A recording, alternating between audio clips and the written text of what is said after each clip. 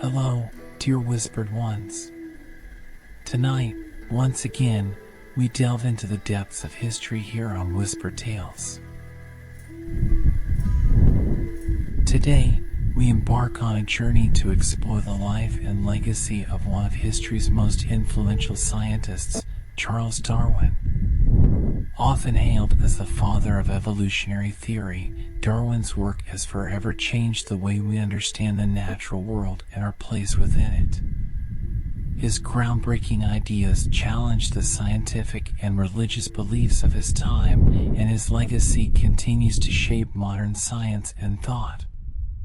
Born into a world that was still grappling with the mysteries of nature, Darwin was a man driven by an insatiable curiosity. His observations and insights led to the development of the theory of natural selection, a concept that would become the cornerstone of evolutionary biology. But who was the man behind the theory? How did his early life, his voyages, and his personal experiences influence the development of ideas that would revolutionize science? In this biography, we will delve into the life of Charles Darwin, tracing his journey from a curious young boy in Shrewsbury to a pioneering scientist whose work would ignite debates that continue to this day. We will explore his formative years, his famous voyage on the HMS Beagle, the meticulous research that led to his seminal work on the origin of species, and the profound impact his ideas have had on the world.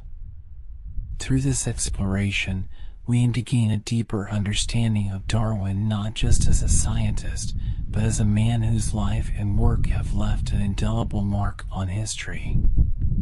Charles Darwin's contributions to science are vast and profound, marking a turning point in our understanding of life on Earth.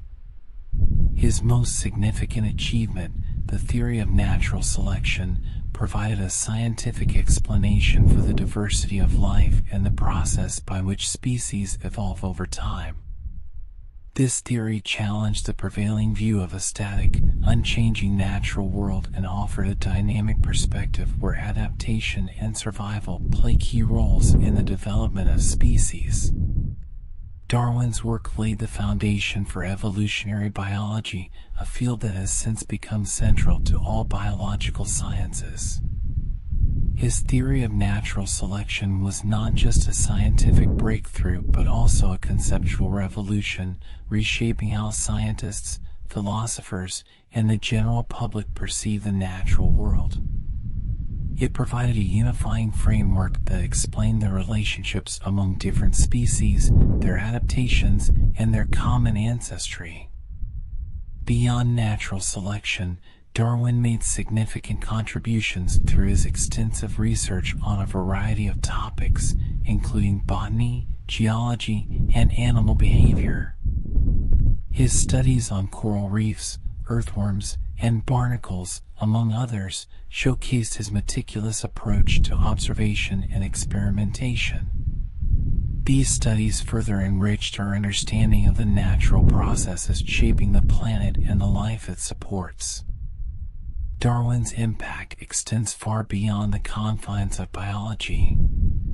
His ideas influence fields such as anthropology, psychology, and sociology, prompting new ways of thinking about human nature, society, and the place of humans in the natural order. His work sparked debates and discussions that continue to this day, as scientists build upon his ideas to explore the complexities of genetics, ecology, and evolution. In essence, Charles Darwin's contributions to science were not only groundbreaking in their time, but have also continued to resonate through the centuries, making him one of the most influential figures in the history of science. His legacy is a testament to the power of observation, inquiry, and the relentless pursuit of knowledge. The purpose of this biography is to offer a comprehensive exploration of Charles Darwin's life and his monumental contributions to science. While many are familiar with Darwin as the father of evolutionary theory, few understand the full scope of his journey, the intellectual struggles, the meticulous research, and the personal sacrifices that shaped his work.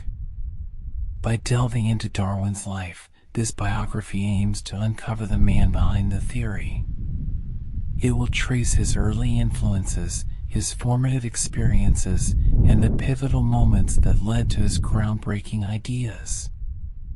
Readers will gain insight into Darwin's thought process, the challenges he faced in developing his theories, and the impact of his work on the scientific community and society at large. This biography also seeks to provide a detailed account of Darwin's scientific methods, showcasing how his observations and experiments across various disciplines, from geology to botany, contributed to the development of his theories. By examining his work in the broader context of 19th century science, the biography will illuminate the revolutionary nature of Darwin's ideas and their lasting significance. Ultimately, this biography serves as a guide for readers to understand not only Darwin's contributions to science but also the profound implications of his work.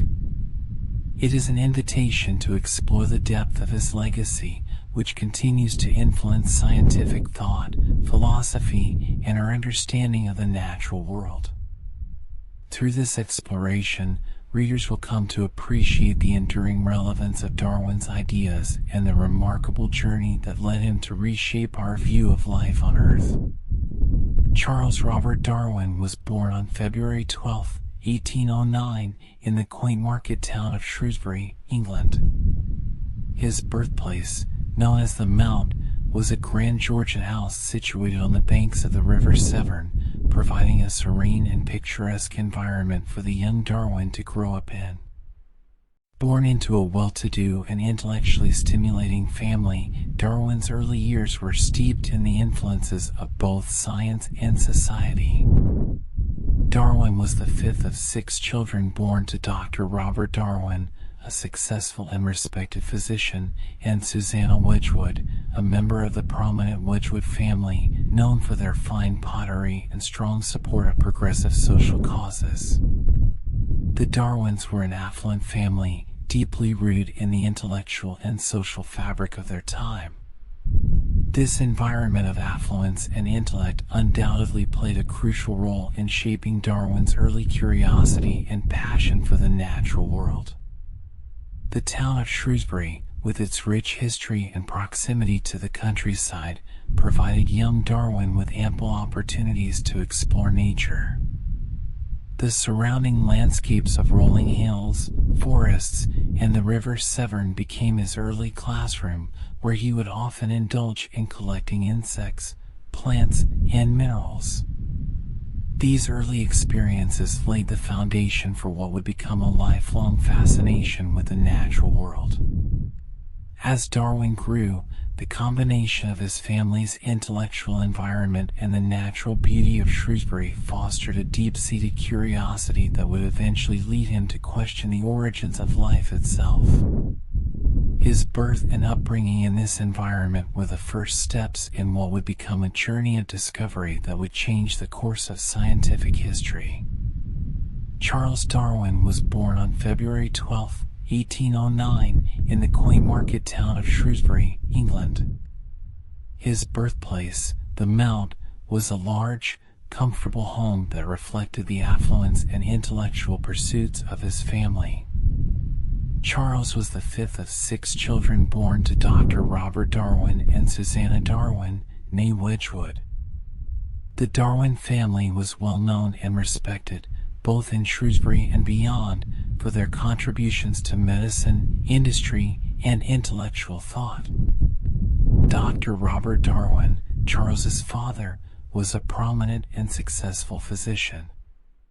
Known for his intelligence and business acumen, Robert Darwin provided his family with a life of comfort and opportunity. He was a towering figure in Charles's early life, instilling in him a sense of discipline and responsibility. Although Robert Darwin was a man of few words, his expectations for his children were high, and he played a crucial role in shaping Charles's early education and intellectual development. Charles's paternal grandfather, Erasmus Darwin, was another towering influence, but one Charles never met in person. Erasmus Darwin was a renowned physician, poet, and natural philosopher whose ideas were ahead of his time. He was an early advocate of evolutionary ideas, proposing that life on Earth had developed from a common ancestor, a concept that would later be echoed in Charles's own work. The legacy of Erasmus Darwin's intellectual pursuits and his progressive ideas on science and natural history deeply influenced the young Charles, planting the seeds of curiosity that would later grow into a revolutionary theory of evolution. Growing up in such an environment, surrounded by intellectual discussions and scientific inquiry, Charles Darwin was encouraged to explore the natural world from an early age. The influences of his father and grandfather laid the foundation for his future studies, as Charles began to develop the keen observational skills and inquisitive nature that would define his scientific career. At the age of 8, Charles Darwin's formal education began when he was enrolled in the day school run by Reverend George Case. However, his time there was brief, as he soon moved on to Shrewsbury School, a prestigious boarding school for boys. Founded in 1552, Shrewsbury School was one of the leading institutions of its kind in England, known for its rigorous classical curriculum, which focused heavily on Latin and Greek, as well as religious studies. In 1818, at the age of 9, Charles Darwin entered Shrewsbury School under the headmastership of Dr. Samuel Butler, a stern and traditional figure who placed great emphasis on rote learning and discipline. For Darwin, the rigid and classical education he received at Shrewsbury was not particularly engaging. The curriculum was centered on the study of ancient languages, literature, and religious texts, subjects that held little interest for the young Charles, whose mind was more attuned to the natural world and the mysteries it held. Darwin found himself struggling to find enthusiasm for his studies, often feeling bored and disconnected from the lessons that were being taught. His love for nature and exploration was not nurtured in this environment, as the school placed little value on the sciences or the study of the natural world. Instead, Darwin spent his free time pursuing his own interests, collecting beetles, bird eggs, and other specimens from the countryside surrounding the school. Despite his lack of enthusiasm for the formal education at Shrewsbury, Darwin's time there was not without value. It was during these years that he began to develop the observational skills that would later become crucial to his scientific work. His fascination with the natural world deepened as he spent hours wandering the fields and woods, studying the plants and animals he encountered. This hands-on experience, though not part of the formal curriculum, laid the groundwork for Darwin's future career as a naturalist. While Shrewsbury School may not have provided Darwin with a love for classical education, it did instill in him a discipline for study and observation that would serve him well in his later pursuits.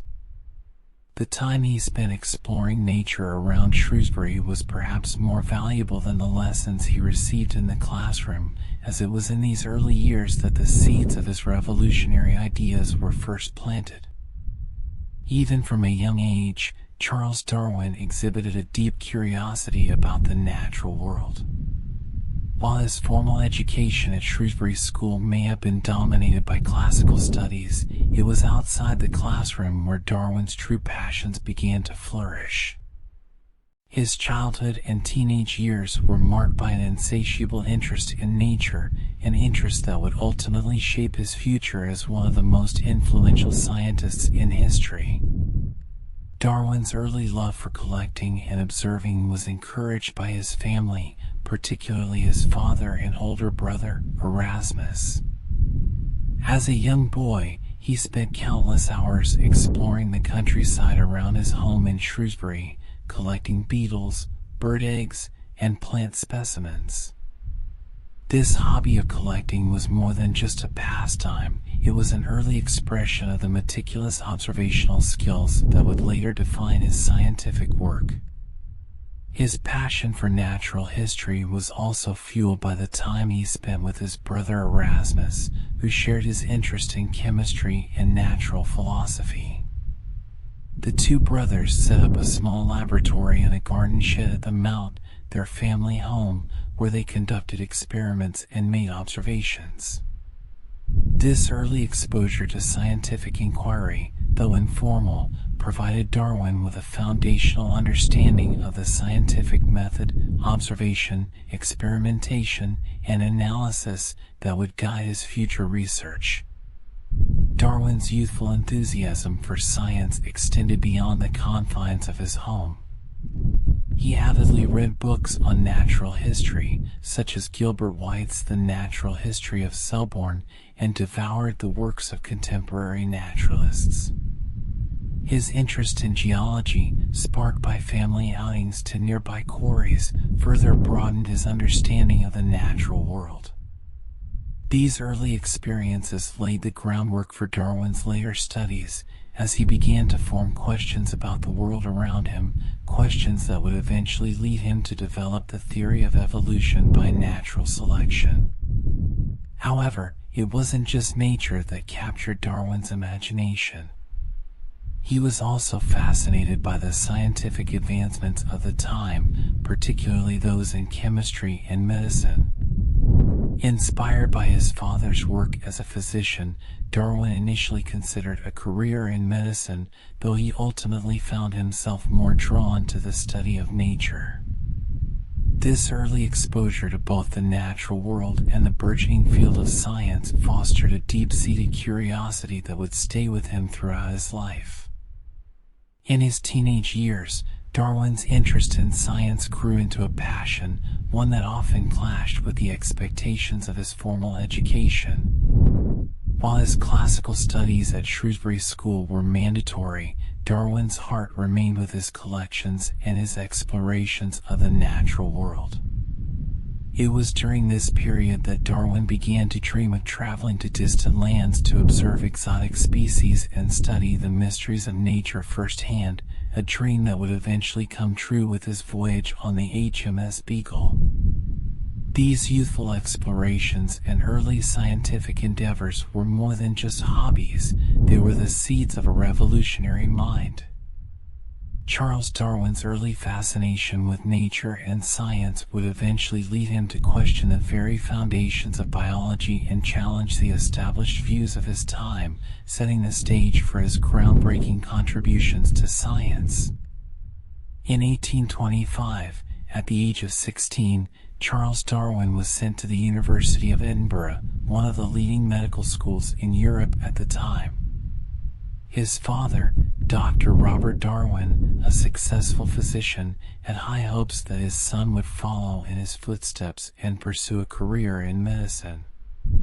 However, Charles soon discovered that his interests lay elsewhere. Edinburgh was a vibrant and intellectually stimulating city, renowned for its advancements in science, medicine, and the arts. The university offered Darwin exposure to a wide range of scientific ideas and practices that were not available to him in Shrewsbury. Yet, despite the prestigious environment and the opportunities it presented, Darwin found himself increasingly disillusioned with the study of medicine.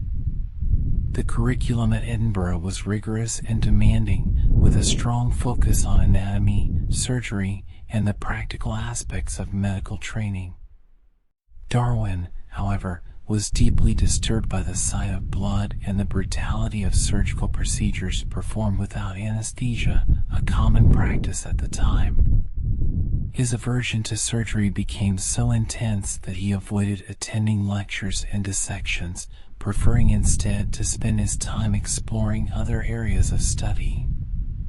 While his formal medical education faltered, Darwin found solace and inspiration in the university's natural history lectures and the vibrant scientific community that thrived outside the traditional classroom.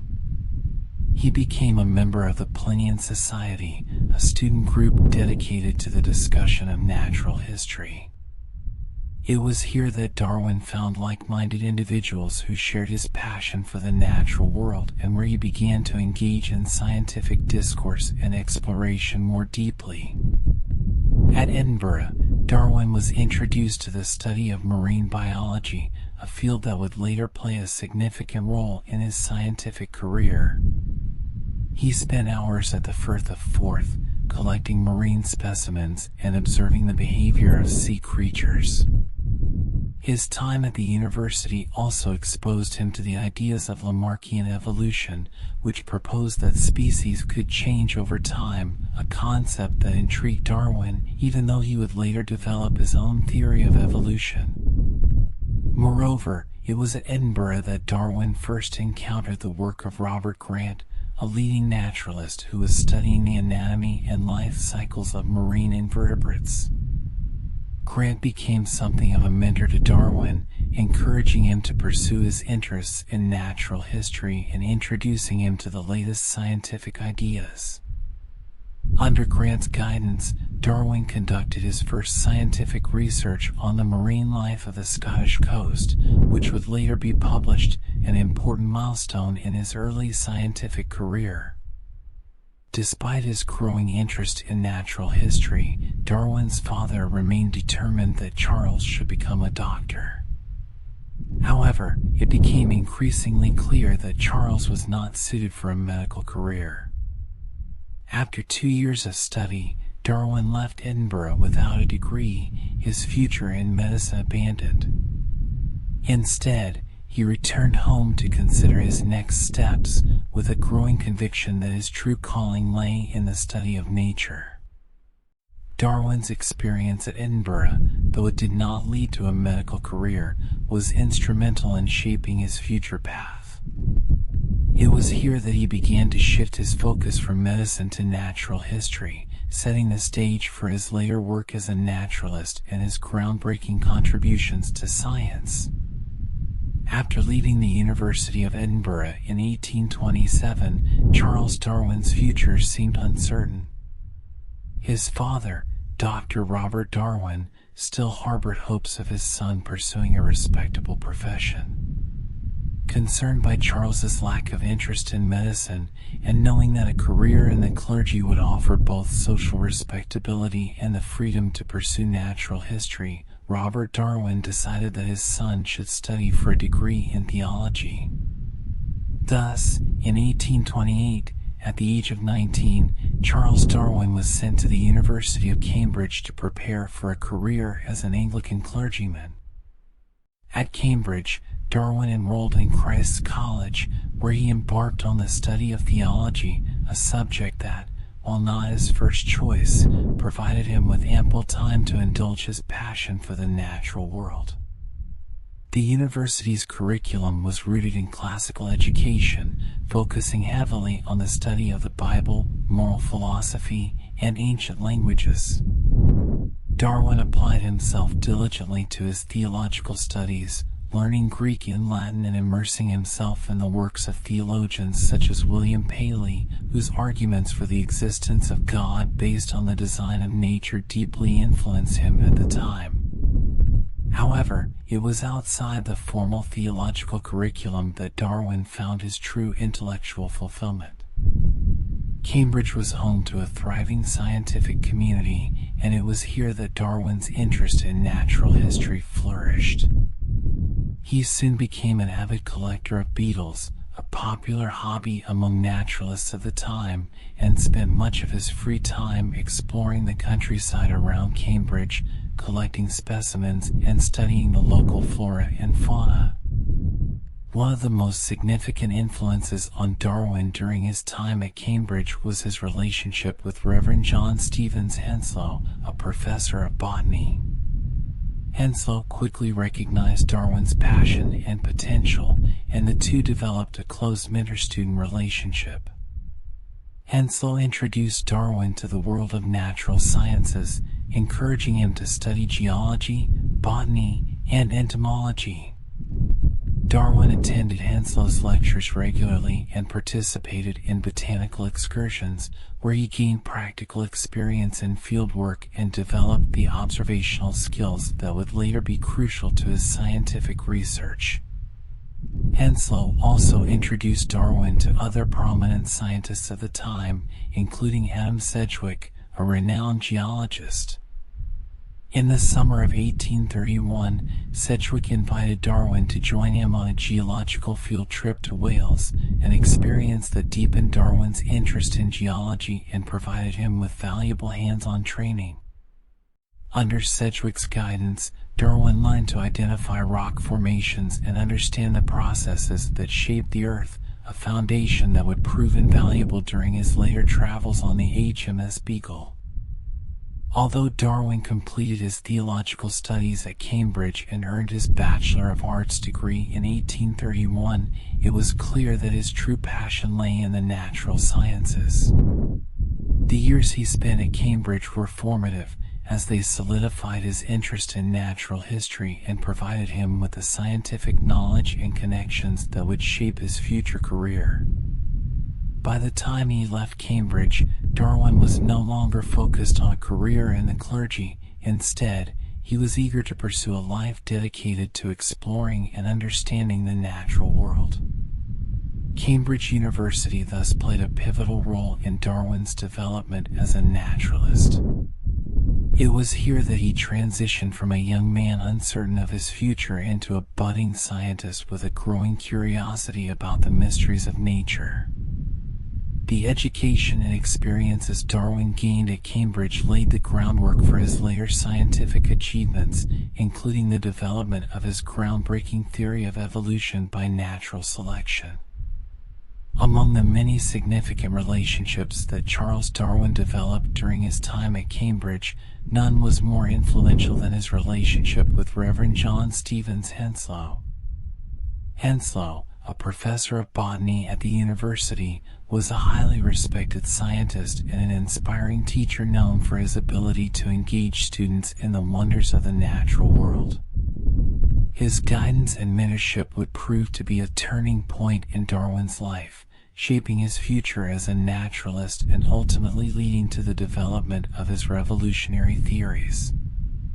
Darwin first met Henslow shortly after arriving at Cambridge, and he quickly became one of Henslow's most devoted students.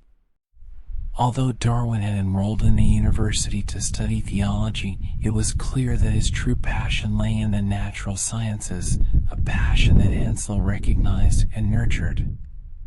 Henslow's lectures on botany, geology, and mineralogy captivated Darwin, offering him a new perspective on the natural world and encouraging him to think critically about the processes that shaped it. Henslow's influence extended beyond the classroom. He was a mentor who took a personal interest in Darwin's development, inviting him to participate in botanical excursions and geological field trips. These hands-on experiences were invaluable to Darwin, as they allowed him to apply the scientific principles he was learning in the classroom to real-world observations. Under Henslow's guidance, Darwin honed his skills in collecting, classifying, and analyzing specimens, skills that would later be crucial during his voyage on the HMS Beagle. Moreover, Henslow introduced Darwin to the broader scientific community, connecting him with other leading naturalists of the time. Through Henslow, Darwin met Adam Sedgwick, a prominent geologist who would further deepen Darwin's understanding of Earth's history. Henslow also encouraged Darwin to read widely and critically, exposing him to the latest scientific ideas and debates. This intellectual environment fostered Darwin's growing curiosity and set the stage for his future scientific inquiries. One of the most significant outcomes of Darwin's relationship with Henslow was the opportunity to join the HMS Beagle expedition. When Captain Robert Fitzroy of the Beagle sought a naturalist to accompany him on his voyage around the world, it was Henslow who recommended Darwin for the position. Although initially hesitant, Darwin ultimately accepted the offer, a decision that would change the course of his life and the history of science.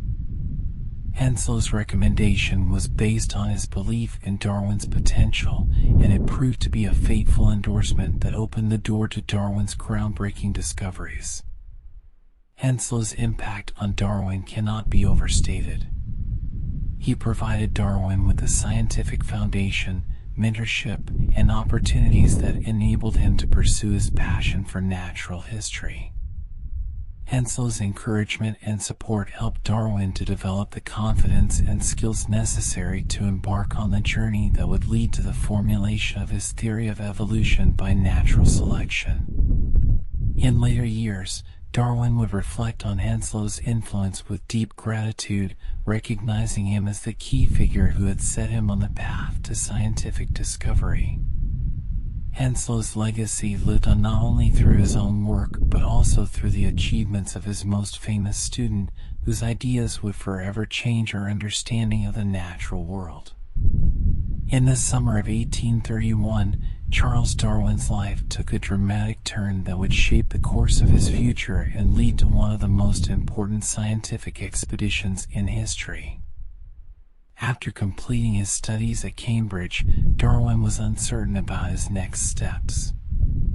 Although he had earned a degree in theology, his passion for the natural sciences had grown stronger, and he longed for an opportunity to explore the natural world in greater depth. That opportunity came in the form of an invitation to join a voyage of exploration aboard the HMS Beagle, or Royal Navy survey ship. The Beagle, under the command of Captain Robert Fitzroy, was set to embark on a surveying mission to chart the coastlines of South America. Fitzroy sought a naturalist to accompany the expedition, someone who could study the geology, flora, and fauna of the lands they would visit. The idea of a naturalist joining the Beagle voyage did not originally include Darwin. The position was first offered to other candidates, but they declined. It was Reverend John Stevens Henslow, Darwin's mentor at Cambridge, who recommended Darwin for the position. Henslow believed that Darwin possessed the necessary curiosity, observational skills, and dedication to make the most of such an opportunity. Although Darwin initially hesitated, concerned about his father's reaction and his own qualifications, he was eventually persuaded to accept the offer. Darwin's father, Dr. Robert Darwin, was initially opposed to the idea, viewing it as a frivolous adventure that would distract his son from a more stable and respectable career. However, Darwin's uncle, Josiah Wedgwood, intervened and convinced Dr. Darwin that the voyage could be of great benefit to Charles, both intellectually and personally. With his father's reluctant blessing, Darwin prepared to join the Beagle. On December 27, 1831, at the age of 22, Charles Darwin set sail aboard the HMS Beagle as the ship's naturalist.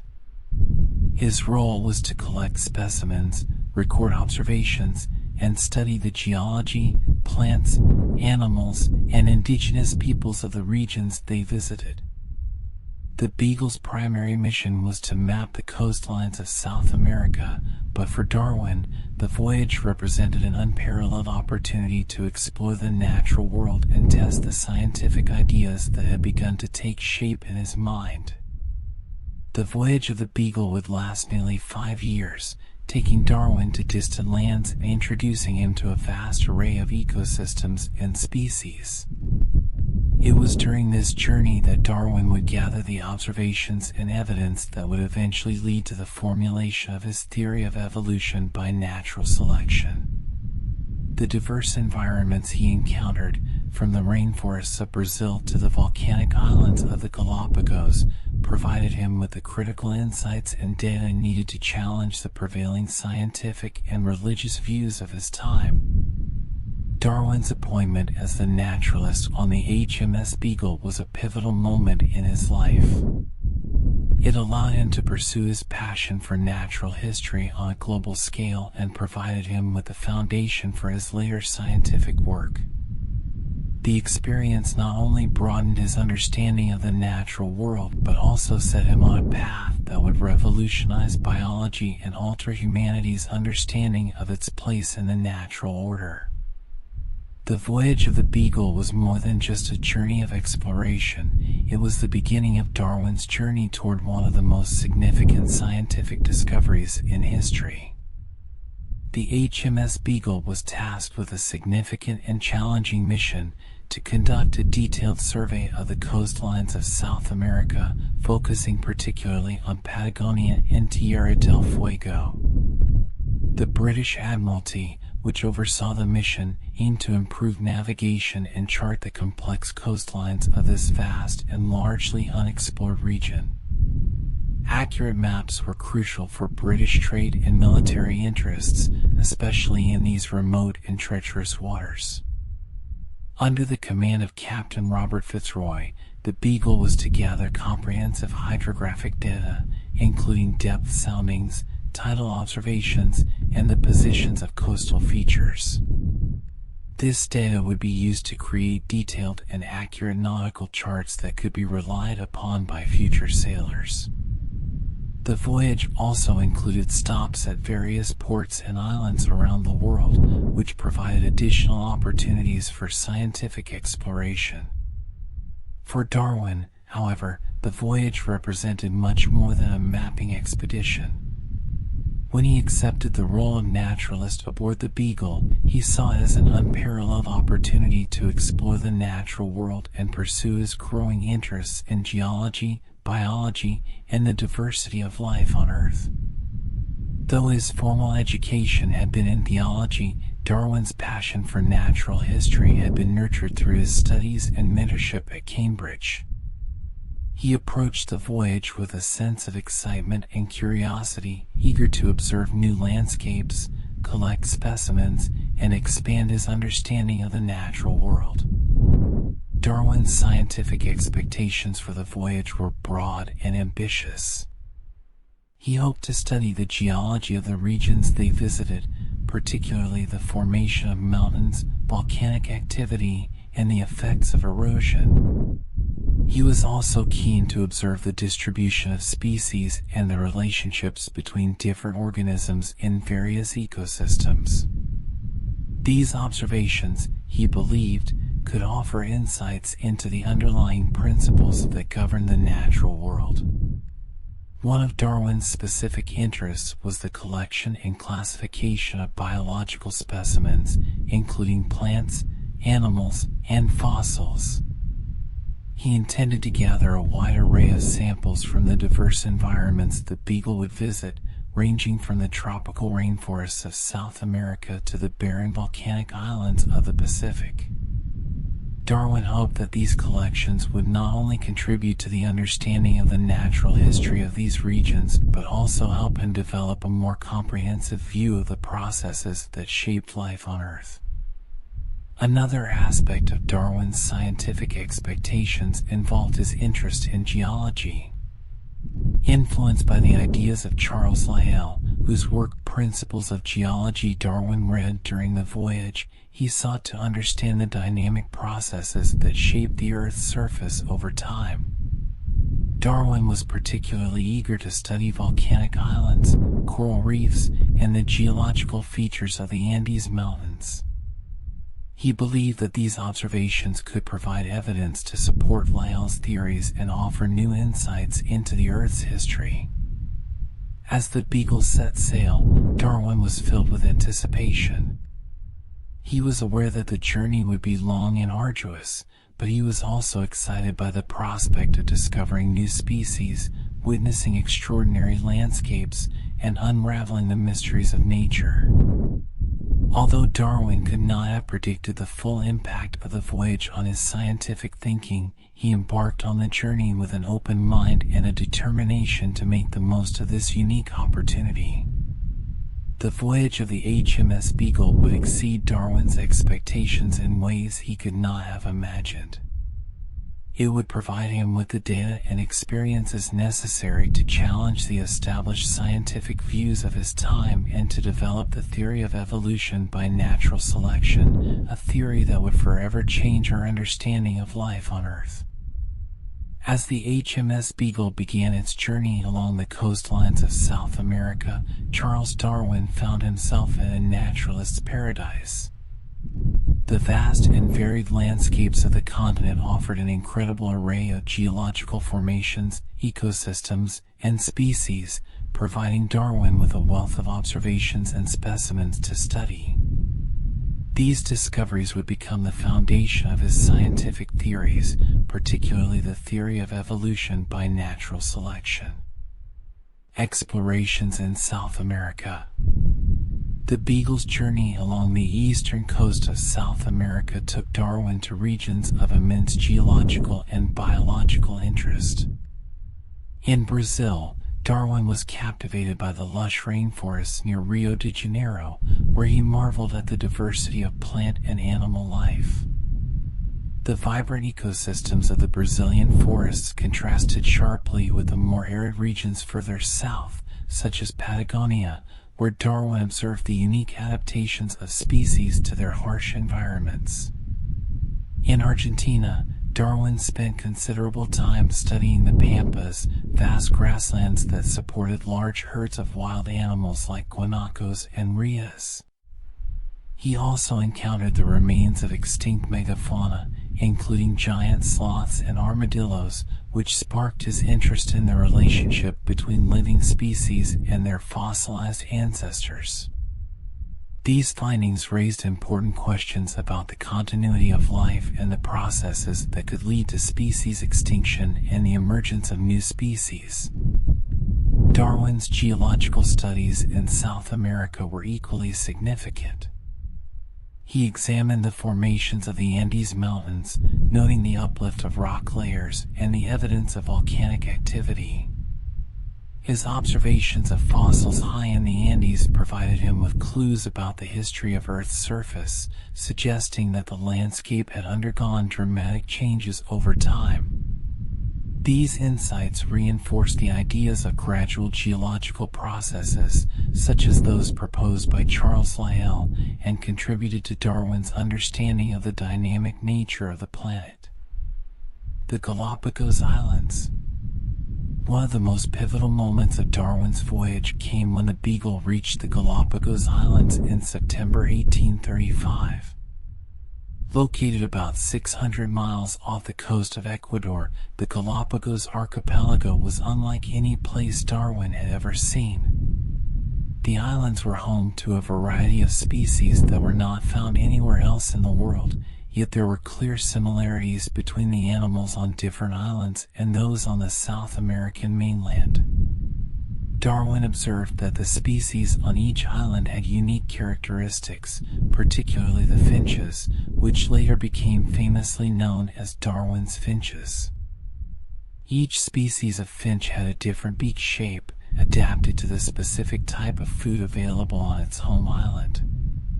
This variation in traits led Darwin to consider the possibility that species were not fixed but could change over time in response to their environment.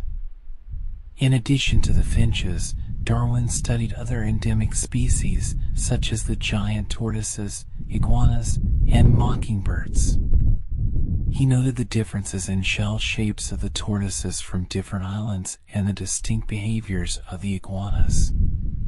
These observations were crucial in shaping Darwin's ideas about adaptation and the mechanisms by which species might evolve. The Galapagos Islands provided Darwin with the perfect natural laboratory to observe the principles of variation and adaptation at work. The isolation of the islands, combined with the diverse environmental conditions, allowed Darwin to see how species could diverge from a common ancestor to better suit their surroundings. These insights would later be central to his theory of natural selection.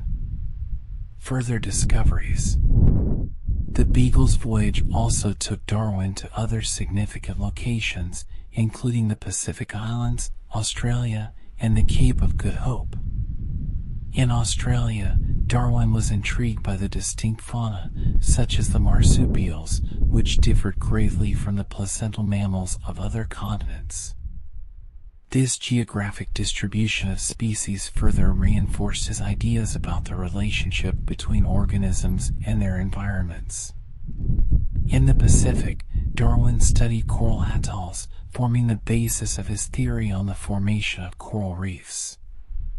He proposed that coral reefs developed as the land beneath them slowly sank, with the corals building upward to stay in shallow, sunlit waters. This theory was one of Darwin's early scientific achievements and demonstrated his ability to apply his observations to broader geological processes.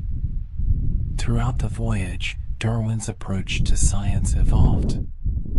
He moved from simply collecting specimens and making observations to developing hypotheses and testing them against the evidence he gathered.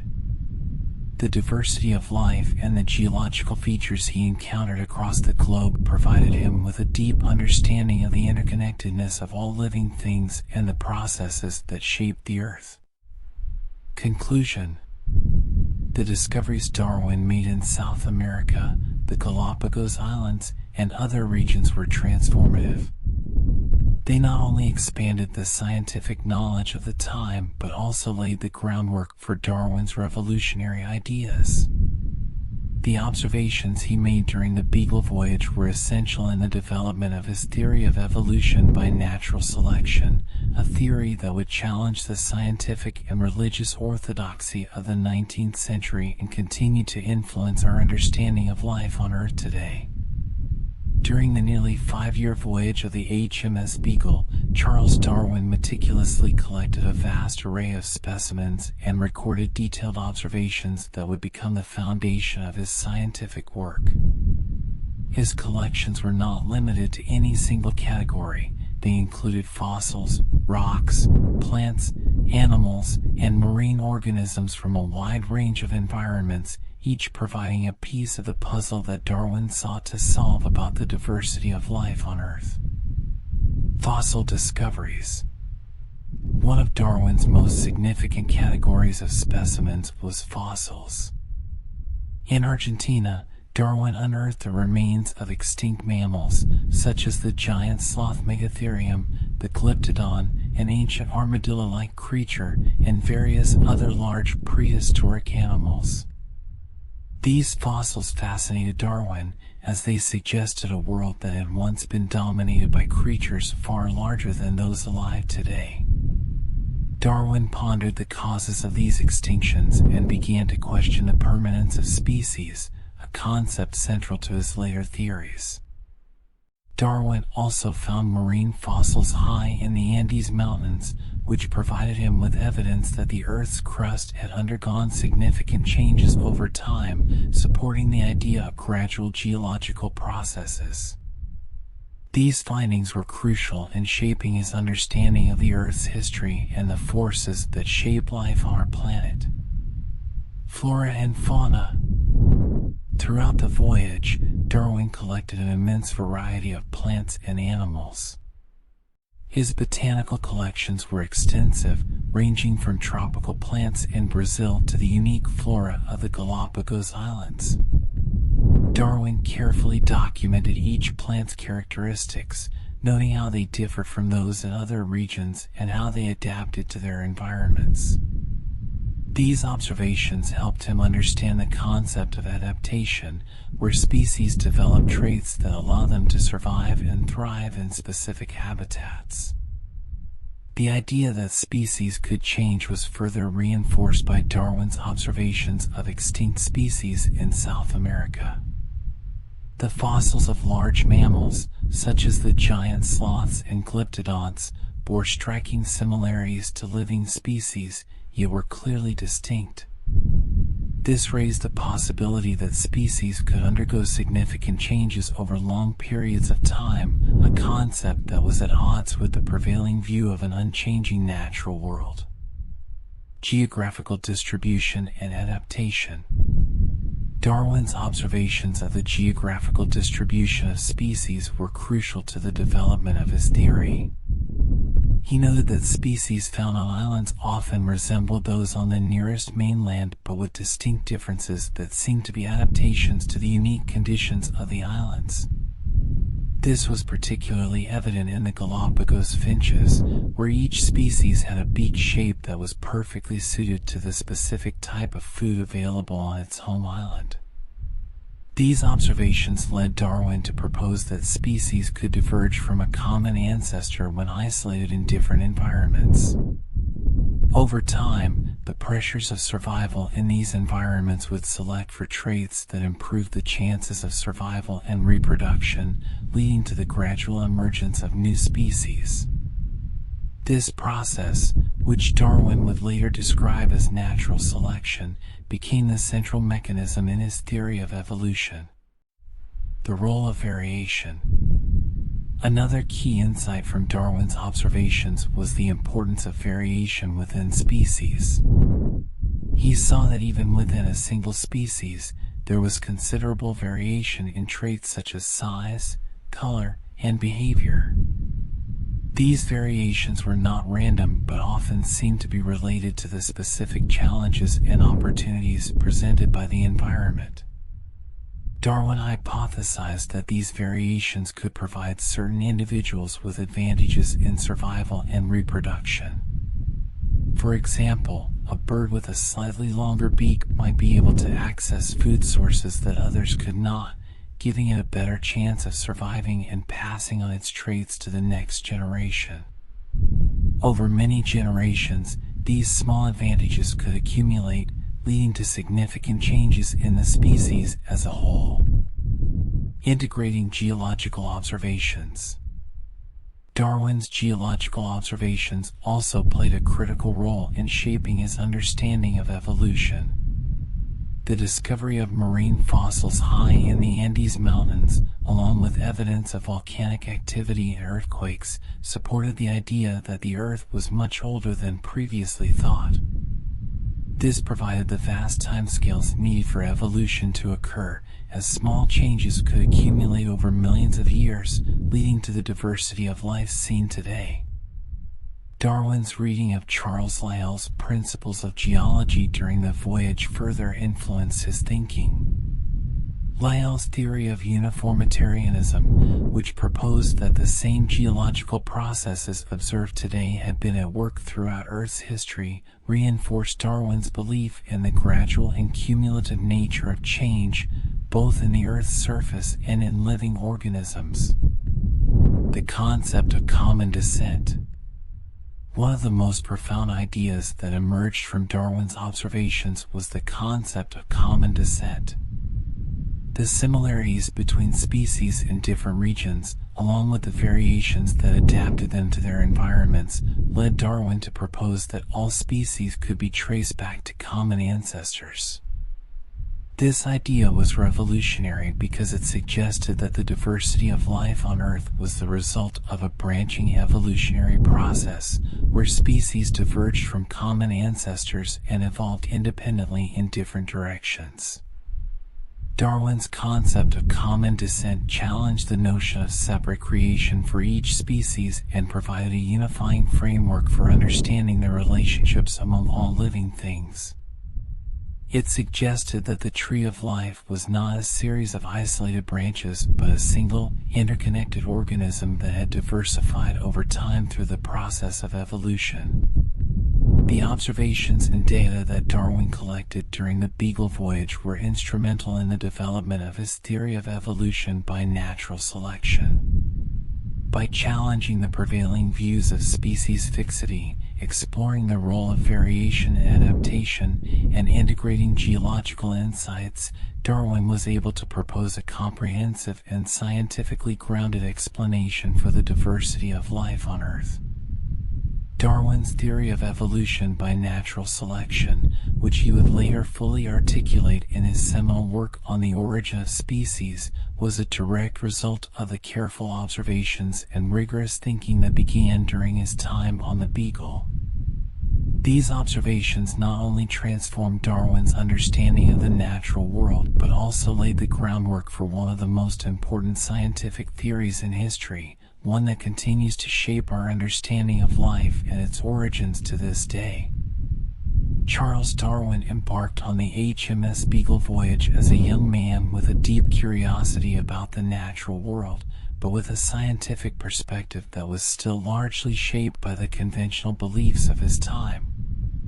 However, the experiences, observations, and discoveries he made during the nearly 5-year journey led to a profound transformation in his thinking, one that would ultimately culminate in the development of his theory of evolution by natural selection. Early influences and traditional views. Before the Beagle voyage, Darwin's scientific education had been heavily influenced by the prevailing views of natural theology, which posited that the complexity and diversity of life were evidence of a divine creator's design. Works like William Paley's Natural Theology were foundational texts that reinforced the idea that species were created perfectly adapted to their environments and that these adaptations were fixed and unchanging.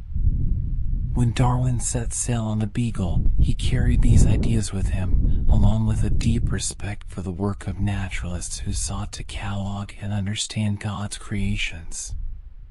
His initial approach to natural history was largely descriptive and classificatory, focused on observing and documenting the diversity of life as evidence of divine order. However, as Darwin encountered the vast and varied landscapes, species, and geological formations of the regions he visited, he began to question the adequacy of these traditional explanations. Challenging species fixity.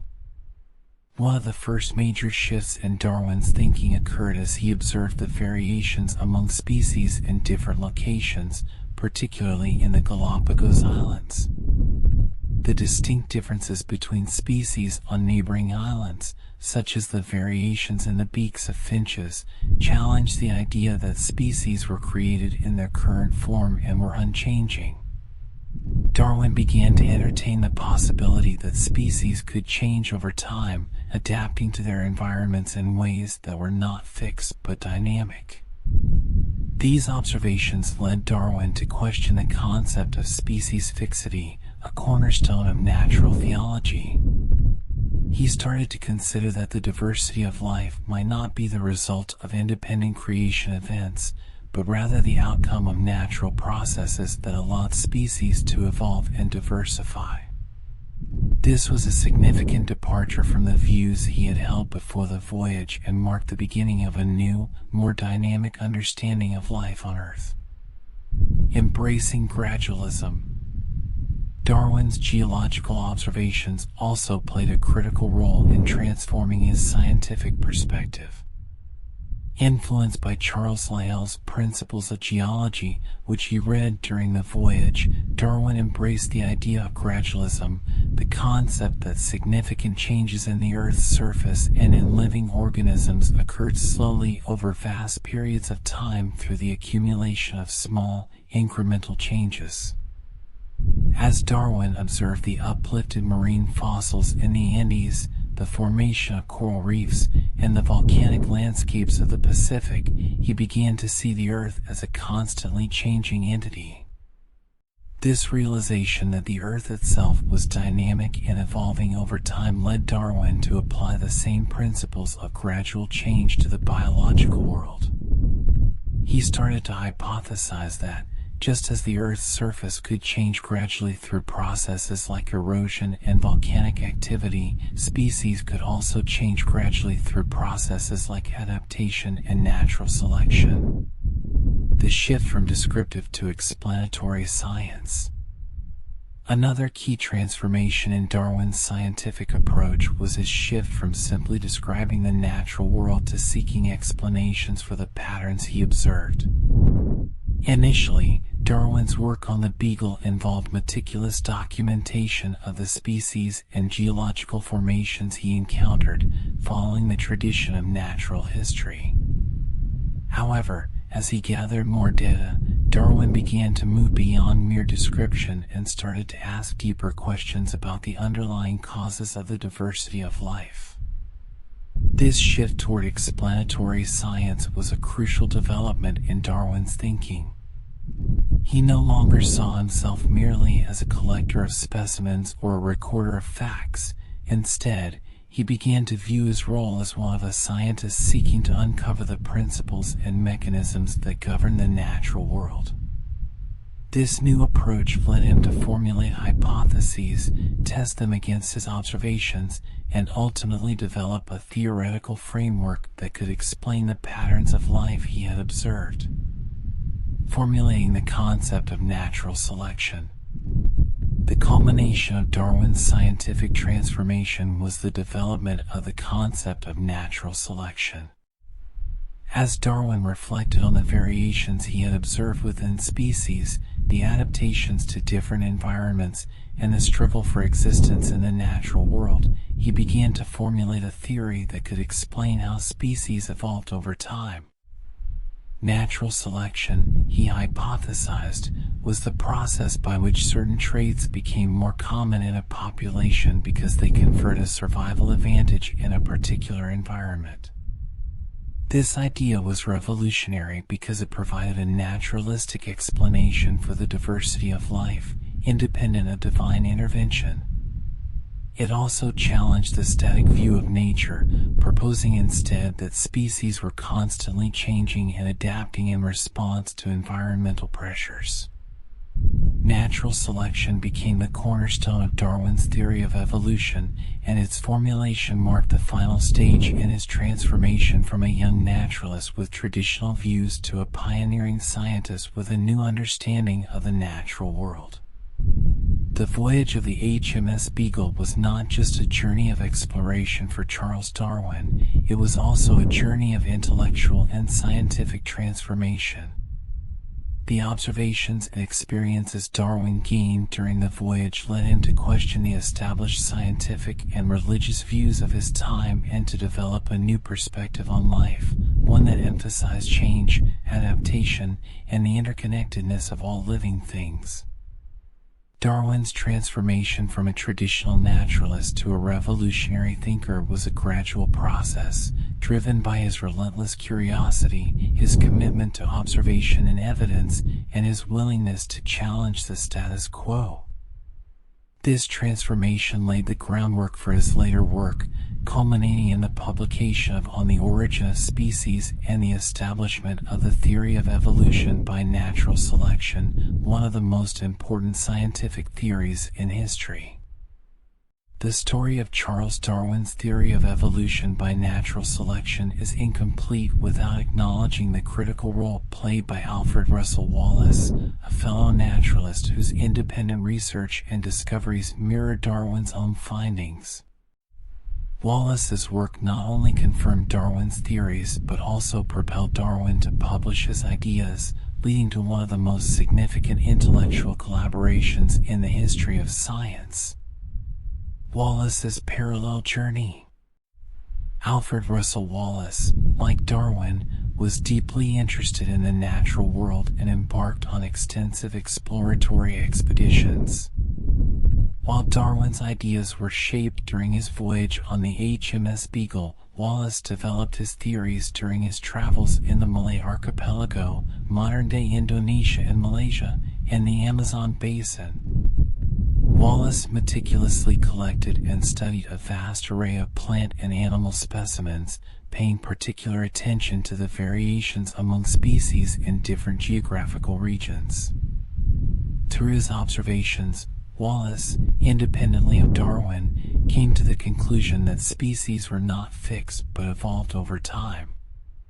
He noticed that species appeared to be adapted to their environments and that closely related species were often found in close geographical proximity, suggesting common ancestry.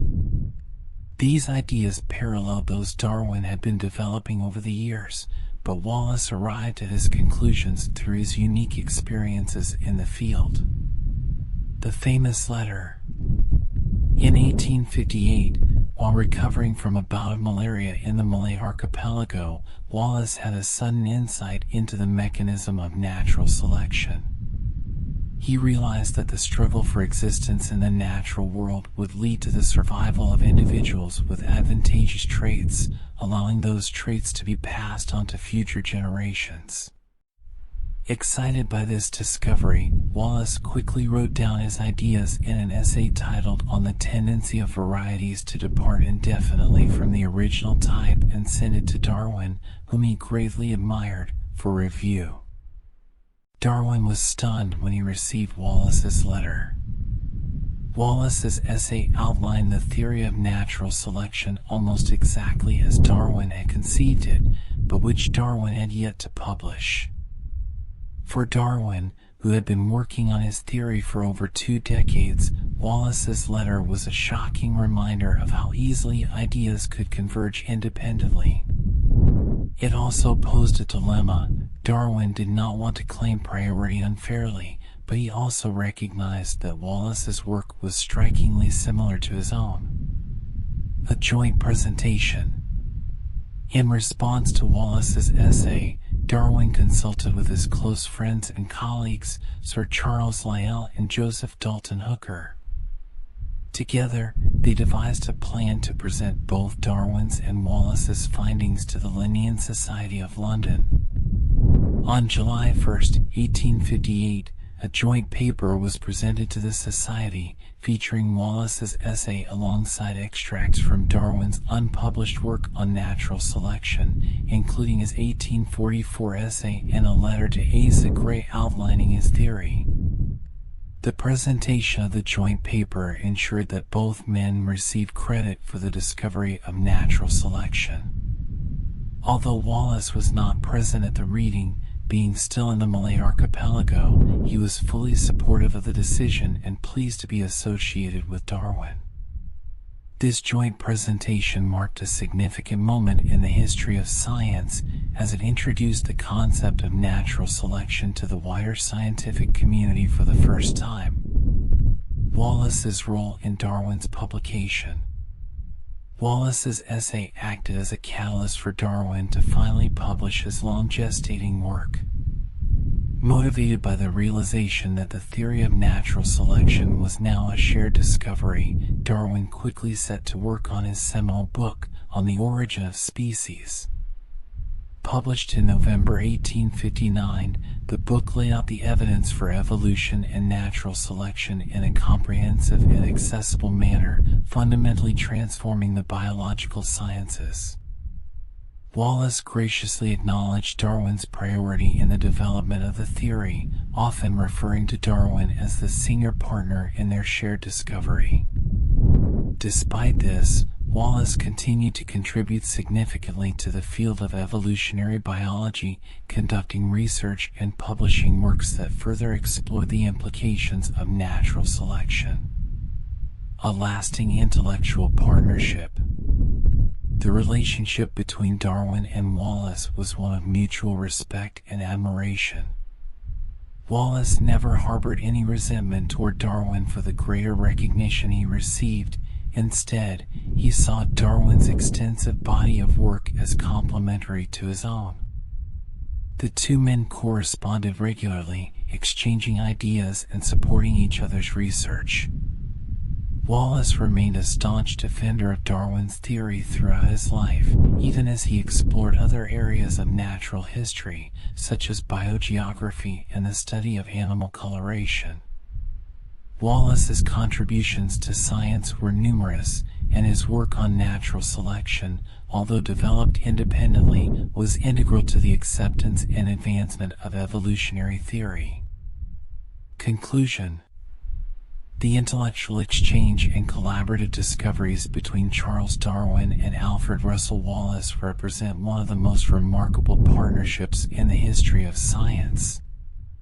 While Darwin's name is most often associated with the theory of evolution by natural selection, Wallace's parallel insights and his role in prompting Darwin to publish cannot be overlooked. Together, their work laid the foundation for modern evolutionary biology, and their collaboration stands as a testament to the power of shared discovery and mutual respect in scientific inquiry. The publication of On the Origin of Species in 1859 marked a turning point in the history of science, presenting a theory that would forever change our understanding of life on Earth. The journey to writing this groundbreaking work was a long and complex one for Charles Darwin, involving years of meticulous research, reflection, and a deep sense of responsibility toward the scientific community and society at large.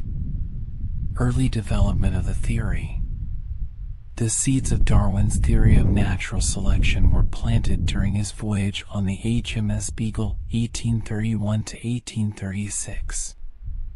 As Darwin traveled through South America, the Galapagos Islands, and other regions, he gathered observations and specimens that led him to question the fixed nature of species and consider the possibility of change over time.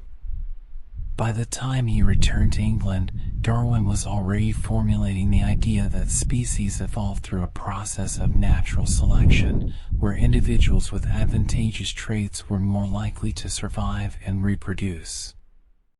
In 1837, shortly after his return, Darwin began what he called his species work. He started keeping a series of notebooks in which he recorded his thoughts on species, variation, and natural selection.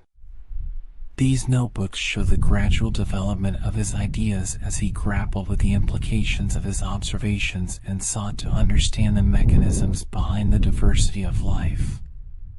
The 1844 essay.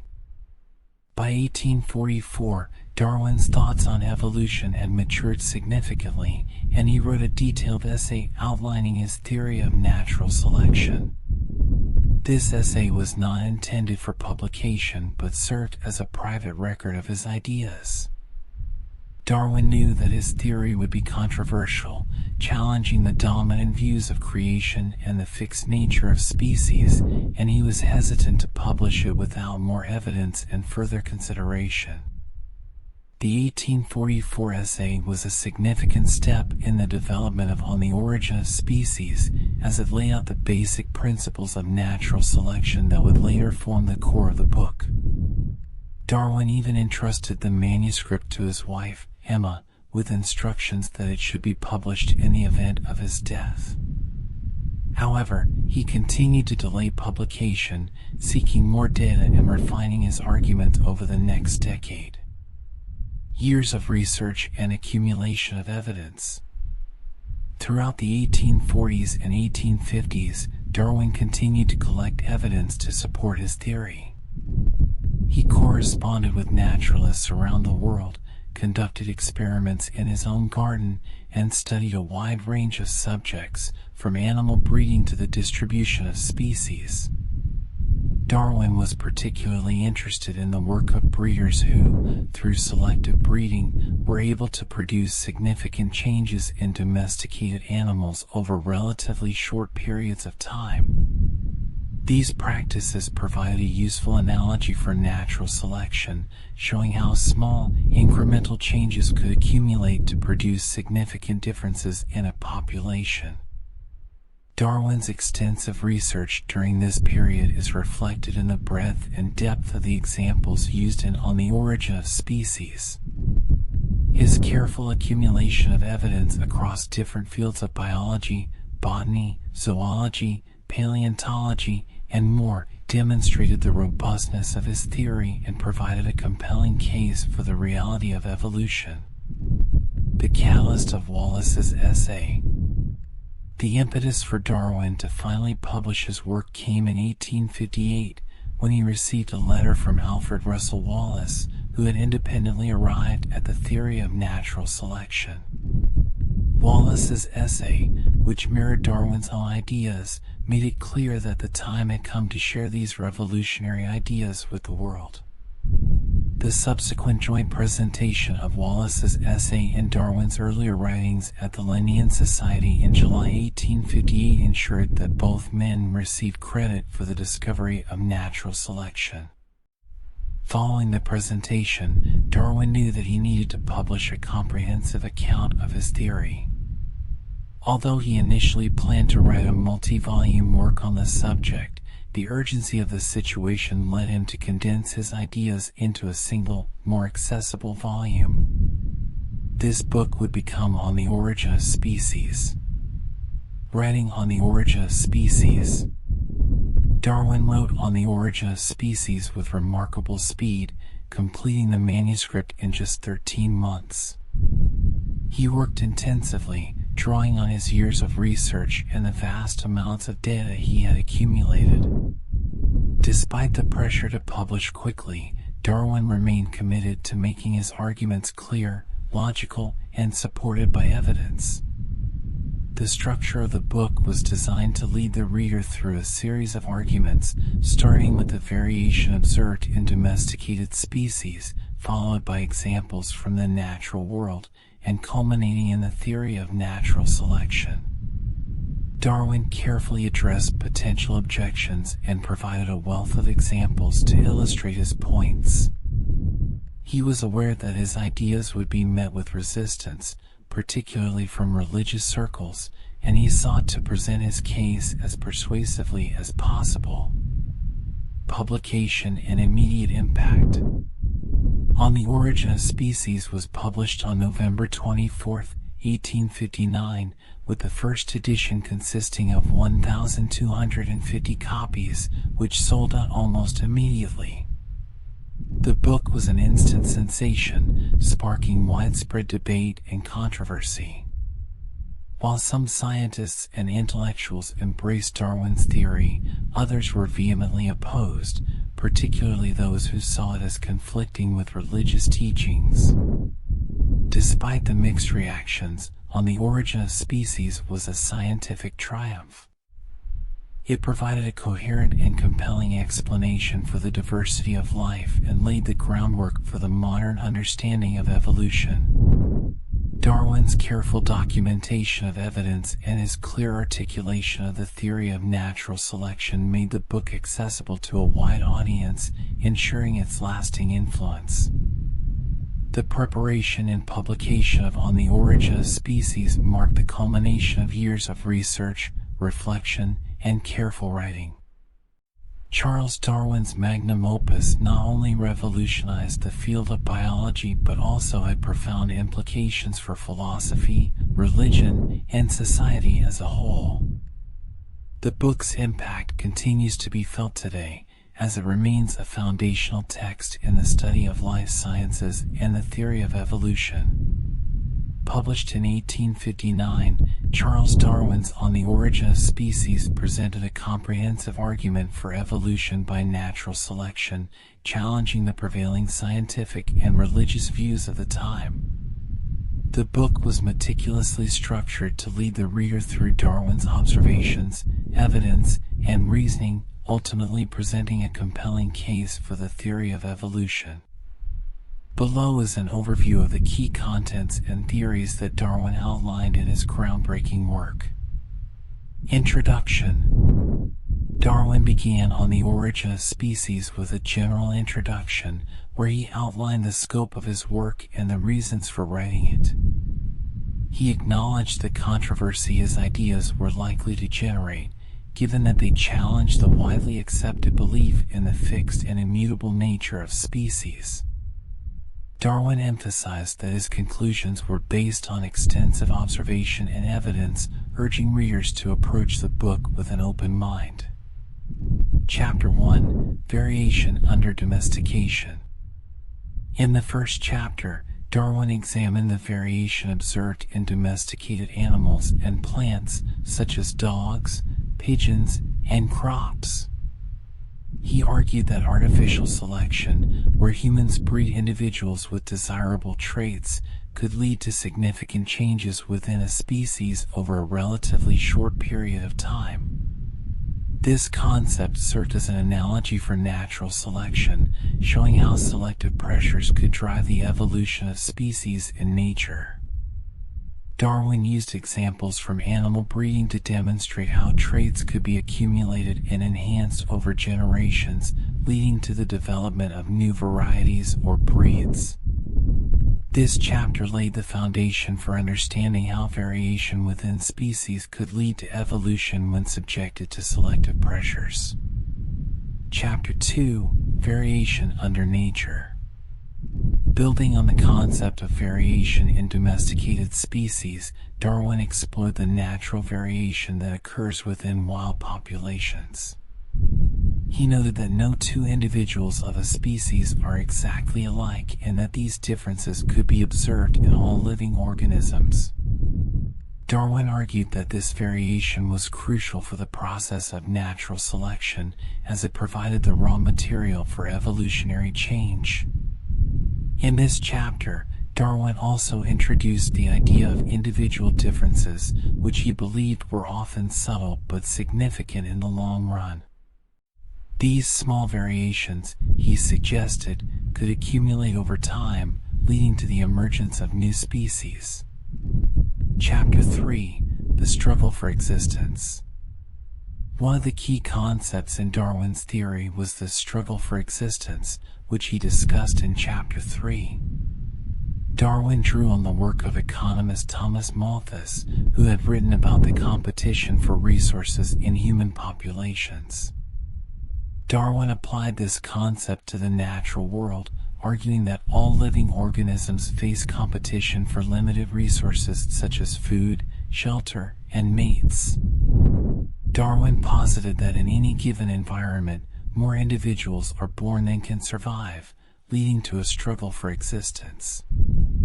Those individuals with traits that give them an advantage in this struggle, such as better camouflage, faster speed, or more efficient metabolism, are more likely to survive and reproduce.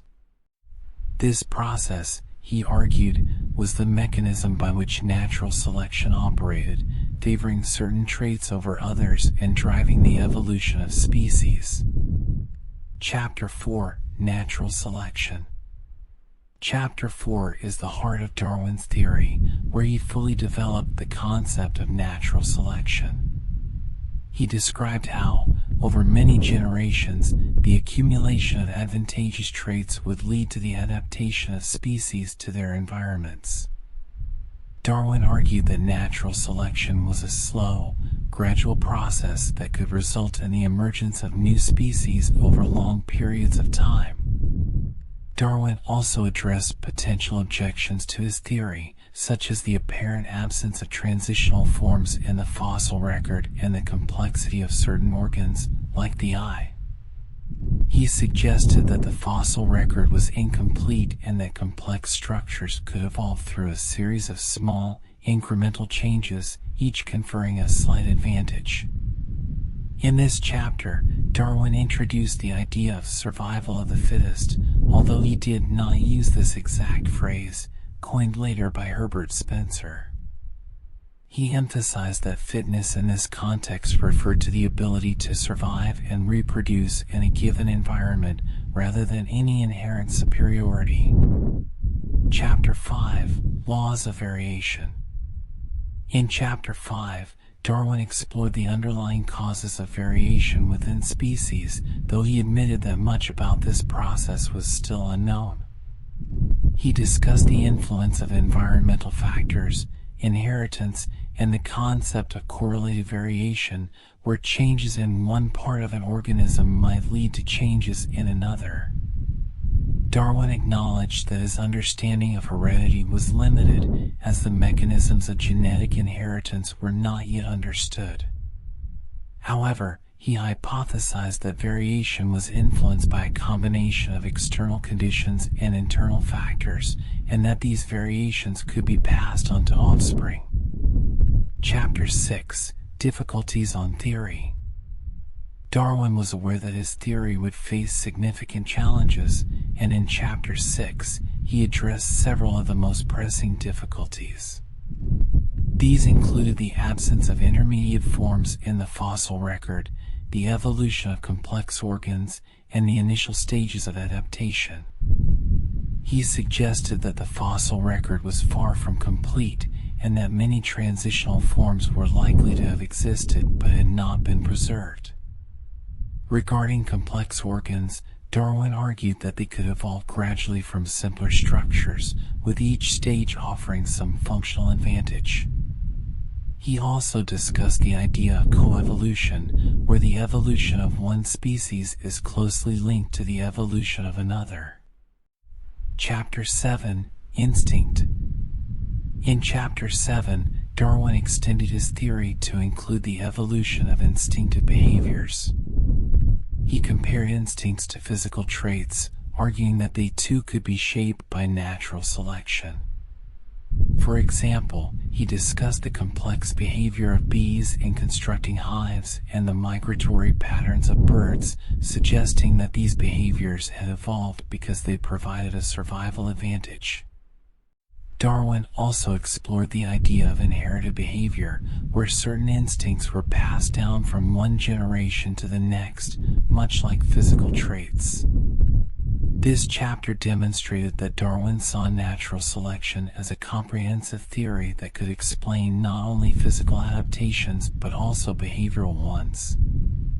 Chapter 8, Hybridism. In Chapter 8, Darwin tackled the topic of hybridism, or the crossing of different species. He explored the idea that hybrid offspring often displayed reduced fertility or other disadvantages, which he interpreted as evidence that species had diverged significantly from their common ancestors. Darwin's discussion of hybridism was important because it addressed the boundaries between species and the mechanisms that maintain species integrity. He argued that while hybrids could occur, natural selection tended to favor the maintenance of distinct species. Chapter 9, On the Imperfection of the Geological Record. Darwin devoted Chapter 9 to discussing the geological record, which he acknowledged was incomplete and imperfect. He explained that the process of fossilization was rare and that many intermediate forms would not have been preserved. This chapter was important in addressing one of the main criticisms of his theory, the apparent absence of transitional fossils. Darwin also used this chapter to argue that the fossil record, despite its gaps, did provide evidence of gradual change over time. He pointed to the successive layers of rock, each containing different species, as evidence of the gradual evolution of life on Earth. Chapter 10, On the Geological Succession of Organic Beings. Building on his discussion of the geological record, Darwin examined the succession of species over geological time in Chapter 10. He argued that the distribution of species in the fossil record supported the idea of descent with modification. Darwin suggested that the appearance and disappearance of species in the geological record were consistent with the gradual evolution of life. He also discussed the phenomenon of extinction, noting that the fossil record showed that many species had disappeared over time. Darwin saw extinction as a natural consequence of the struggle for existence and the process of natural selection. Chapter 11, Geographical Distribution. In Chapters 11 and 12, Darwin explored the geographical distribution of species, arguing that the patterns of distribution provided strong evidence for evolution. He noted that closely related species were often found in geographically proximate areas, suggesting that they had diverged from common ancestors. Darwin also discussed the distribution of species on islands, using examples from his observations in the Galapagos. He argued that the unique species found on islands were evidence of evolution, as these species had adapted to their isolated environments over time. Chapter 12, Geographical Distribution, continued. Continuing his discussion of biogeography, Darwin examined the distribution of species across continents and the implications for evolutionary theory. He noted that similar environments on different continents often harbored different species, which he interpreted as evidence that species had evolved independently in different regions. Darwin also addressed the distribution of freshwater species and the dispersal mechanisms that allowed species to colonize new areas. He suggested that the patterns of species distribution were best explained by the theory of descent with modification rather than by independent creation. Chapter 13: Mutual Affinities of Organic Beings, Morphology, Embryology, Rudimentary Organs. In Chapter 13, Darwin discussed the similarities and differences among species, focusing on morphology, the study of form and structure, embryology, the study of development, and rudimentary organs, structures that are reduced in size or function. He argued that these similarities were evidence of common ancestry, with closely related species sharing similar structures and developmental pathways. Darwin also explored the concept of homology, where different species possess similar structures that serve different functions. He used this as evidence of descent with modification, suggesting that these structures had evolved from a common ancestor but had adapted to different environments. Chapter 14: Recapitulation and Conclusion. In the final chapter of the book, Darwin summarized his arguments and reinforced the idea that natural selection was the primary mechanism driving the evolution of species. He reiterated that the vast diversity of life on Earth could be explained by the gradual accumulation of small changes over long periods of time. Darwin also addressed the broader implications of his theory, acknowledging that it challenged traditional views of creation and the fixed nature of species. However, he argued that his theory was supported by a wealth of evidence from a wide range of scientific disciplines. Impact of the theories. The theories presented in On the Origin of Species had a profound impact on the scientific community and society at large. Darwin's theory of evolution by natural selection provided a unifying framework for understanding the diversity of life on Earth and laid the groundwork for the modern fields of genetics, ecology, and evolutionary biology. The book challenged the established views of the time, leading to heated debates and discussions that continue to this day. Despite the initial resistance, Darwin's ideas gradually gained acceptance, and On the Origin of Species remains one of the most influential works in the history of science. The publication of On the Origin of Species on November 24, 1859, was a momentous event that reverberated far beyond the scientific community. The book's revolutionary ideas challenged the established views on the creation and development of life, leading to a wide range of reactions from scientists, religious leaders, and the general public. These reactions ranged from enthusiastic support to fierce opposition, reflecting the profound impact that Darwin's theory of evolution by natural selection had on society. Immediate scientific reactions. Among scientists, the initial reactions to Darwin's book were mixed. Some embraced the theory of evolution by natural selection as a breakthrough in understanding the natural world. These supporters recognized the explanatory power of Darwin's ideas, particularly in providing a unifying framework for understanding the diversity of life. The book's detailed observations, logical arguments, and the breadth of evidence it presented won over many in the scientific community. Thomas Henry Huxley, often referred to as Darwin's bulldog, was one of the most vocal supporters of Darwin's theory. Huxley saw Darwin's work as a crucial advancement in biology and became a fierce advocate for the theory of evolution, engaging in public debates and defending Darwin's ideas against critics. His famous retort to the Bishop of Oxford, Samuel Wilberforce, during a debate in 1860, where Huxley declared he would rather be descended from an ape than from a man who used his gifts to obscure the truth, became emblematic of the fierce defense of Darwin's ideas. However, not all scientists were immediately convinced. Richard Owen, a prominent anatomist and paleontologist, rejected Darwin's theory, arguing that species were immutable and that natural selection could not account for the complexity of life. Owen's opposition was based on his belief in a divinely ordered creation and the idea that certain biological structures were too complex to have evolved through natural processes. Many other scientists were skeptical, particularly because the mechanisms of heredity and the source of variation were not yet understood. The absence of direct evidence for the gradual transformation of species in the fossil record also gave some pause. Nevertheless, as more evidence accumulated over the following decades, many of these early skeptics eventually came to accept Darwin's ideas, particularly after the rediscovery of Mendelian genetics provided a mechanism for inheritance that was compatible with natural selection. Religious and theological responses. Perhaps the most intense and immediate reactions to Darwin's book came from religious circles.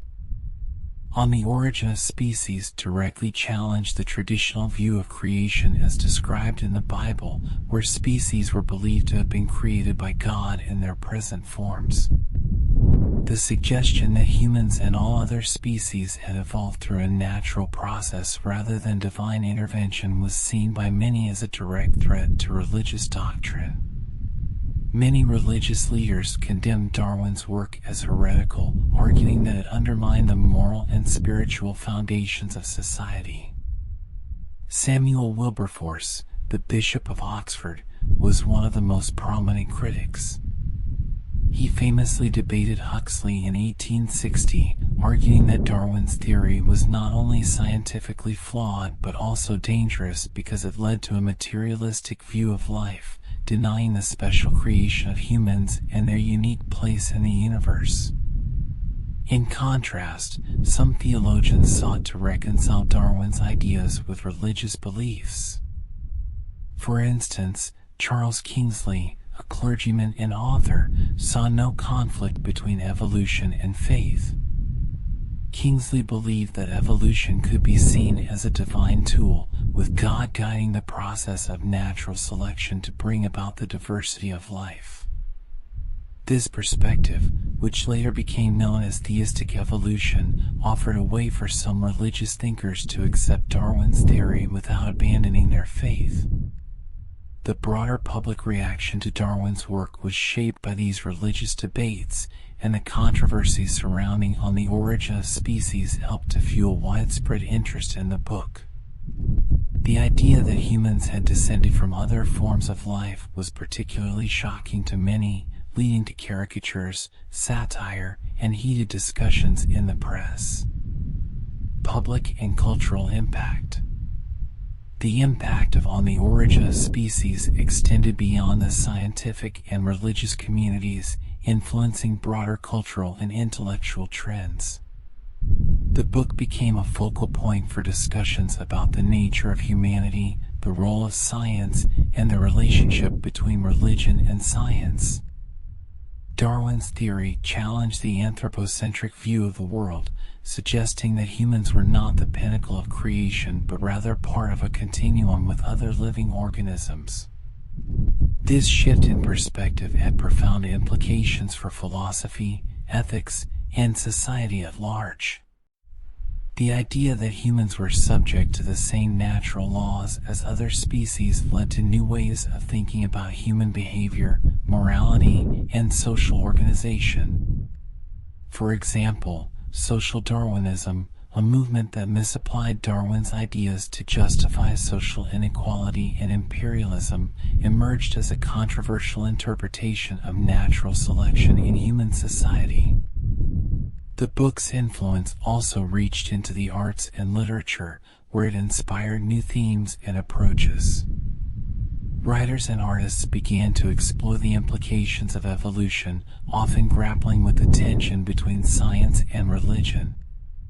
Darwin's ideas influenced the works of authors such as Thomas Hardy and George Eliot, who explored themes of change, survival, and adaptation in their novels.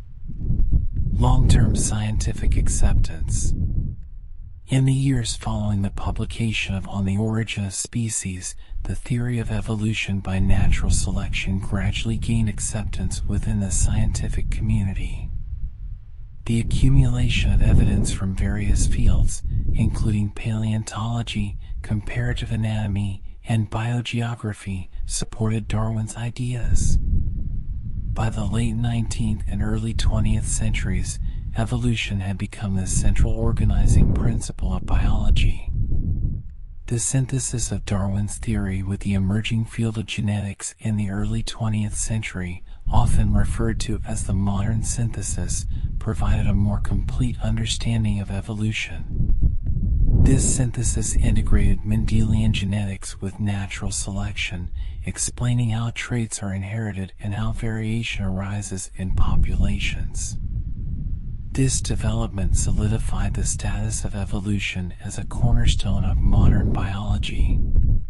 The publication of On the Origin of Species sparked a profound and multifaceted reaction that reshaped the scientific, religious, and cultural landscape of the 19th century and beyond. While the book faced significant opposition, particularly from religious quarters, it also garnered significant support and curiosity, leading to widespread discussion and debate. Over time, Darwin's theory of evolution by natural selection became widely accepted, fundamentally altering our understanding of life on Earth and influencing a broad range of intellectual pursuits. Darwin's work challenged the status quo, invited rigorous scientific inquiry, and paved the way for future generations to explore the complexities of life through the lens of evolution. The debates and discussions that followed the publication of On the Origin of Species continue to resonate today, reflecting the enduring impact of Darwin's ideas on science and society. The publication of Charles Darwin's On the Origin of Species in 1859 sent shockwaves through both the religious and scientific communities of the 19th century. Darwin's theory of evolution by natural selection challenged deeply held beliefs about the origin of life, the role of divine intervention, and the nature of humanity itself. The book's impact on these communities was profound, leading to intense debates, paradigm shifts, and a re-evaluation of long-standing doctrines and scientific theories. Impact on religious communities. The religious implications of Darwin's theory were immediately apparent, as On the Origin of Species directly contradicted the literal interpretation of the Bible's creation narrative.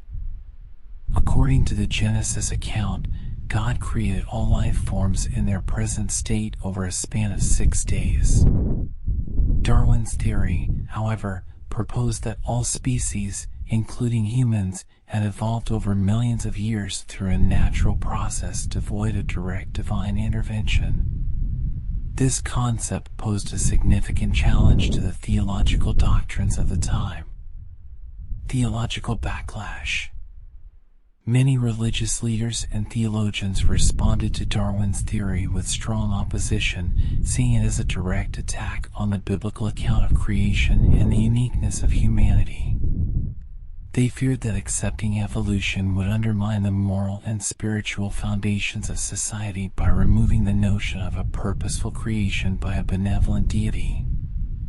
The idea that humans were not specially created but rather evolved from common ancestors with other animals was particularly unsettling, as it seemed to diminish humanity's special status in the divine order.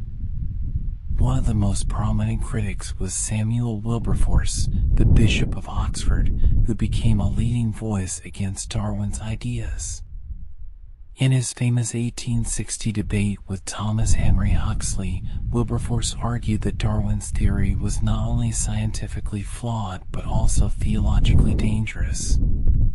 He feared that the acceptance of evolution would lead to a materialistic worldview, where moral values and spiritual beliefs were diminished in favor of a purely naturalistic explanation of life. Attempts at reconciliation. Despite the strong opposition, some religious thinkers sought to reconcile Darwin's theory with their faith. They argued that evolution could be seen as a tool used by God to bring about the diversity of life on Earth. This view, known as theistic evolution, suggested that the process of natural selection was guided by divine providence and that there was no inherent conflict between science and religion.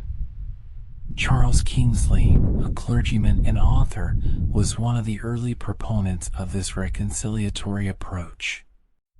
He supported the idea that God could work through natural laws and that evolution was simply the means by which God achieved his creative purposes. This perspective allowed some religious communities to accept Darwin's ideas without abandoning their faith, leading to a more nuanced and less confrontational relationship between science and religion. Over time, theistic evolution gained traction among certain religious groups, particularly those that were open to interpreting the Bible in a non-literal, allegorical way. This approach provided a way for religious believers to embrace the scientific evidence for evolution while maintaining their spiritual beliefs. Impact on scientific communities. The impact on the origin of species on the scientific community was equally significant, though reactions were mixed and evolved over time. Darwin's theory of natural selection challenged the established scientific views of the time, which were largely influenced by natural theology and the belief in the fixity of species. Darwin's work prompted a major shift in scientific thought, leading to the eventual acceptance of evolution as the unifying theory of biology. Initial skepticism and debate. When Darwin's book was first published, it was met with a range of reactions within the scientific community. Some scientists were immediately supportive of Darwin's theory, recognizing its explanatory power and its potential to unify disparate observations across various fields of biology. For example, Thomas Henry Huxley, known as Darwin's bulldog, was a fervent advocate for Darwin's ideas and played a crucial role in defending and promoting the theory of evolution. However, other scientists were skeptical or outright dismissive of Darwin's theory, particularly because it lacked a clear mechanism for inheritance and because the fossil record at the time did not fully support the gradual evolution of species. Prominent figures such as Richard Owen, an influential anatomist and paleontologist, rejected the idea of natural selection, arguing that it could not account for the complexity and diversity of life. Owen believed in a form of theistic evolution, where species were created by divine intervention and only changed in response to divine will. The scientific debates that followed the publication of On the Origin of Species were intense and often polarized. While Darwin's theory attracted a growing number of supporters, many scientists were hesitant to fully embrace it without more conclusive evidence. These debates played out in scientific journals, public lectures, and academic institutions, shaping the course of scientific inquiry in the following decades. Gradual acceptance and the rise of evolutionary biology. As more evidence began to accumulate in support of Darwin's theory, particularly in the fields of paleontology, comparative anatomy, and biogeography, the scientific community gradually began to accept evolution as the best explanation for the diversity of life. The discovery of transitional fossils, such as Archaeopteryx, provided tangible evidence of species changing over time, while advances in embryology and morphology further supported the idea of common descent. The field of genetics, which emerged in the early 20th century, provided the missing piece of the puzzle for Darwin's theory. The rediscovery of Gregor Mendel's work on heredity offered a mechanism for the inheritance of traits, which could then be acted upon by natural selection.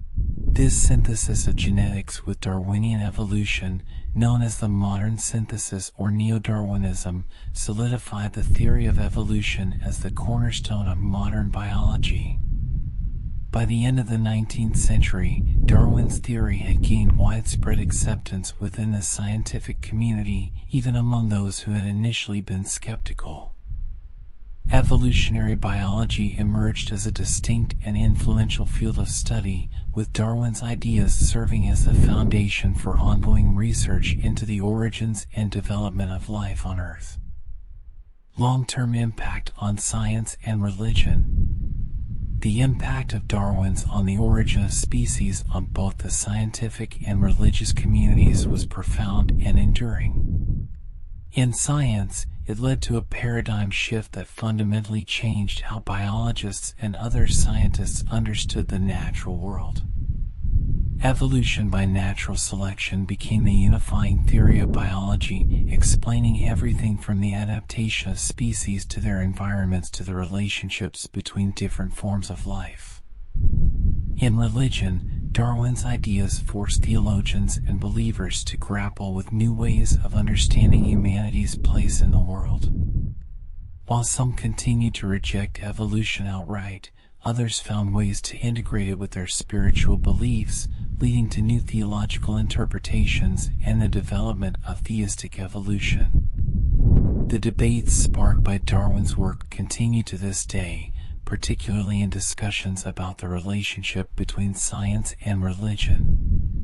Darwin's theory of evolution remains a central topic in educational, philosophical, and theological discussions, reflecting its lasting influence on how we think about life, nature, and our own origins. Conclusion. The publication of On the Origin of Species had a transformative impact on both the religious and scientific communities of the time. It challenged long-standing beliefs, provoked intense debates, and ultimately led to significant shifts in both scientific thought and religious doctrine. The legacy of Darwin's work is still felt today, as his ideas continue to shape our understanding of the natural world and our place within it. The acceptance of Charles Darwin's theory of evolution by natural selection was a gradual process that unfolded over several decades. While On the Origin of Species sparked immediate controversy and debate, it also initiated a profound shift in scientific thought that would eventually lead to the widespread acceptance of evolution as a central tenet of biology. The journey from controversy to consensus involved intense scientific discussions, the accumulation of supporting evidence, and the integration of new discoveries that reinforced Darwin's ideas. Initial resistance and skepticism. When On the Origin of Species was first published in 1859, it was met with a mixture of support, skepticism, and outright rejection. Many scientists recognized the significance of Darwin's ideas, but were hesitant to fully embrace them due to gaps in the evidence and unanswered questions about the mechanisms of evolution. One of the major points of contention was the lack of a known mechanism for heredity. Darwin's theory relied on the idea that advantageous traits could be passed down from one generation to the next, but the exact process by which this occurred was unclear. The prevailing theories of heredity at the time, such as blending inheritance, were inconsistent with natural selection, as they implied that variation would diminish over time rather than increase. This lack of a clear understanding of heredity made it difficult for some scientists to accept natural selection as the primary driver of evolution. Another challenge was the incomplete fossil record, which at the time did not provide enough evidence of gradual change and transitional forms. Critics pointed to the apparent gaps in the fossil record as evidence against Darwin's theory, arguing that if evolution were true, there should be a more continuous sequence of fossilized organisms showing the transition from one species to another. Supporting evidence and the role of paleontology. Despite the initial skepticism, evidence supporting Darwin's theory began to accumulate from various fields of science. One of the most significant contributions came from paleontology, where the discovery of transitional fossils provided tangible evidence of evolutionary change. One of the key fossil discoveries was Archaeopteryx, found in Germany in 1861, just 2 years after the publication of Darwin's book. Archaeopteryx possessed both avian and reptilian features, such as feathers and a toothed jaw, making it an important example of a transitional form between dinosaurs and birds.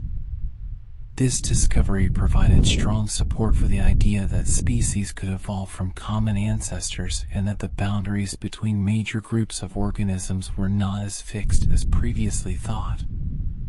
Over time, more transitional fossils were discovered, filling in some of the gaps in the fossil record and providing further evidence of gradual evolutionary change. These findings helped to address one of the main criticisms of Darwin's theory and played a crucial role in its acceptance within the scientific community. Advances in genetics and the modern synthesis. The biggest breakthrough in the acceptance of Darwin's theory came with the rediscovery of Gregor Mendel's work on heredity in the early 20th century. Mendel's experiments with pea plants, conducted in the 1860s, had established the basic principles of genetic inheritance, showing that traits are passed down from parents to offspring in discrete units, later known as genes. The integration of Mendelian genetics with Darwin's theory of natural selection, known as the modern synthesis or neo-Darwinism, provided a comprehensive explanation for how evolution works. The modern synthesis, developed in the 1930s and 1940s, brought together genetics, paleontology, systematics, and other fields of biology to create a unified theory of evolution that accounted for the mechanisms of heredity, variation, and natural selection. The modern synthesis resolved many of the issues that had initially hindered the acceptance of Darwin's theory. It explained how genetic variation is maintained within populations, how new traits can arise through mutation, and how these traits can be acted upon by natural selection to drive evolutionary change. With this new understanding, evolution by natural selection became widely accepted as the central theory of biology. The debate over the pace of evolution. Even as Darwin's theory gained acceptance, debates continued within the scientific community over the pace and nature of evolutionary change. One of the key debates was between proponents of gradualism, the idea that evolution occurs slowly and steadily over long periods of time, and those who supported punctuated equilibrium, a concept introduced by paleontologists Niles Eldredge and Stephen Jay Gould in the 1970s. Punctuated equilibrium proposed that evolution is characterized by long periods of stability, or stasis, interrupted by brief periods of rapid change during which new species arise. This theory was based on the observation that the fossil record often shows species remaining unchanged for long periods, followed by the sudden appearance of new species. While punctuated equilibrium did not contradict Darwin's theory of natural selection, it suggested a different tempo of evolutionary change and sparked further discussions about the mechanisms driving evolution. These debates, while significant, did not undermine the core principles of Darwin's theory, but rather expanded and refined our understanding of evolutionary processes. They highlighted the complexity of evolution and the ways in which it can vary depending on environmental conditions, genetic factors, and other influences. Widespread acceptance and influence. By the mid-20th century, Darwin's theory of evolution by natural selection had become the foundational framework for understanding biological diversity. The theory was widely accepted within the scientific community, and its principles were applied to a wide range of disciplines, including ecology, genetics, anthropology, and medicine. The influence of Darwin's theory extended beyond biology, shaping fields such as psychology, sociology, and philosophy. The idea that species, including humans, evolved through natural processes had profound implications for our understanding of human nature, behavior, and society. It challenged traditional views of humanity's place in the natural world and provided a new perspective on the interconnectedness of all life. In education, the teaching of evolution became a central part of biology curricula, although it also sparked ongoing debates and controversies, particularly in countries where religious opposition to evolution remained strong. The theory of evolution by natural selection continues to be a focal point of discussion and research as scientists explore new questions and gather more evidence to expand our understanding of the origins and development of life on Earth. Conclusion: the acceptance of Darwin's theory of evolution by natural selection was a complex and multifaceted process that involved scientific debate, the accumulation of evidence, and the integration of new discoveries. Over time, Darwin's ideas were validated and expanded upon, leading to their widespread acceptance within the scientific community and their establishment as the foundation of modern biology. The debates and discussions that arose from Darwin's work have continued to enrich our understanding of evolution, demonstrating the enduring impact of his theory on science and society. Charles Darwin's personal life was marked by his close relationship with his cousin, Emma Wedgwood, whom he married in 1839. Their marriage was a deeply loving and supportive partnership that played a crucial role in Darwin's life and work. Despite their differing views on religion, Darwin and Emma shared a strong bond that helped them navigate the challenges of both his scientific endeavors and their large family. Courtship and marriage. Charles Darwin and Emma Wedgwood were first cousins, both being grandchildren of the famous pottery manufacturer Josiah Wedgwood. They had known each other since childhood, growing up in the close-knit Wedgwood-Darwin family circle. Over the years, their friendship deepened, and by 1838, Darwin began to seriously consider the prospect of marriage. Before proposing, Darwin famously made a list of pros and cons regarding marriage, a reflection of his methodical and analytical nature. Despite concerns about the potential impact on his work, Darwin ultimately decided that the companionship and support of a wife would be beneficial to his happiness and well-being. In 1839, he proposed to Emma, and she accepted. They were married on January 29, 1839, at St. Peter's Church in Mayer, Staffordshire. Emma was deeply religious, while Darwin's views on religion were becoming increasingly agnostic, especially as his scientific ideas developed. Despite this difference, their marriage was marked by mutual respect and understanding. Emma was aware of Charles's doubts about religion, and while she was concerned for his spiritual well-being, she supported his work and provided a loving and stable home life. Family life at Down House. After their marriage, Charles and Emma settled at Down House in Kent, a large, comfortable home that would be their family residence for the rest of their lives. Down House became a place of intellectual activity and domestic tranquility, where Darwin could pursue his scientific research while being surrounded by his family. The Darwins had 10 children, though their family life was also marked by tragedy, as 3 of their children died in childhood.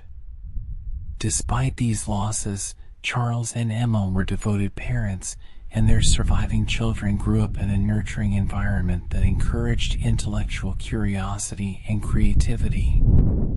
The children were William Erasmus Darwin, 1839 to 1914, the eldest son. William became a banker and showed little interest in science, though he remained close to his parents.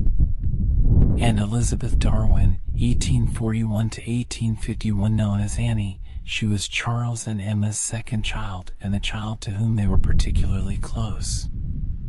Her death at the age of 10 from tuberculosis was a devastating blow to Darwin and deepened his religious doubts. Mary Eleanor Darwin, 1842. Mary died just a few weeks after her birth, another heartbreak for the Darwin family.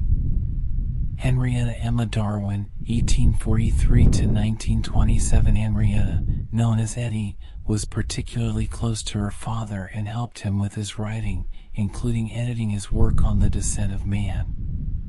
She later married Richard Litchfield, a barrister and composer. George Howard Darwin, 1845 to 1912. George became a respected astronomer and mathematician, making significant contributions to the study of tides and the Earth-Moon system.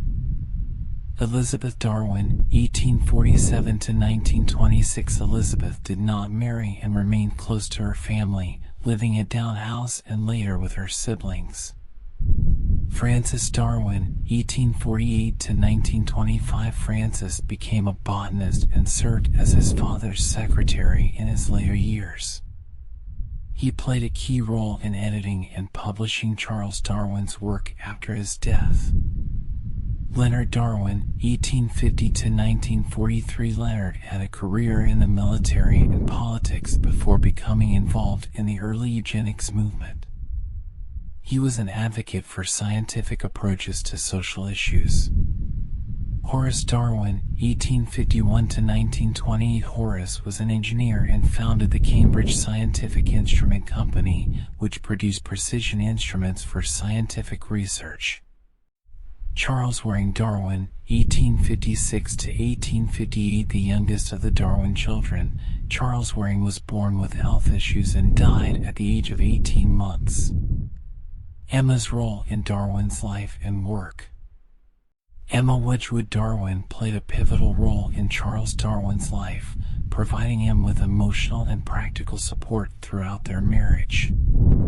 She managed the household and took care of their children, allowing Darwin the time and space he needed to focus on his scientific work.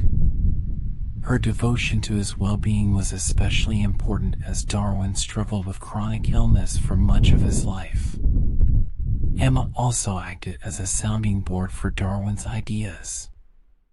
Although she did not share his agnostic views, she engaged with his scientific theories and offered feedback on his writing. She read drafts of his work, including On the Origin of Species, and provided thoughtful comments. Her influence helped Darwin present his ideas in a way that was accessible and persuasive to a broader audience.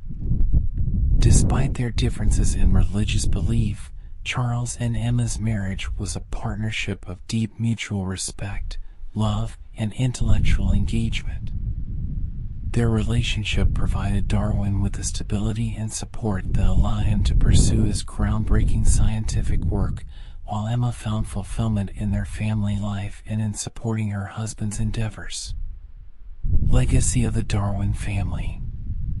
The Darwin children were raised in an environment that valued intellectual inquiry and creativity, and many of them went on to have successful careers in science, engineering, and the arts.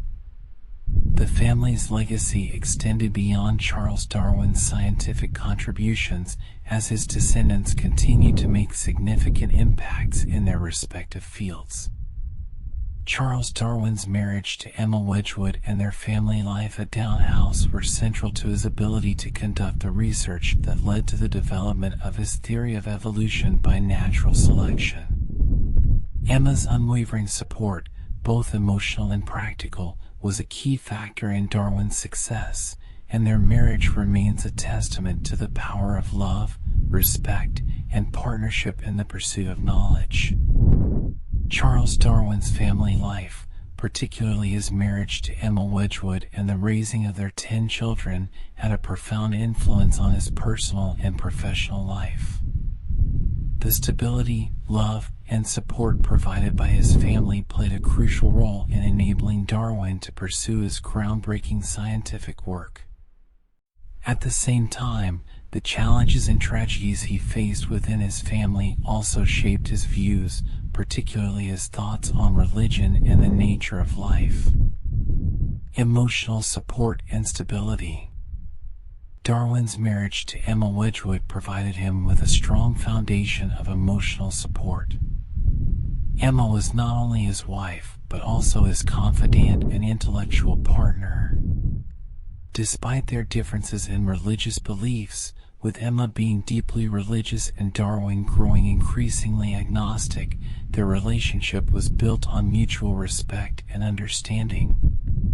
This emotional bond gave Darwin the stability he needed to focus on his scientific endeavors, even as he dealt with chronic health issues. Emma's care for Darwin extended beyond the emotional. She was deeply involved in managing the household and taking care of their children, allowing Darwin to devote significant time to his research. Her efforts to create a peaceful and nurturing home environment at Down House were instrumental in enabling Darwin to work on his theories without the distractions and stresses that might have otherwise impeded his progress. Influence on Darwin's work. While Darwin was intensely focused on his research, his family life often influenced the direction and focus of his work. The presence of his children provided Darwin with first-hand observations of growth, development, and variation, which contributed to his understanding of heredity and natural selection. For example, Darwin's observations of the inherited traits among his own children and the variations in their physical and behavioral characteristics may have reinforced his ideas about the inheritance of traits and the role of variation in evolution. Additionally, the domestic environment of Down House, where Darwin could observe nature up close, whether it was in his garden, through the rearing of animals, or simply through the day-to-day interactions with his children, provided him with a wealth of informal data that informed his scientific theories. His experiments on plant biology, for example, were often conducted at home, with his children sometimes assisting him in collecting data. Impact of family tragedies. Darwin's family life was not without its share of sorrow, and these experiences had a profound impact on him. The death of his beloved daughter and Elizabeth Darwin, known as Annie, in 1851 at the age of 10, was particularly devastating. Annie's death from tuberculosis deeply affected Darwin and led him to question the benevolent design that many saw in nature. This personal tragedy intensified his doubts about religion and contributed to his growing agnosticism. Annie's death was not the only loss Darwin faced. He also experienced the deaths of two other children, Mary Eleanor and Charles Waring, who died in infancy. These losses weighed heavily on Darwin, and they likely influenced his views on the harsh realities of natural selection, where the survival of the fittest often meant the loss of the weak or vulnerable. The personal grief Darwin experienced reinforced his understanding of the randomness and cruelty inherent in the natural world, concepts that were central to his theory of evolution. Balancing work and family. Despite the demands of his scientific work, Darwin was deeply involved in the lives of his children. He took an active interest in their education and development, often engaging them in intellectual discussions and encouraging their curiosity about the natural world.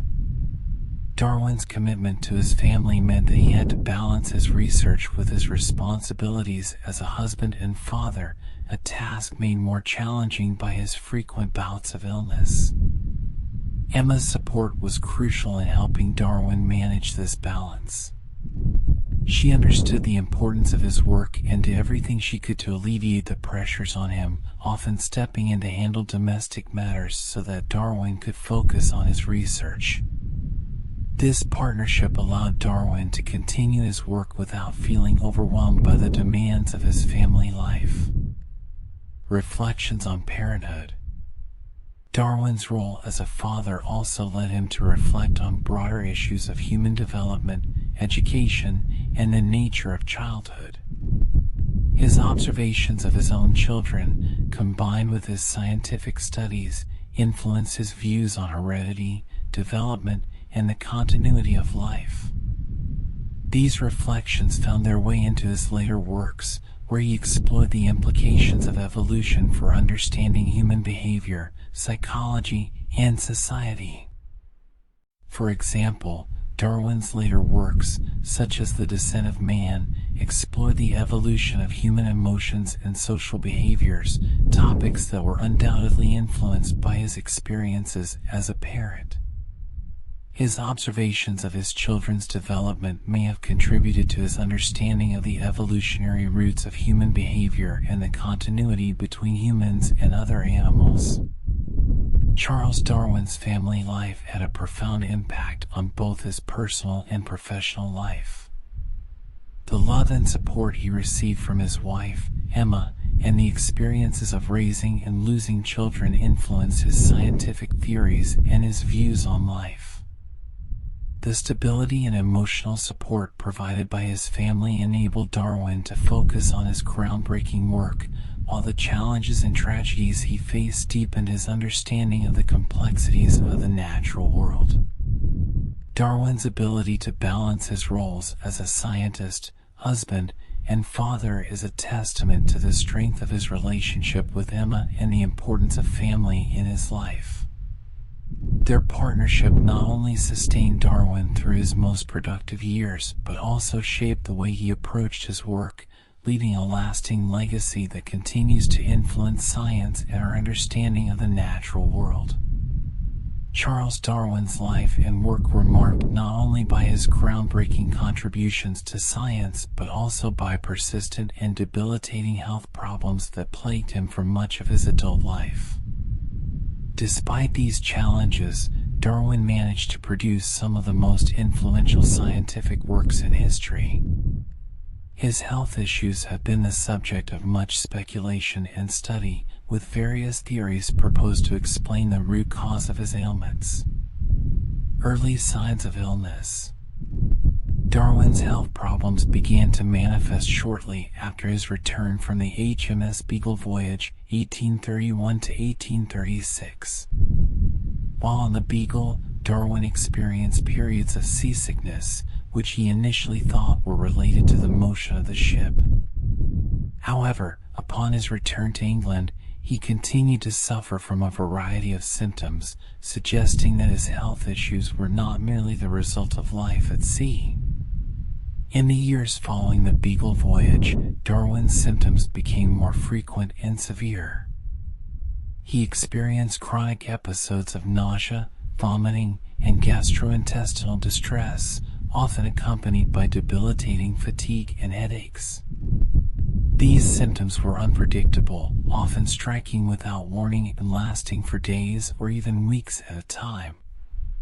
Darwin's health issues significantly impacted his ability to work, forcing him to take frequent breaks and rest periods.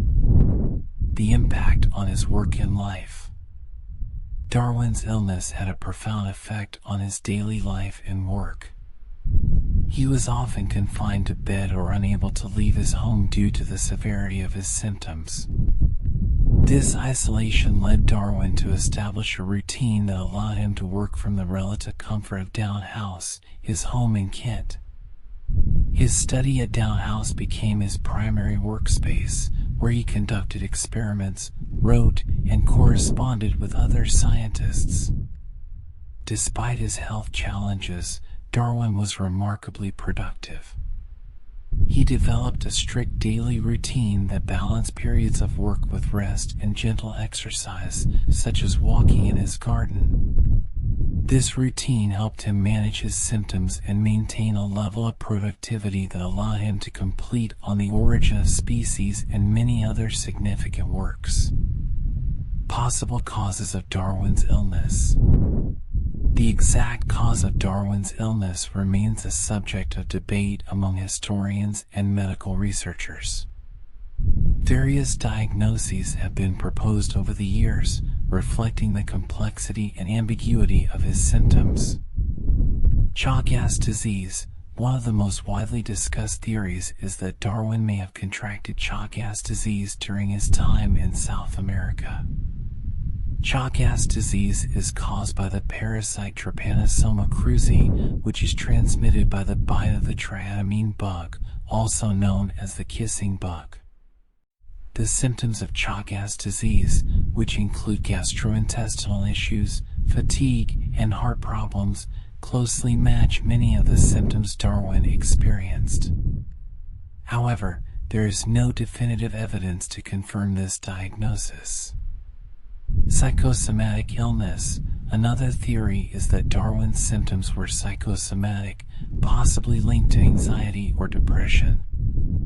Darwin was known to be a deeply introspective and anxious person, often worrying about the impact of his work on religious and social beliefs. The stress and pressure of his scientific endeavors, combined with the personal tragedies he experienced, may have exacerbated his physical symptoms. Meniere's disease. Some researchers have suggested that Darwin may have suffered from Meniere's disease, a disorder of the inner ear that causes vertigo, nausea, and hearing loss. This diagnosis could explain some of the episodic nature of Darwin's symptoms, particularly the dizziness and nausea he frequently experienced. Lactose intolerance or food sensitivity. Another possibility is that Darwin suffered from a food intolerance, such as lactose intolerance or an allergy to certain foods. His symptoms often flared up after meals, leading some to speculate that his digestive issues were related to his diet. Cyclic vomiting syndrome. Darwin's recurring episodes of severe nausea and vomiting have led some to suggest that he may have had cyclic vomiting syndrome, a disorder characterized by sudden, repeated attacks of nausea, vomiting, and physical exhaustion. This condition is often triggered by stress, which would align with the timing of Darwin's symptoms during periods of intense work or personal stress. Effects on mental health. In addition to his physical ailments, Darwin's chronic illness took a toll on his mental health. He experienced periods of depression, particularly after the death of his daughter Annie in 1851. This personal tragedy deepened his religious doubts and contributed to his overall sense of anxiety and despair. Darwin's letters and personal writings from this period reflect his struggles with both physical and emotional pain. Despite these challenges, Darwin remained determined to continue his work. His resilience in the face of illness is a testament to his dedication to science and his remarkable ability to persevere despite significant obstacles. The support of his wife, Emma, was crucial during these difficult times, as she provided care and encouragement, helping Darwin manage his symptoms and maintain his focus on his research. Later years and ongoing struggles. As Darwin aged, his health problems continued and in some cases worsened. He experienced frequent episodes of fainting, palpitations, and severe fatigue, which limited his ability to travel or engage in social activities. Despite these limitations, Darwin continued to work on his scientific projects, including his studies on plants and the publication of several books. In the final years of his life, Darwin's health deteriorated further, with increasing bouts of illness that left him bedridden for extended periods. He died on April 19, 1882, at the age of 73, at Down House. Despite the challenges posed by his lifelong health issues, Darwin's contributions to science were immense, and his legacy as one of the most influential scientists in history remains unquestioned. Conclusion. Charles Darwin's health problems were a constant and often debilitating presence throughout his life, yet they did not deter him from making some of the most significant contributions to science. The exact nature of his illness remains uncertain, but its impact on his life and work is clear. Darwin's ability to persevere despite chronic illness is a testament to his dedication, resilience, and the support he received from his family. His experiences with illness also shaped his understanding of the natural world, influencing the way he viewed the processes of life and evolution. Charles Darwin's persistent health problems had a significant impact on his life and work. Despite being plagued by chronic illness for much of his adult life, Darwin managed to produce some of the most influential scientific works in history. His ability to continue his research in the face of debilitating symptoms is a testament to his resilience and dedication. However, his health issues also shaped the way he worked, the pace of his research, and the themes he explored in his scientific inquiries. Influence on work routine and productivity. Darwin's health problems necessitated the development of a strict and carefully managed daily routine that balanced work with rest. He structured his days at Down House to maximize his productivity during periods of relative well-being while allowing ample time for rest and recovery during flare-ups of his illness. His routine typically involved short periods of intense focus on his research, followed by breaks for walks in his garden, meals, and rest. Darwin was keenly aware of the limitations imposed by his health and adjusted his work habits accordingly. He often worked in short bursts, sometimes as little as a few hours a day, but these sessions were highly focused and productive. This disciplined approach allowed him to make steady progress on his projects despite the frequent interruptions caused by his illness. While his productivity was affected by his health, Darwin's illness also forced him to adopt a slower, more deliberate pace of work. This slower pace may have contributed to the depth and thoroughness of his research, as he had the time to reflect deeply on his observations and ideas. The extensive correspondence he maintained with other scientists during his periods of rest also enriched his work, allowing him to stay engaged with the broader scientific community even when he was unable to work actively. Impact on the scope and direction of his research. Darwin's health problems influenced the scope and direction of his research in several ways. His inability to travel extensively after his return from the Beagle voyage meant that much of his later work was conducted at home.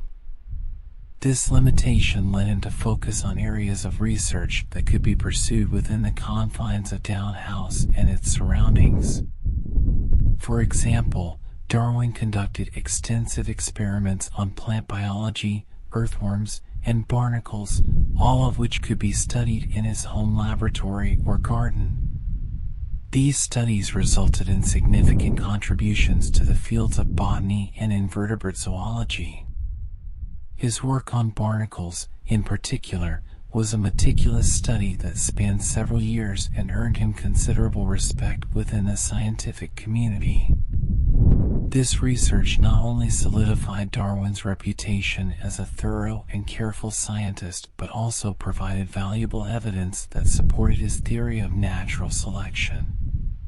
Darwin's health issues also influenced the way he approached the writing and publication of his work. He was acutely aware of the unpredictability of his illness and the possibility that it could worsen at any time. This awareness likely contributed to his decision to publish On the Origin of Species in 1859, rather than waiting to complete the more exhaustive big book he had originally planned. By condensing his ideas into a single, accessible volume, Darwin ensured that his theory of evolution by natural selection would reach the public and the scientific community even if his health prevented him from completing the larger work. Emotional and psychological effects on his work. Darwin's chronic illness had significant emotional and psychological effects, which in turn influenced his work. The stress and anxiety associated with his health problems, combined with the pressures of his scientific endeavors, often led to periods of depression and self-doubt. These emotional challenges were compounded by the personal tragedies Darwin experienced, such as the death of his daughter Annie, which deepened his religious doubts and contributed to a sense of existential uncertainty. These emotional struggles influenced the tone and content of Darwin's work. His writings often reflect a deep awareness of the harsh realities of nature, the struggle for survival, and the seeming randomness of life and death. This perspective is evident in his theory of natural selection, which emphasizes the competitive nature of life and the role of environmental pressures in shaping the evolution of species. Darwin's own experiences with illness and loss may have reinforced his understanding of the natural world as a place where suffering and death are integral to the processes of life. Intellectual isolation and correspondence. Darwin's health problems also led to a certain degree of intellectual isolation. His inability to travel and participate in scientific meetings and social gatherings meant that he relied heavily on correspondence to stay connected with the scientific community. Over the years, Darwin maintained an extensive network of correspondence, including scientists, naturalists, and other intellectuals from around the world. This correspondence was vital to Darwin's work, providing him with access to information, specimens, and feedback that he might not have otherwise been able to obtain.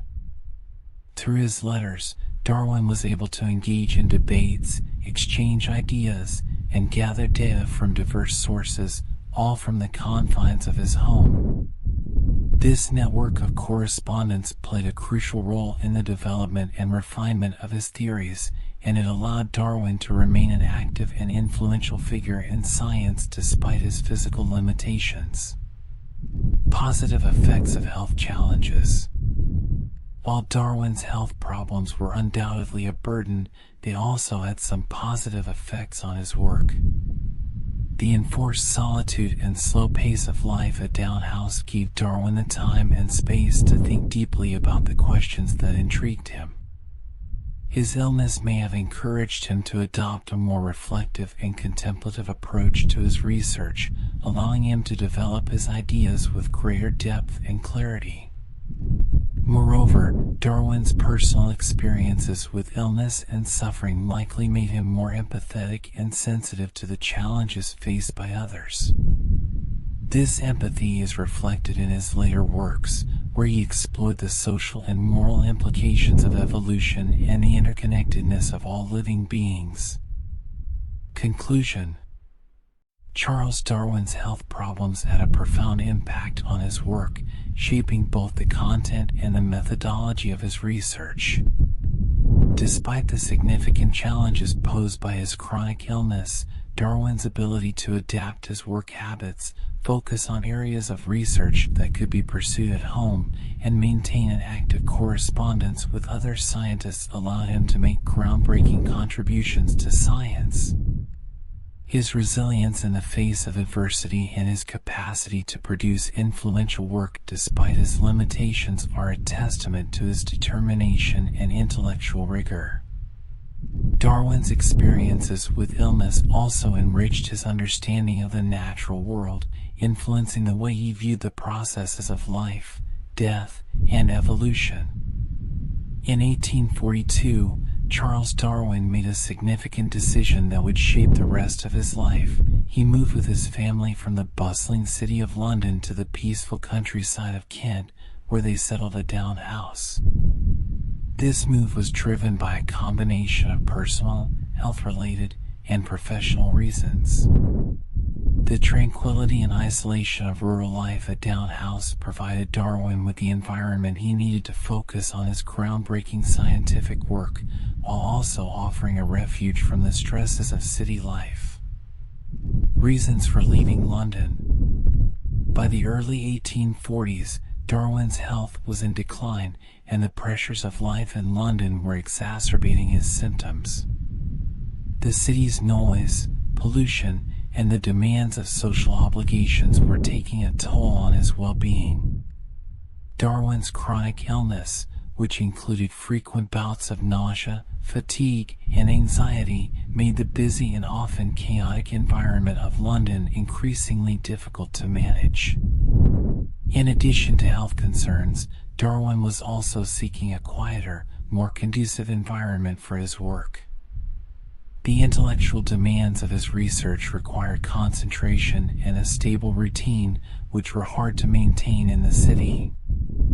Darwin's growing family, he and his wife, Emma, had several young children by this time, also made the idea of a more spacious and peaceful rural setting appealing. After some deliberation, the Darwins decided to leave London and relocate to the countryside. They chose Down House, a large Georgian house in the village of Down, now spelled Down, in Kent, about 16 miles southeast of London. The house was set in extensive grounds, surrounded by open fields and woodlands, providing the ideal setting for the Darwins' new life. Life at Down House. Down House became not only a family home but also Darwin's primary place of work. The house was large enough to accommodate his growing family, and the surrounding gardens and countryside provided ample space for his scientific experiments and observations. The move to Down House marked the beginning of a new chapter in Darwin's life, characterized by a deep connection to nature and a focus on his scientific pursuits. The tranquility of rural life allowed Darwin to establish a daily routine that balanced work, family, and rest. He developed a disciplined schedule, starting his day with a short walk before breakfast, followed by several hours of focused work in his study. He would then take another walk, often in his sandwalk, a gravel path he had laid out in the garden for contemplation and exercise. After lunch, Darwin would rest, engage in more work, and spend time with his family. The gardens and grounds of Down House became an integral part of Darwin's research. He conducted numerous experiments on plants, insects, and earthworms, using the garden as a living laboratory. These experiments were vital to the development of his theories, particularly his work on natural selection, plant movement, and the behavior of earthworms. The controlled environment of the garden allowed Darwin to observe natural processes in detail and under varying conditions. Intellectual isolation and correspondence.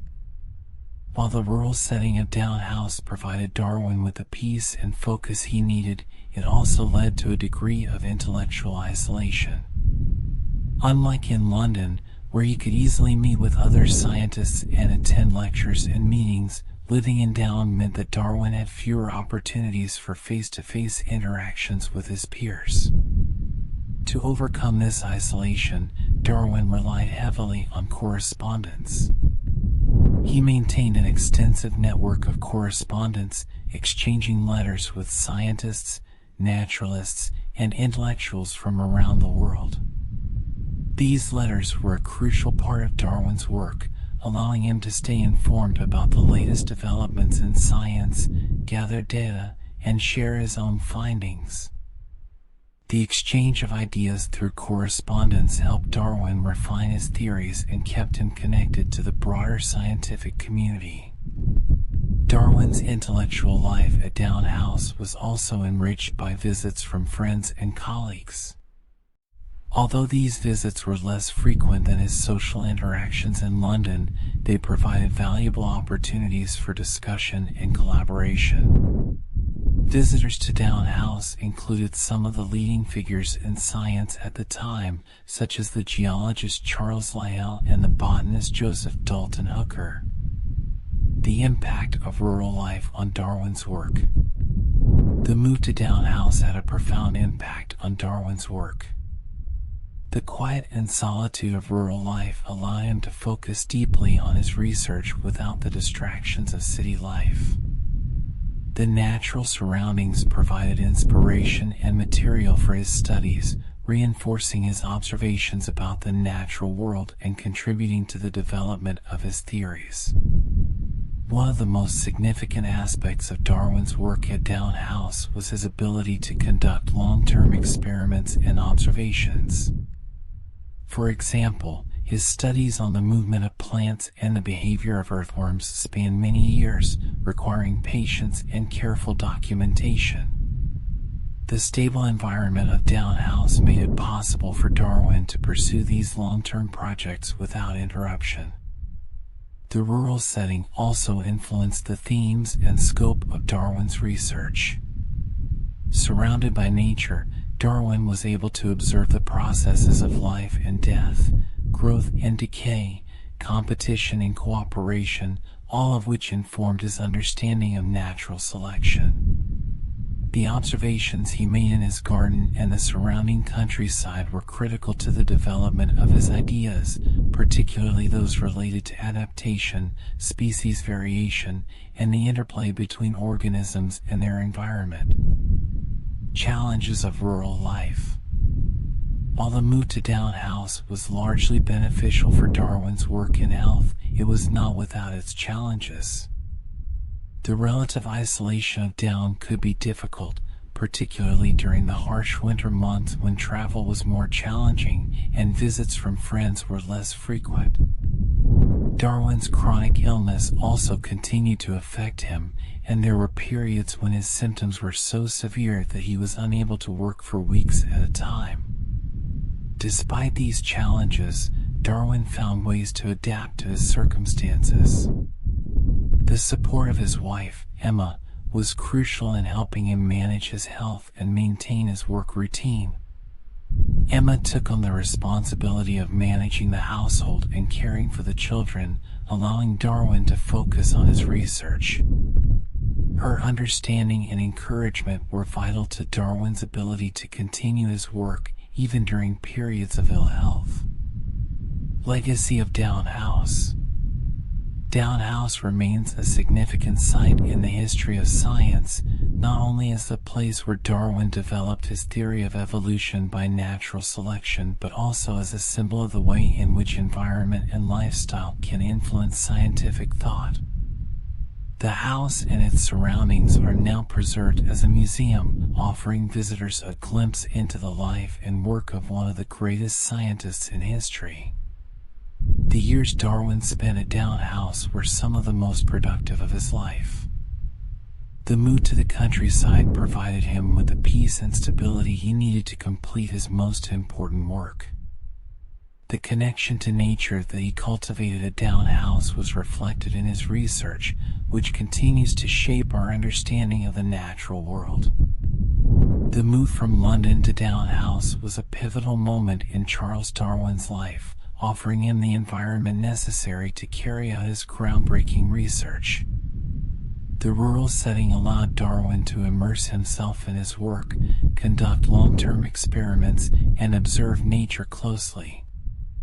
While the isolation of Down House posed challenges, the benefits far outweighed them, providing Darwin with the peace, focus, and inspiration that led to some of his most significant scientific contributions. Charles Darwin's decision to move from the bustling city of London to the tranquil countryside of Kent in 1842 was a pivotal moment that significantly influenced his scientific work. Settling at Down House in the village of Down, Darwin found in rural life the peace, stability, and inspiration he needed to develop some of his most important theories. The environment at Down House allowed him to immerse himself in nature, conduct long-term experiments, and reflect deeply on the processes that govern the natural world. Inspiration from nature. One of the most profound ways in which rural life influenced Darwin's work was through his close and constant interaction with nature. Surrounded by the fields, woodlands, and gardens of Down House, Darwin was able to observe the natural world in a way that would have been impossible in London. This connection to nature provided him with endless material for his research and played a crucial role in the development of his ideas about evolution and natural selection. Darwin's daily walks in the countryside were not just a form of exercise, they were also a time for contemplation and observation. The sandwalk, a path he had laid out in his garden, became a favorite spot for these reflective walks. During these walks, Darwin would often stop to observe plants, insects, and other small creatures, noting their behaviors, variations, and interactions with their environment. These observations, made over many years, provided the empirical foundation for his theories.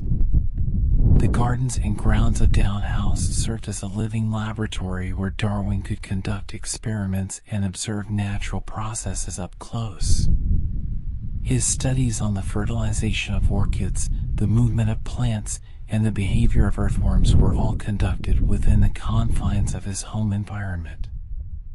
The controlled setting of the garden allowed Darwin to manipulate variables, observe outcomes, and draw conclusions that were directly relevant to his broader theories of evolution. Long-term experiments. The stability and continuity of life at Down House made it possible for Darwin to undertake long-term experiments, which were essential to his research. Unlike the transient life of the city, where interruptions and distractions were common, rural life afforded Darwin the time and space to carry out experiments that required patience and careful observation over many years. For example, Darwin's experiments on plant movement, detailed in his book The Power of Movement in Plants, involved years of meticulous observation and documentation. He studied how plants responded to light, gravity, and other stimuli, uncovering complex behaviors that challenged the prevailing understanding of plant biology. These findings contributed to Darwin's broader ideas about adaptation and the role of environmental factors in shaping the evolution of species. Similarly, his work on earthworms, published in The Formation of Vegetable Mold through the Actions of Worms, was the result of decades of observation. Darwin's interest in earthworms began during his time at Down House, where he noticed their crucial role in soil formation and nutrient cycling.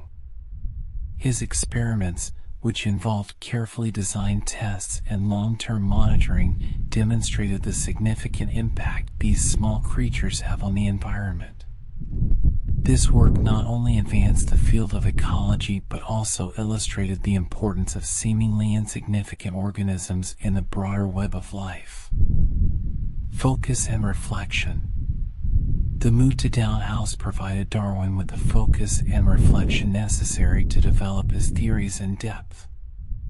The quiet and solitude of rural life allowed him to work without the distractions and social obligations that had characterized his life in London. This environment was particularly conducive to the kind of deep, sustained thinking that Darwin's work required. The slower pace of rural life also meant that Darwin could take the time to reflect on his observations and ideas, refining them over years before publishing his conclusions. This was evident in the development of his theory of natural selection, which he worked on for more than 2 decades before finally publishing On the Origin of Species in 1859. The ability to think deeply and methodically was crucial to Darwin's success, as it allowed him to build a solid, evidence-based case for his theory. Moreover, the intellectual isolation of rural life, while challenging in some respects, also had its advantages. It forced Darwin to rely on his own observations and critical thinking rather than being swayed by the prevailing scientific opinions of the time. This independence of thought was essential in allowing Darwin to develop ideas that were radically different from those of his contemporaries. Connection to agricultural practices. Living in a rural setting also brought Darwin into closer contact with agricultural practices, which influenced his understanding of artificial selection and its parallels to natural selection. Darwin observed how farmers and breeders selected for desirable traits in plants and animals, leading to changes in the characteristics of these organisms over generations. These observations provided a concrete example of how selection could drive evolutionary change, reinforcing his ideas about natural selection in the wild. Darwin's interest in domesticated animals and cultivated plants led to several important studies, including his work on pigeon breeding. By examining the different breeds of pigeons, Darwin was able to draw parallels between artificial selection and the processes that occur in nature, where environmental pressures and competition drive the evolution of species. This connection between his rural life and his scientific work was vital in shaping his understanding of evolution. Influence on writing and communication. Rural life also influenced the way Darwin communicated his ideas. The peace and quiet of Down House provided the ideal setting for writing, allowing Darwin to concentrate on crafting his arguments and presenting his findings in a clear and compelling manner. His major works, including On the Origin of Species, The Descent of Man, and The Variation of Animals and Plants Under Domestication, were all written during his years at Down House. Darwin's correspondence with other scientists was another important aspect of his work that was shaped by his rural setting. Isolated from the intellectual hubs of London and other major cities, Darwin relied on letters to share ideas, gather data, and engage in scientific debates. His letters were often detailed and reflective, providing a platform for the exchange of ideas that enriched his work and helped to refine his theories. Challenges and adaptations. While rural life offered many benefits, it also presented challenges. The isolation of Down House could be difficult, particularly during periods of illness or when Darwin faced setbacks in his work.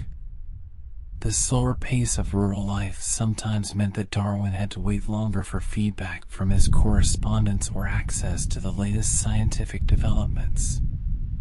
However, Darwin adapted to these challenges by developing a disciplined work routine and maintaining a wide network of correspondents who kept him informed and engaged. The support of his family, particularly his wife Emma, was also crucial in helping Darwin overcome the challenges of rural life. Emma managed the household, cared for the children, and provided emotional support, allowing Darwin to focus on his work. Her involvement in his writing and research, including editing drafts and discussing ideas, was invaluable in helping Darwin maintain his productivity and focus. The move to Down House and the rural life that followed had a profound impact on Charles Darwin's scientific work. The peace, focus, and inspiration provided by the natural surroundings allowed Darwin to develop and refine his theories in ways that would have been difficult in the city. The ability to conduct long-term experiments, observe nature closely, and reflect deeply on his findings were all key factors in Darwin's success. The influence of rural life is evident in the depth and breadth of Darwin's work, which continues to shape our understanding of the natural world. In the final years of his life, Charles Darwin continued to explore a wide range of scientific topics, making significant contributions to our understanding of plants, animals, and even humans. These later studies were marked by Darwin's characteristic thoroughness, curiosity, and an ongoing commitment to exploring the mechanisms of evolution. While much of his earlier fame rested on the origin of species, his later works demonstrated his continued dedication to expanding the boundaries of biological science. Research on plants. Darwin's interest in plant biology deepened during his later years, leading to several important publications that explored the behavior, physiology, and evolutionary adaptations of plants. These studies were conducted largely at Down House, where Darwin used his garden as a living laboratory.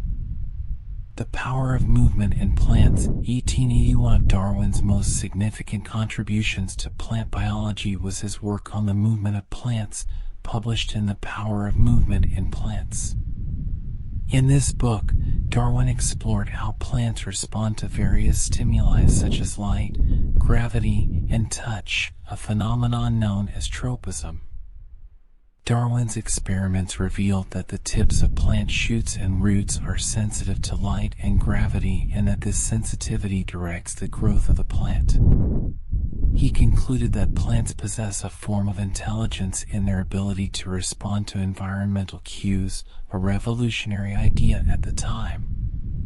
This work also introduced the concept of phototropism, where plants grow toward light, and gravitropism, where roots grow downward in response to gravity. Darwin's detailed observations and experiments in this book laid the groundwork for future research in plant physiology and influenced our understanding of how plants adapt to their environments. Insectivorous plants, 1875. Darwin's curiosity about plant adaptation led him to study carnivorous plants, particularly how they trap and digest insects. In Insectivorous Plants, Darwin detailed his experiments with plants like the Venus flytrap, sundews, and pitcher plants. He meticulously documented how these plants capture prey, secrete digestive enzymes, and absorb nutrients from their victims. This research highlighted the incredible diversity of plant adaptations and provided further evidence of natural selection at work. Darwin's studies on insectivorous plants demonstrated that plants could evolve highly specialized mechanisms to survive in nutrient-poor environments, challenging the notion that plants were passive organisms. The different forms of flowers on plants of the same species, 1877. In this book, Darwin investigated the phenomenon of heterostyle, where plants of the same species produce flowers of different forms to promote cross-pollination. His research focused on plants like primroses and cowslips, which have two or more distinct flower morphs. Darwin's experiments showed that these variations increased the likelihood of cross-pollination, enhancing genetic diversity and improving the chances of survival for the species. Darwin's work on heterostyle contributed to our understanding of plant reproduction and the evolutionary advantages of sexual reproduction in plants. It also provided insight into how plants could evolve strategies to avoid self-fertilization, ensuring greater genetic variability within populations. Research on animals. In addition to his work on plants, Darwin continued to explore various aspects of animal behavior and physiology, building on the foundation he had laid with his earlier research. The expression of the emotions in man and animals, 1872. One of Darwin's most important later works was The Expression of the Emotions in Man and Animals, in which he examined the ways in which humans and animals express emotions through facial expressions, body language, and vocalizations. Darwin argued that many emotional expressions are universal across cultures and species, suggesting that they have an evolutionary basis. This work was groundbreaking in its application of evolutionary theory to psychology and anthropology. Darwin proposed that emotional expressions had evolved because they served important functions in communication and social interaction, both among humans and within other animal species. The book also emphasized the continuity between humans and other animals, challenging the view that humans were fundamentally different from other species. The Descent of Man and Selection in Relation to Sex, 1871. In The Descent of Man, Darwin applied his theory of evolution to human beings, arguing that humans share a common ancestor with other primates. He explored the implications of this idea for our understanding of human origins, anatomy, and behavior. Darwin also introduced the concept of sexual selection, a mechanism of evolution that operates alongside natural selection. Sexual selection, according to Darwin, explains many of the differences between males and females in various species, including humans. Traits that are advantageous for attracting mates, such as the peacock's tail or the lion's mane, are passed on to future generations, even if they do not necessarily improve survival. This work was controversial at the time, as it challenged deeply held beliefs about human uniqueness and the origins of human society. Research on earthworms. One of Darwin's final scientific contributions was his work on earthworms, published in The Formation of Vegetable Mold Through the Actions of Worms, 1881. This book may seem less glamorous than some of his other works, but it was a reflection of Darwin's lifelong fascination with the natural world and his commitment to understanding even the smallest creatures. Darwin's research on earthworms spanned over 40 years, during which he conducted numerous experiments to understand the role of earthworms in soil formation and nutrient cycling. He demonstrated that earthworms play a critical role in breaking down organic matter, aerating the soil, and promoting plant growth. His findings showed that these humble creatures were vital to the health of ecosystems, influencing agricultural practices and our understanding of soil science. The book was a commercial success and was well received by both the public and the scientific community. It highlighted Darwin's ability to find profound significance in the simplest aspects of nature and reinforced the idea that all organisms, no matter how small, have a role to play in the larger web of life. In his later years, Charles Darwin continued to explore a wide range of scientific topics, making significant contributions to our understanding of plants, animals, and humans. His research on plant movement, insectivorous plants, and heterostyle expanded the boundaries of plant biology, while his work on emotions, human evolution, and sexual selection deepened our understanding of animal and human behavior. Darwin's final study on earthworms demonstrated his ongoing commitment to exploring the natural world, no matter how humble the subject. Darwin's later works reflected his lifelong curiosity, meticulous approach to research, and ability to see the interconnectedness of all living things. These studies not only advanced the field of biology but also underscored Darwin's lasting impact on science and our understanding of the natural world. While Charles Darwin is best known for his seminal work on the origin of species, his contributions to science extend far beyond this single publication. Throughout his career, Darwin produced a series of important works that explored a wide range of topics, including geology, animal behavior, human evolution, and the biology of plants. These works not only advanced scientific understanding in their respective fields, but also cemented Darwin's reputation as one of the most influential scientists in history. 1. The Voyage of the Beagle, 1839. Full title: Journal of Researches into the Geology and Natural History of the Various Countries Visited by HMS Beagle. Darwin's first major publication was a detailed account of his 5-year voyage aboard the HMS Beagle, which took him to South America, the Galapagos Islands, and other parts of the world. This journey provided Darwin with the observations and specimens that would later form the basis of his theory of evolution by natural selection. The Voyage of the Beagle is a vivid narrative that combines travel writing with scientific observation. It describes the diverse landscapes, flora, fauna, and geological formations Darwin encountered, as well as his interactions with the indigenous peoples and cultures he encountered along the way. The book was well received by the public and established Darwin as a prominent naturalist. It also laid the groundwork for his later scientific work, particularly his ideas on species variation and adaptation. 2.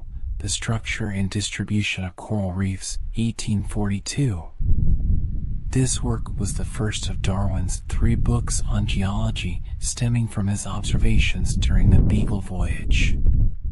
In The Structure and Distribution of Coral Reefs, Darwin proposed the theory of atoll formation, which explained how coral reefs develop around sinking volcanic islands. Darwin's theory of atoll formation was groundbreaking because it provided a natural explanation for a geological phenomenon that had puzzled scientists for years. He suggested that coral reefs grow upward as the volcanic islands they surround gradually sink, eventually forming atolls.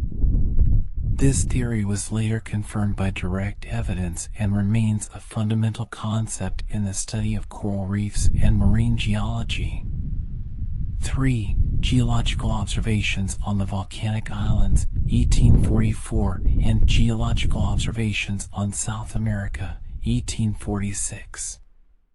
These two works were also based on Darwin's observations during the Beagle voyage and focused on the geology of volcanic islands and the South American continent.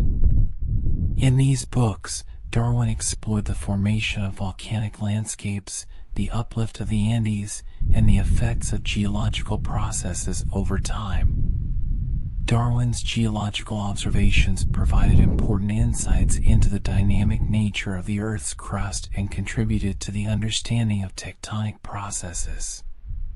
His work in geology demonstrated his ability to integrate field observations with theoretical analysis, a skill that would be crucial in his later biological research.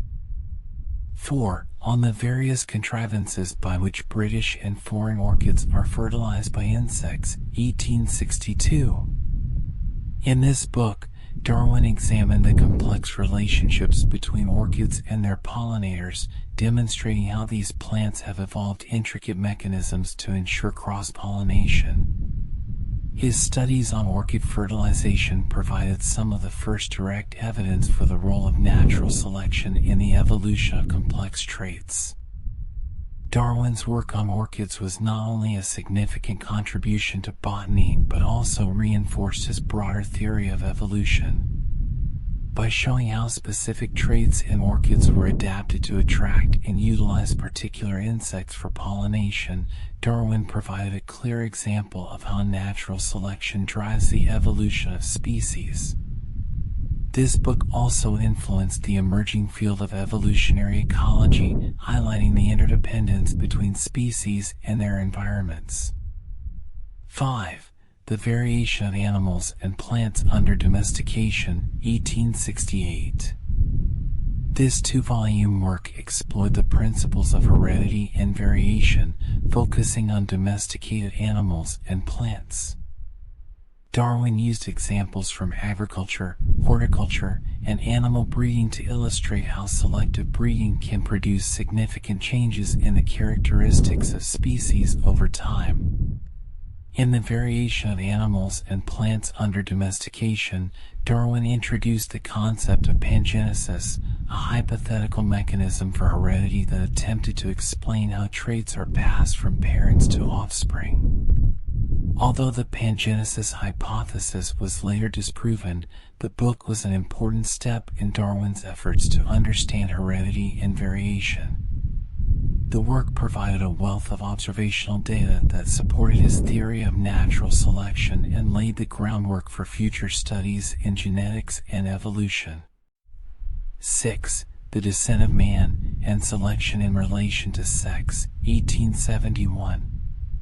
In The Descent of Man, Darwin applied his theory of evolution to humans, arguing that humans share a common ancestor with other primates. He explored the implications of this idea for understanding human anatomy, behavior, and society. The book also introduced the concept of sexual selection, which Darwin proposed as a mechanism that drives the evolution of traits that improve an individual's chances of mating. The Descent of Man was highly controversial because it challenged the prevailing view that humans were uniquely created and separate from other animals. Darwin's assertion that human beings evolved through the same processes as other species sparked widespread debate in both scientific and religious circles. Despite the controversy, the book was influential in shaping the field of anthropology and our understanding of human evolution. 7. The Expression of the Emotions in Man and Animals, 1872. This work examined how humans and animals express emotions through facial expressions, body language, and vocalizations. Darwin argued that many emotional expressions are universal across cultures and species, suggesting that they have an evolutionary basis. In the expression of the emotions in man and animals, Darwin proposed that emotional expressions evolved because they served important functions in communication and social interaction. The book was one of the first to apply evolutionary theory to psychology and anthropology, and it influenced the study of emotions, nonverbal communication, and the continuity between human and animal behavior. 8. The Power of Movement in Plants, 1880. In this book, Darwin explored how plants move in response to various environmental stimuli, such as light, gravity, and touch. He demonstrated that plants exhibit complex behaviors that allow them to adapt to their surroundings, challenging the notion that plants are passive organisms. The power of movement in plants introduced the concept of tropism and showed that the tips of plant shoots and roots are sensitive to environmental cues. This work laid the foundation for future research in plant physiology and highlighted the importance of understanding plant behavior in the context of evolution and adaptation. 9. The Formation of Vegetable Mold Through the Actions of Worms, 1881. One of Darwin's final scientific contributions, this book focused on the role of earthworms in soil formation and nutrient cycling. Darwin conducted numerous experiments to demonstrate how earthworms break down organic matter, aerate the soil, and promote plant growth. The formation of vegetable mold was a commercial success and received widespread acclaim. It highlighted Darwin's ability to find profound significance in the simplest aspects of nature and reinforced the idea that even small organisms play a vital role in the ecosystem. This work also contributed to the emerging field of ecology and influenced agricultural practices. Darwin's broader scientific contributions.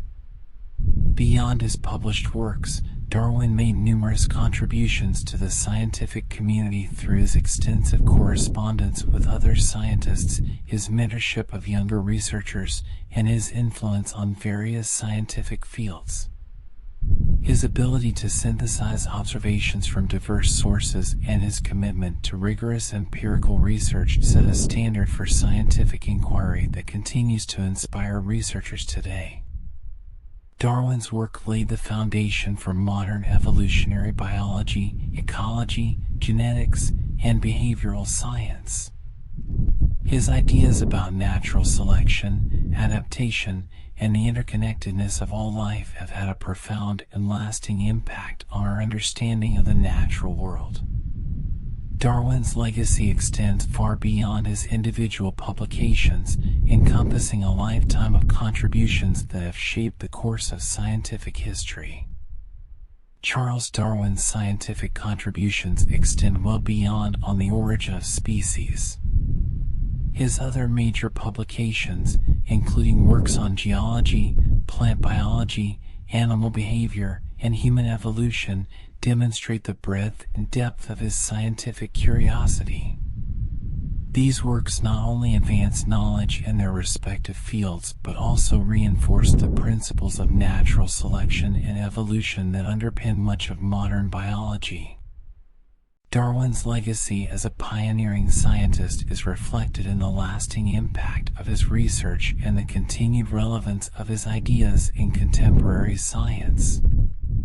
Charles Darwin, one of the most influential scientists in history, passed away on April 19, 1882, at the age of 73.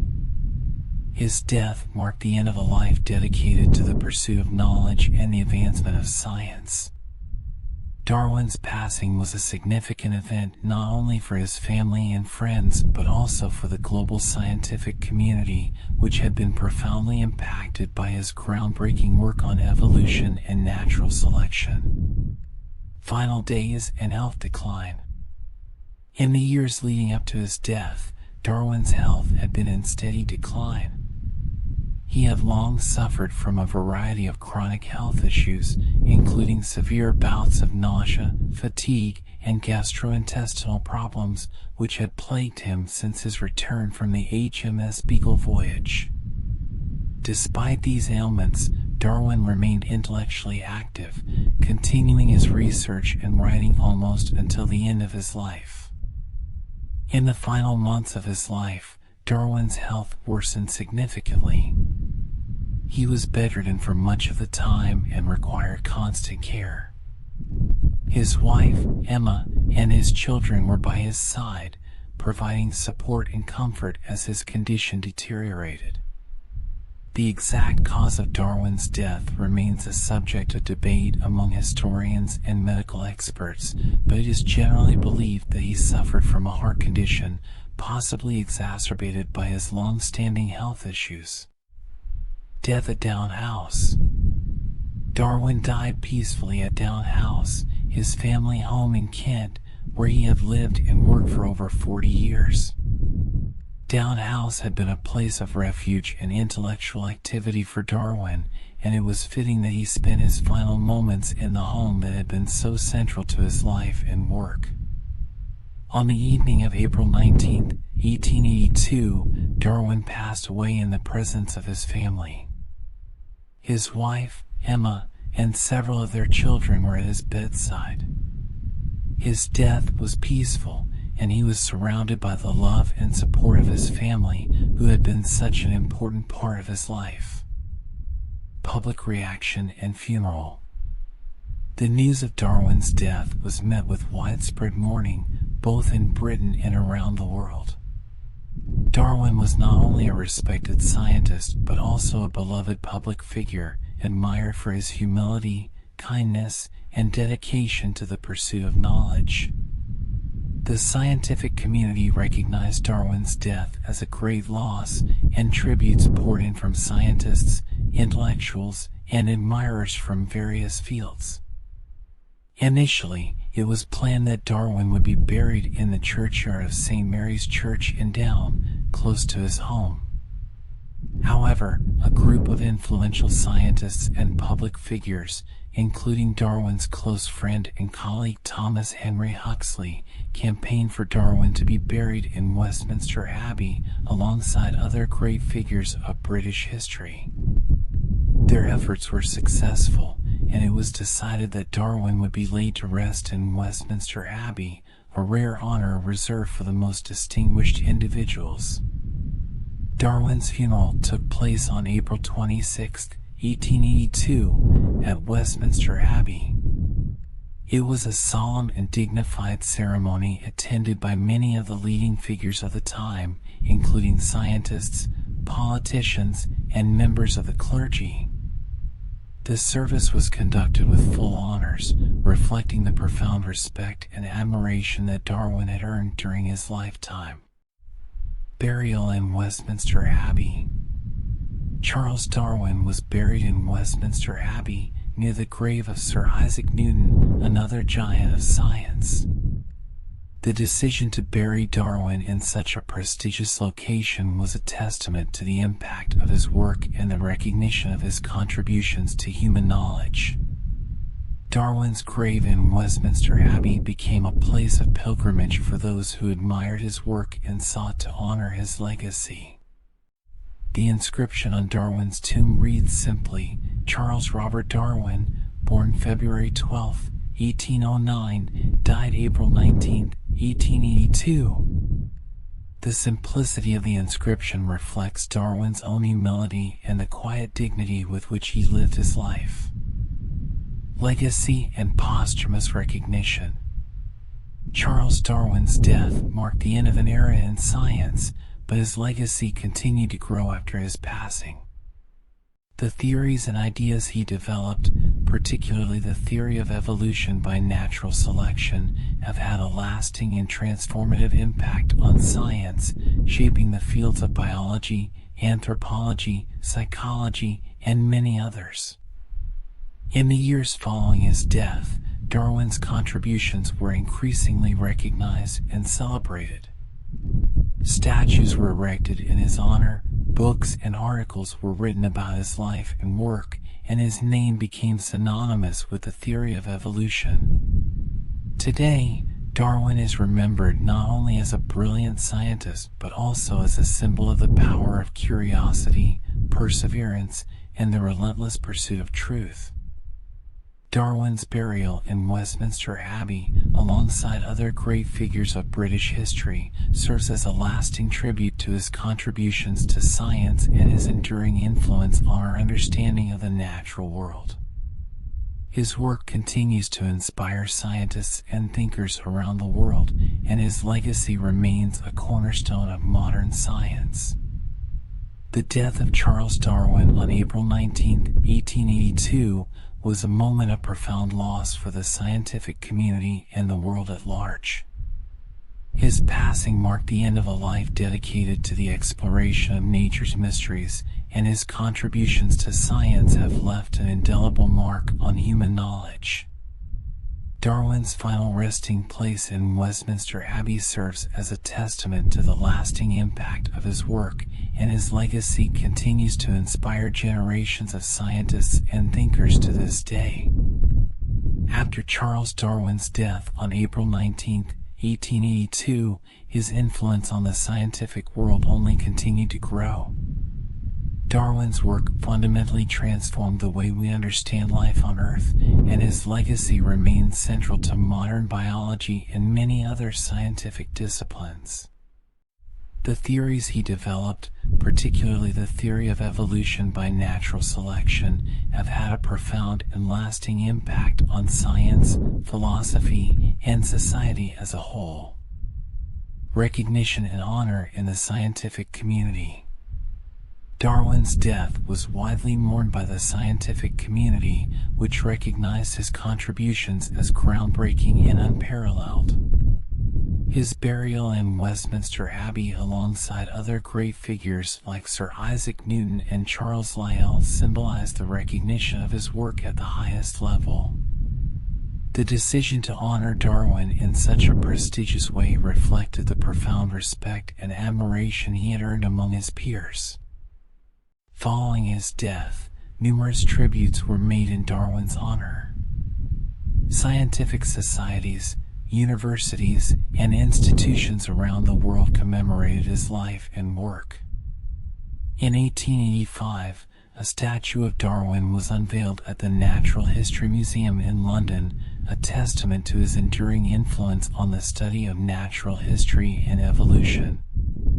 The statue, which stands in the museum's central hall, continues to be a focal point for visitors and a symbol of Darwin's contributions to science. The enduring impact of the theory of evolution.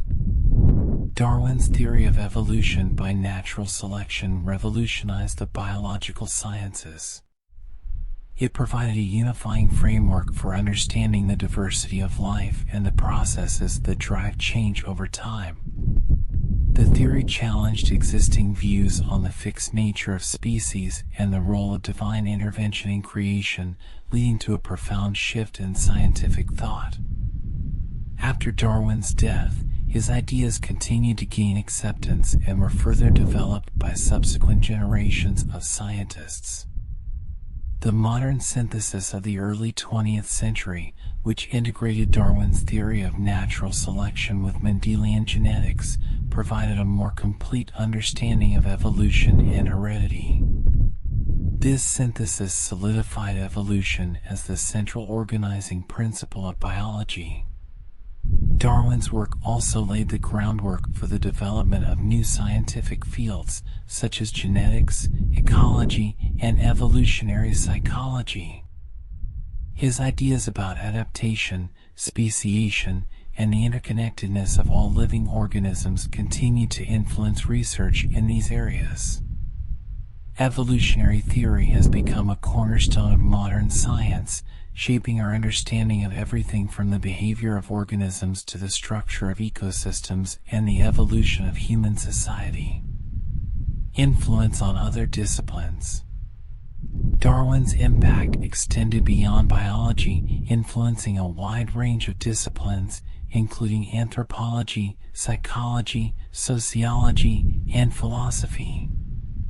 His ideas about the evolution of human beings, as presented in The Descent of Man, sparked debates about the nature of humanity, the origins of morality, and the development of social structures. In anthropology, Darwin's work influenced the study of human evolution, culture, and behavior. Anthropologists began to explore the evolutionary roots of human societies, using Darwin's ideas to understand how cultural practices and social institutions might have evolved in response to environmental pressures. In psychology, Darwin's exploration of emotions and the expression of the emotions in man and animals laid the groundwork for the study of evolutionary psychology. This field examines how human emotions, behaviors, and cognitive processes may have been shaped by evolutionary forces, providing insights into the biological basis of behavior. Darwin's work also had a profound impact on philosophy, particularly in the areas of ethics and epistemology. His ideas challenged traditional views of human nature and the role of humans in the natural world, leading to new philosophical inquiries about the nature of knowledge, the existence of free will, and the moral implications of evolutionary theory. Societal and cultural legacy. Darwin's legacy extends beyond the scientific and academic worlds into broader society and culture. His ideas have influenced literature, art, and popular culture, often becoming symbols of the struggle for knowledge and the pursuit of truth. The concept of survival of the fittest, although a simplification of Darwin's theory, has become part of the cultural lexicon, often used in discussions about competition, success, and human endeavor. Darwin's work also played a role in the debates about religion and science, particularly in the context of the perceived conflict between evolution and creationism. The publication of On the Origin of Species and The Descent of Man sparked widespread debates about the compatibility of religious beliefs with scientific evidence.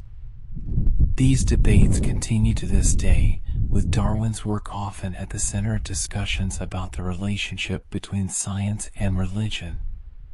Despite the controversies, Darwin's ideas have had a lasting influence on how we view our place in the universe. His theory of evolution challenged the notion of human exceptionalism and emphasized the continuity between humans and other forms of life.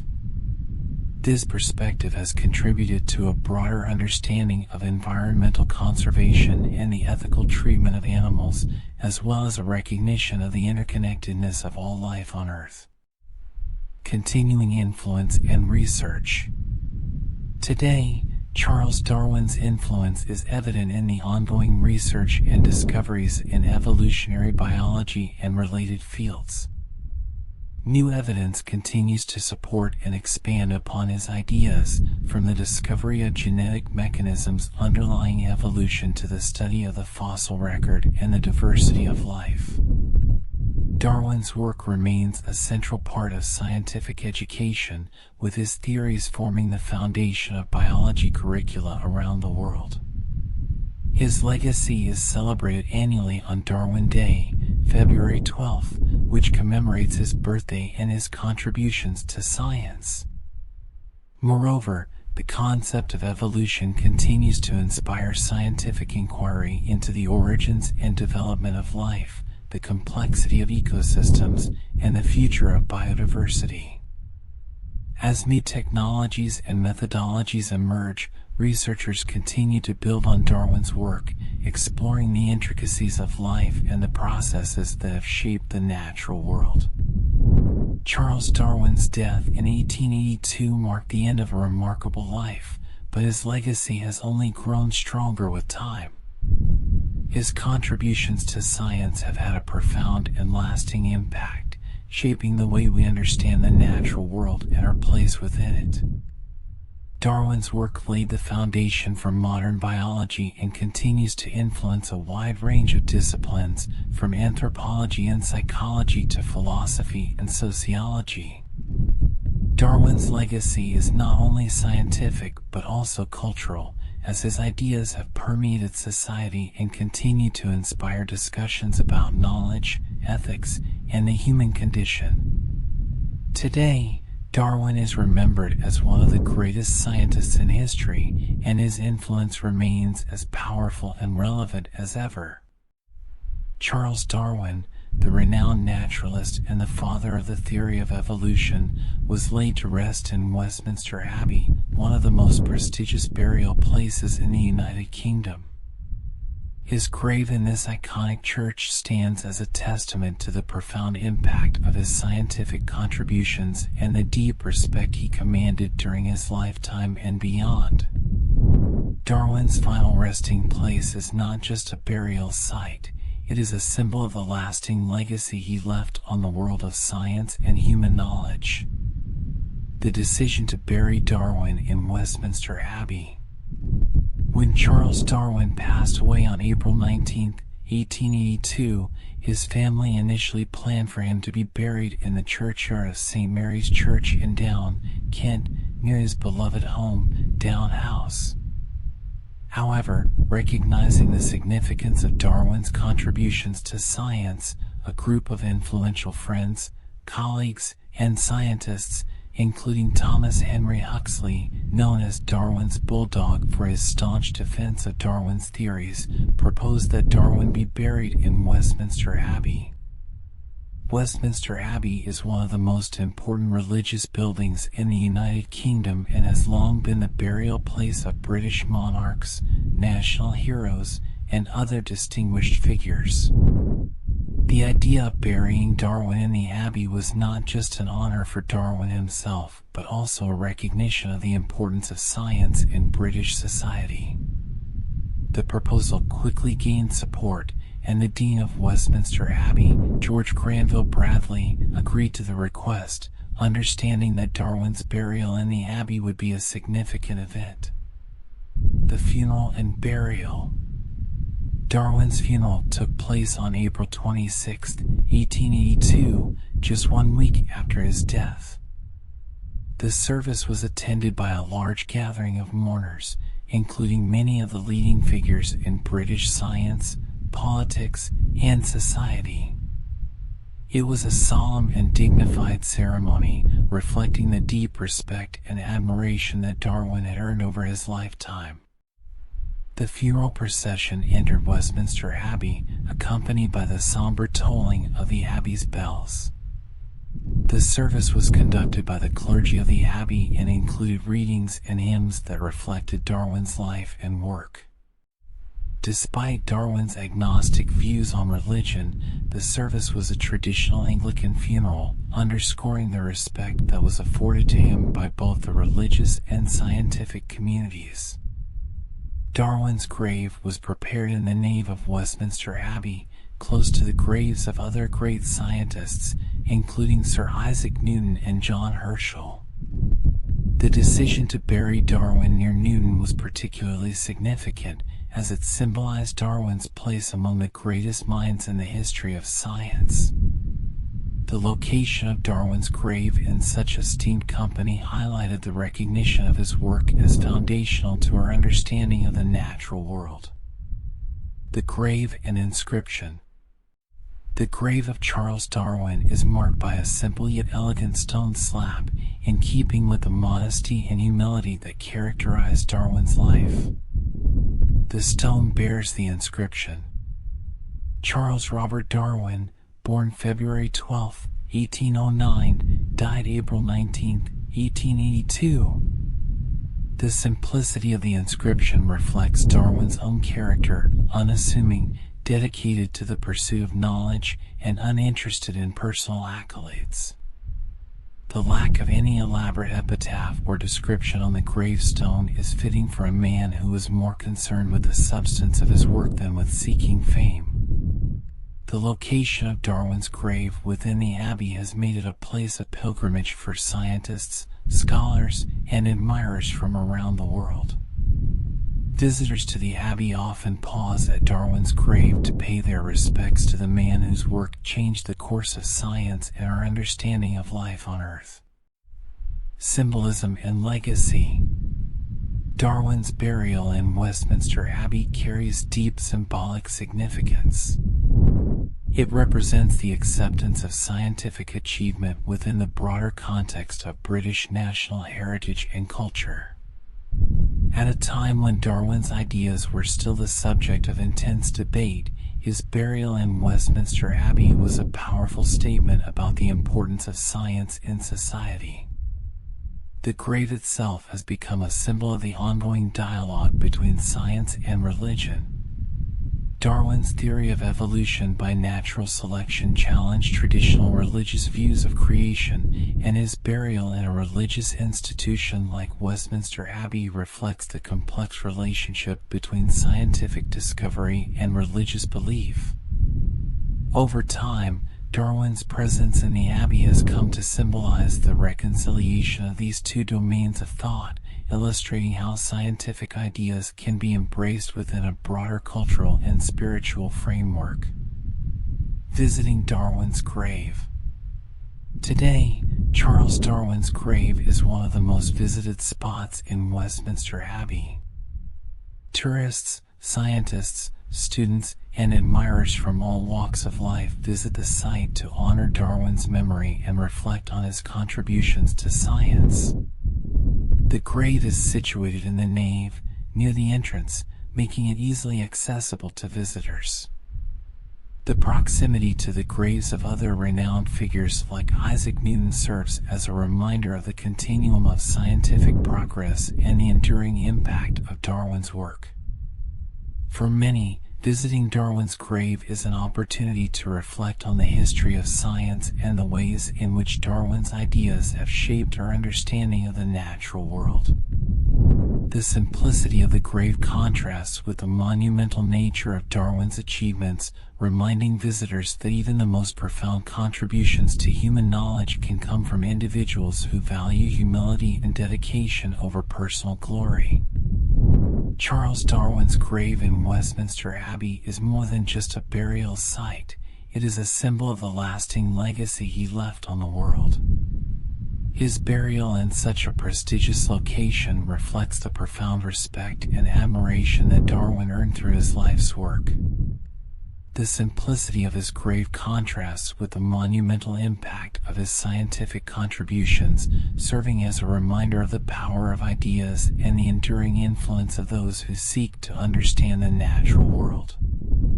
Darwin's final resting place continues to inspire visitors from around the world, reminding us of the importance of curiosity, inquiry, and the relentless pursuit of knowledge. His legacy, enshrined in Westminster Abbey, remains a testament to the enduring power of scientific discovery and its capacity to change our understanding of the world and our place within it. The decision to bury Charles Darwin in Westminster Abbey was not just a mark of personal honor, it carried profound scientific significance. This honor, typically reserved for monarchs, poets, and national heroes, represented the broader acceptance and recognition of Darwin's contributions to science.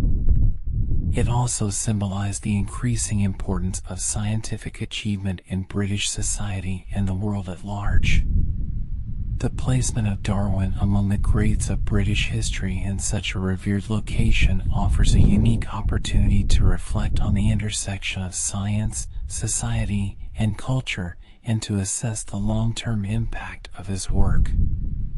Recognition of scientific achievement as national heritage. Darwin's burial in Westminster Abbey was a powerful statement about the role of science in the national identity of Britain. Historically, the Abbey had been a place where the achievements of monarchs, military leaders, and cultural figures were commemorated. By including Darwin among these figures, the nation acknowledged that scientific discovery and intellectual advancement were just as vital to the country's heritage as political and military achievements. This recognition was particularly significant in the context of the 19th century, a time when science was becoming increasingly professionalized and respected as a distinct and vital endeavor. Darwin's interment in Westminster Abbey signified that the contributions of scientists were not only valuable but also deserving of the highest honors. This event helped to elevate the status of science within society, encouraging the view that scientific achievements should be celebrated and remembered alongside the great cultural and historical milestones of a nation. Affirmation of the legitimacy of evolutionary theory. Darwin's burial in Westminster Abbey also served as an implicit endorsement of his theories, particularly the theory of evolution by natural selection. At the time of his death, Darwin's ideas were still controversial, especially in religious circles. However, by choosing to bury him in such a prestigious religious and cultural site, British society was, in a sense, affirming the legitimacy and importance of his scientific contributions. This act helped to solidify the place of evolutionary theory within the scientific community and broader public discourse. It suggested that Darwin's work, despite its challenges to traditional beliefs, was fundamentally sound and worthy of the nation's highest respect. The Abbey, as a place of both spiritual and intellectual significance, provided a unique setting where the reconciliation of science and religion could be symbolized, reflecting the growing acceptance of scientific explanations for natural phenomena within broader societal frameworks. Impact on the public perception of science. The burial of Darwin in Westminster Abbey had a significant impact on the public's perception of science and scientists. It sent a clear message that scientific inquiry was not only a valid but a noble pursuit, worthy of the highest societal honors. This was especially important in an era when science was becoming more specialized and less accessible to the general public. By placing Darwin in the Abbey, the nation made a statement that the contributions of scientists were integral to the progress and well-being of society. This event likely inspired future generations of scientists, reinforcing the idea that dedication to scientific inquiry could lead to lasting recognition and respect. It also contributed to the growing cultural narrative that placed science at the center of human progress, encouraging a broader appreciation of the role that science plays in understanding and improving the world. Cultural and educational legacy. Darwin's burial in Westminster Abbey also had a lasting impact on the cultural and educational landscape. The Abbey, as a site visited by millions of people from around the world, provides a constant reminder of Darwin's contributions to science. Visitors to the Abbey, whether they come for religious, historical, or educational reasons, are confronted with the reality of Darwin's legacy, prompting reflection on the importance of scientific discovery. For educators and students, Darwin's grave in such a prestigious location serves as a powerful symbol of the value of scientific inquiry. It reinforces the message that science is a crucial part of our collective history and that those who contribute to our understanding of the world deserve to be remembered and celebrated. This has had a lasting influence on how science is taught and perceived, particularly in discussions about the relationship between science, culture, and society. Influence on the relationship between science and religion. Darwin's interment in Westminster Abbey also represents an important moment in the ongoing dialogue between science and religion. While Darwin himself was agnostic and his theories challenged traditional religious views, his burial in a prominent religious institution suggests a growing willingness to engage with and incorporate scientific ideas within a religious context. This event can be seen as a step toward reconciling scientific and religious worldviews, at least within the cultural and intellectual milieu of the time. It reflects the possibility of coexistence and dialogue between different ways of understanding the world, encouraging a more nuanced and integrated approach to questions about the origins of life and the nature of existence. Long-term impact and legacy. The long-term impact of Darwin's burial in Westminster Abbey is evident in the continued reverence for his work and the ongoing influence of his ideas. The Abbey itself serves as a living monument to the legacy of scientific achievement, with Darwin's grave at its heart. This placement has helped to ensure that Darwin's contributions are not only remembered but also continually reevaluated and celebrated in light of new scientific discoveries and cultural developments. In the years since Darwin's death, the inclusion of other scientists in Westminster Abbey, such as the physicist Stephen Hawking, further underscores the significance of Darwin's burial there. It set a precedent for recognizing scientific contributions as an essential part of the nation's heritage and for celebrating the individuals who have expanded our understanding of the world. Charles Darwin's burial in Westminster Abbey was a moment of profound scientific and cultural significance. It represented the recognition of his contributions to science as being on par with the greatest achievements in British history and culture.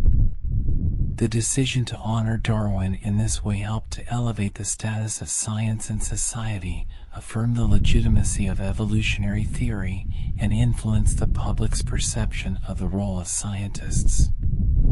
The ongoing legacy of Darwin's burial in Westminster Abbey is reflected in the continued reverence for his work, the inspiration it provides to future generations of scientists, and the symbolic reconciliation between science and religion that it represents. Darwin's grave in the Abbey stands as a lasting testament to the power of scientific discovery and the enduring impact of those who seek to understand the natural world. Charles Darwin's contributions to science, particularly his theory of evolution by natural selection, have profoundly shaped the field of modern biology. Darwin's ideas laid the foundation for understanding the diversity of life on Earth and have influenced nearly every aspect of biological research. His work not only revolutionized the way we think about the natural world, but also provided a unifying framework that continues to guide scientific inquiry in the 21st century. Evolution is the central unifying theory. Darwin's theory of evolution by natural selection is widely regarded as the central unifying theory in biology. Before Darwin, biology lacked a cohesive explanation for the diversity of life and the relationships between different species. Darwin's work provided the mechanism, natural selection, by which species could change over time, adapting to their environments and leading to the incredible variety of life forms we see today. In modern biology, evolution is the lens through which we understand the relationships between organisms, from the molecular level to entire ecosystems. It explains how species are related through common ancestry and how they have diverged to occupy different ecological niches. This understanding is fundamental to fields as diverse as genetics, ecology, and medicine. Advancements in genetics and molecular biology. While Darwin developed his theory of evolution without knowledge of the genetic mechanisms underlying inheritance, his ideas were later integrated with genetics to form the modern synthesis of evolutionary biology. The discovery of DNA and the principles of Mendelian genetics in the early 20th century provided the molecular basis for understanding how traits are inherited and how variation arises within populations, key components of Darwin's theory of natural selection. Today, the study of genetics and molecular biology is deeply rooted in evolutionary principles. The concept of genetic mutations as a source of variation, which can be acted upon by natural selection, is central to our understanding of how organisms evolve. Techniques such as DNA sequencing have allowed scientists to trace the evolutionary history of species, map genetic relationships, and study the molecular basis of adaptation and speciation. For example, the Human Genome Project, which mapped the entire human genome, was informed by evolutionary principles. By comparing the human genome with those of other species, scientists have been able to identify conserved genes and sequences, shedding light on our evolutionary past and the shared heritage of all living organisms. Phylogenetics and the Tree of Life. Darwin famously illustrated the idea of common descent with the metaphor of a tree of life, where all species are connected through branches that represent evolutionary relationships. This concept has become a cornerstone of modern phylogenetics, the study of evolutionary relationships among organisms. With advances in computational biology and molecular techniques, scientists have been able to construct detailed phylogenetic trees that map out the evolutionary history of life on Earth. These trees are based on genetic, morphological, and biochemical data, and they help us understand the evolutionary pathways that have led to the diversity of life forms we see today. Phylogenetics is used in various fields, including conservation biology, to identify species at risk of extinction, and in medicine, to trace the origins of diseases and understand their evolution. The concept of the tree of life, rooted in Darwin's work, continues to guide research across these diverse areas. Ecology and evolutionary biology. Darwin's work has had a profound impact on the field of ecology, particularly in understanding how species interact with their environments and each other. His observations of the competition for resources and the struggle for survival laid the groundwork for the study of population dynamics, species interactions, and community ecology. Modern ecology often incorporates evolutionary theory to explain patterns of biodiversity, species distribution, and ecosystem function. Concepts such as coevolution, where two or more species influence each other's evolutionary trajectory, are directly derived from Darwinian principles. This has important implications for understanding the dynamics of ecosystems and the conservation of biodiversity. For instance, the study of adaptive radiation, where a single species rapidly diversifies into multiple forms to exploit different ecological niches, is a direct application of Darwinian theory. The Galapagos finches, which Darwin studied and which later became a classic example of adaptive radiation, continue to be a model system for studying evolution in action. Evolutionary medicine. Another area where Darwin's ideas have had a lasting impact is evolutionary medicine, a field that applies evolutionary theory to understand health and disease. Evolutionary medicine explores how evolutionary principles can explain the origins of certain diseases, the body's responses to pathogens, and the development of medical conditions that may have had adaptive value in the past but are maladaptive in modern environments. For example, the concept of the evolutionary arms race between pathogens and their hosts helps explain the rapid evolution of antibiotic resistance in bacteria. Understanding the evolutionary pressures that drive the emergence of resistant strains is crucial for developing effective treatments and public health strategies. Evolutionary medicine also explores how the human body's adaptations to past environments may lead to health issues in contemporary settings. For instance, the thrifty gene hypothesis suggests that genes that were advantageous in environments where food was scarce may predispose individuals to obesity and diabetes in modern societies with abundant food. Behavioral and evolutionary psychology. Darwin's ideas about the evolution of behavior and emotions have also influenced the field of psychology, particularly in the development of evolutionary psychology. This field seeks to understand how evolutionary pressures have shaped human behavior, cognition, and social structures. Darwin's work on emotional expression in humans and animals laid the groundwork for the study of nonverbal communication and the biological basis of emotions.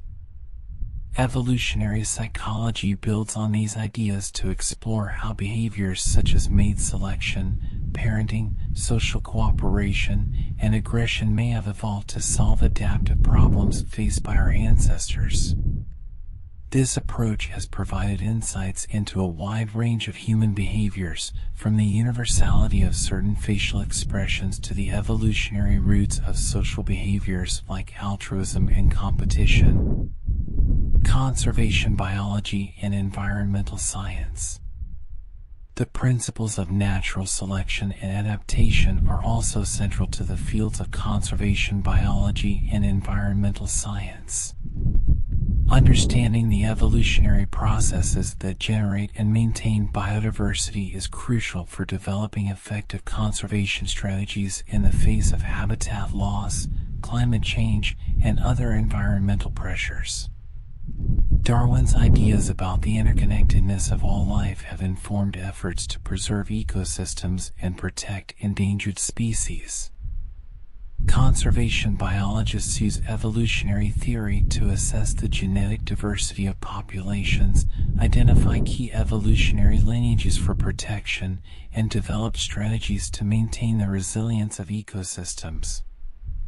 The concept of evolutionary adaptability is also important in addressing the challenges posed by climate change, as species must either adapt to changing conditions or face extinction. Darwin's work has provided the theoretical foundation for understanding these processes and guiding conservation efforts. Charles Darwin's work has had an enduring and transformative impact on modern biology. His theory of evolution by natural selection serves as the unifying framework for understanding the diversity of life, the relationships between species, and the processes that drive biological change. From genetics and molecular biology to ecology, medicine, and psychology, Darwin's ideas continue to influence research and shape our understanding of the natural world. The legacy of Darwin's work is evident in the ongoing exploration of evolutionary processes, the application of evolutionary principles in various scientific fields, and the recognition of the interconnectedness of all life on Earth. As new technologies and discoveries continue to advance our knowledge, Darwin's contributions remain as relevant and foundational as ever, guiding the pursuit of answers to some of the most fundamental questions in biology. Charles Darwin's theory of evolution by natural selection is one of the most profound scientific concepts ever developed. While its primary influence is within the field of biology, the principles of evolution have also permeated and profoundly influenced a wide range of other scientific disciplines. The concept of evolution as a process of change over time, driven by natural forces, has been applied to fields as diverse as anthropology, psychology, sociology, and even economics and technology. This interdisciplinary impact underscores the theory's broad explanatory power and its relevance to understanding complex systems across various domains. 1. Anthropology. The theory of evolution has had a transformative impact on anthropology, particularly in the study of human origins, behavior, and cultural development. Darwin's ideas provide a scientific framework for understanding how humans evolved from common ancestors shared with other primates. Human evolution. Darwin's theory directly influenced paleoanthropology, the study of ancient human species and their ancestors. The fossil record, combined with genetic evidence, has allowed anthropologists to trace the evolutionary history of humans, providing insights into our physical development, migration patterns, and adaptations to different environments. Cultural evolution. Beyond biological evolution, Darwin's ideas have also been applied to the evolution of human culture. Anthropologists have explored how cultural practices, social structures, and technologies evolve through mechanisms analogous to natural selection. Concepts like memes, which are units of cultural transmission, have been proposed to explain how ideas and behaviors spread and persist within societies. 2. Psychology. Evolutionary theory has significantly influenced the field of psychology, particularly in the development of evolutionary psychology, which seeks to understand the human mind and behavior through the lens of evolution. Behavioral adaptations. Evolutionary psychology explores how the behaviors that were advantageous for survival and reproduction in ancestral environments may still influence modern human behavior. For example, traits like mate selection preferences, aggression, and social cooperation are examined as adaptations shaped by evolutionary pressures. Emotional expressions. Darwin's work on the expression of emotions in humans and animals laid the groundwork for understanding the evolutionary basis of emotional responses. This has led to the study of how certain emotional expressions, such as fear or happiness, may have evolved to enhance communication and survival. 3. Sociology. Sociology, the study of human societies and social behavior, has also been influenced by evolutionary theory, particularly in understanding how social structures and behaviors evolve over time. Social Darwinism. Although a controversial and largely discredited application, social Darwinism attempted to apply the concept of survival of the fittest to human societies. It suggested that social hierarchies and inequalities were the result of natural selection. While this interpretation has been criticized for its ethical implications, it highlights the impact of evolutionary ideas on social theory. Cultural evolution. More scientifically grounded applications of evolutionary theory in sociology include the study of cultural evolution, where social practices, norms, and institutions are understood as evolving entities. This perspective allows sociologists to analyze how social behaviors change in response to environmental pressures, competition, and cooperation within and between groups. 4. Economics. Economics, traditionally a social science focused on the production, distribution, and consumption of goods and services, has also drawn on evolutionary concepts to explain economic behavior and market dynamics. Evolutionary economics. This branch of economics applies Darwinian principles to understand how economic systems evolve over time. Concepts such as competition, adaptation, and selection are used to explain how businesses, technologies, and market strategies change in response to economic pressures. Evolutionary economics challenges the notion of static equilibrium, emphasizing instead the dynamic processes of innovation and change. Innovation and technological change. In the context of technology and innovation, evolutionary theory helps explain how new technologies emerge, compete, and sometimes become obsolete. The idea of creative destruction, where new innovations displace old ones, parallels the evolutionary process of natural selection, where new traits or species replace those that are less adapted to changing environments. 5. Medicine. Evolutionary theory has had a profound impact on medicine, particularly in understanding the origins and spread of diseases, as well as the development of treatment strategies. Evolutionary medicine. This field applies evolutionary principles to understand health and disease. It examines how the human body's evolutionary history has shaped its vulnerabilities to certain diseases. For example, the evolutionary mismatch hypothesis suggests that many modern health problems, such as obesity and cardiovascular disease, arise because our bodies are adapted to environments that are very different from those we live in today. Antibiotic resistance. The concept of natural selection is crucial in understanding the development of antibiotic resistance.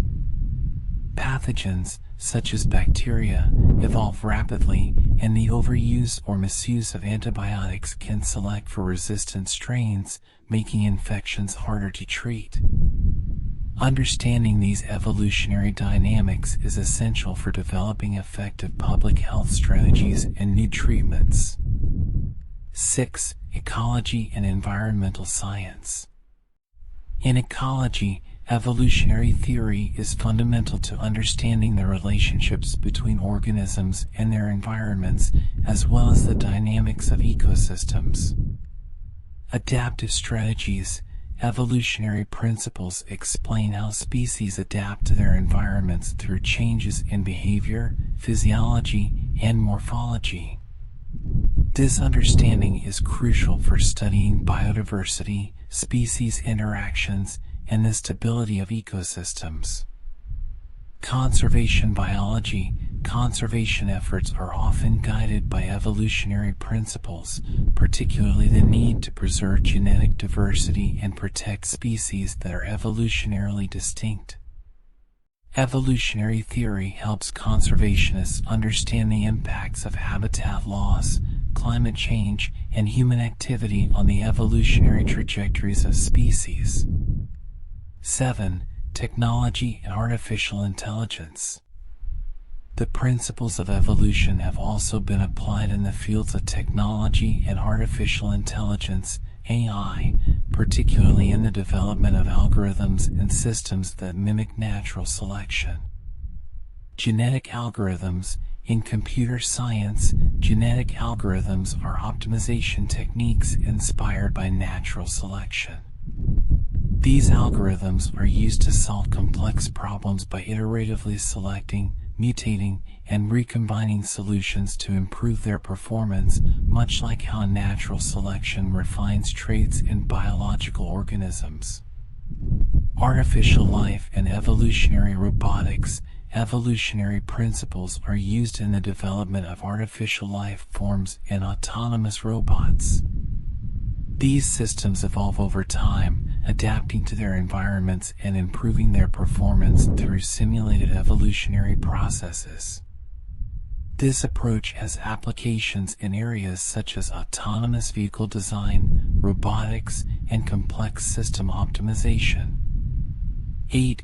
Philosophy. Darwin's theory of evolution has also had a profound impact on philosophy, particularly in areas such as ethics, epistemology, and the philosophy of science. Ethics and morality. Darwin's ideas have influenced debates about the origins of morality and the nature of ethical behavior. Evolutionary ethics explores how moral behaviors might have evolved to promote social cohesion and cooperation, raising questions about the basis of moral values and the role of evolution in shaping human societies. Epistemology. Evolutionary epistemology examines how our cognitive faculties, such as perception, reasoning, and language, may have evolved to help us navigate and understand the world. This perspective has implications for understanding the reliability of human knowledge and the limits of our cognitive abilities. Conclusion. Charles Darwin's theory of evolution by natural selection has had a far-reaching impact on a wide range of scientific disciplines beyond biology. Its principles have been applied to understand human behavior, social structures, economic systems, and even the development of technology and artificial intelligence.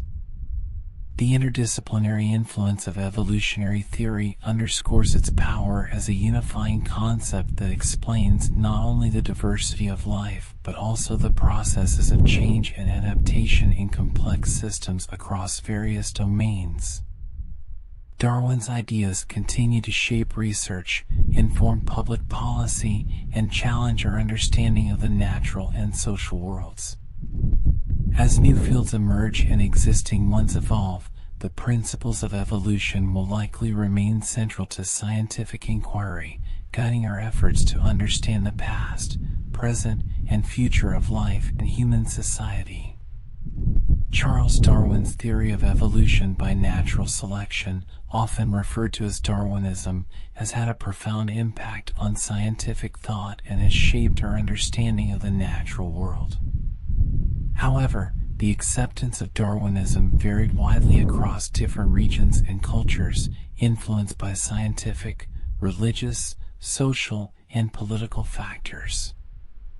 Over time, Darwinism has become a foundational theory in biology, but its journey to global acceptance was complex and often met with resistance. Early reception in Britain and Europe. When Darwin published On the Origin of Species in 1859, the response in Britain and Europe was mixed. Among scientists, the book was generally well received, particularly by younger naturalists and biologists who were eager for a new framework to explain the diversity of life. Figures like Thomas Henry Huxley, known as Darwin's bulldog, passionately defended Darwin's ideas and helped to promote them within the scientific community.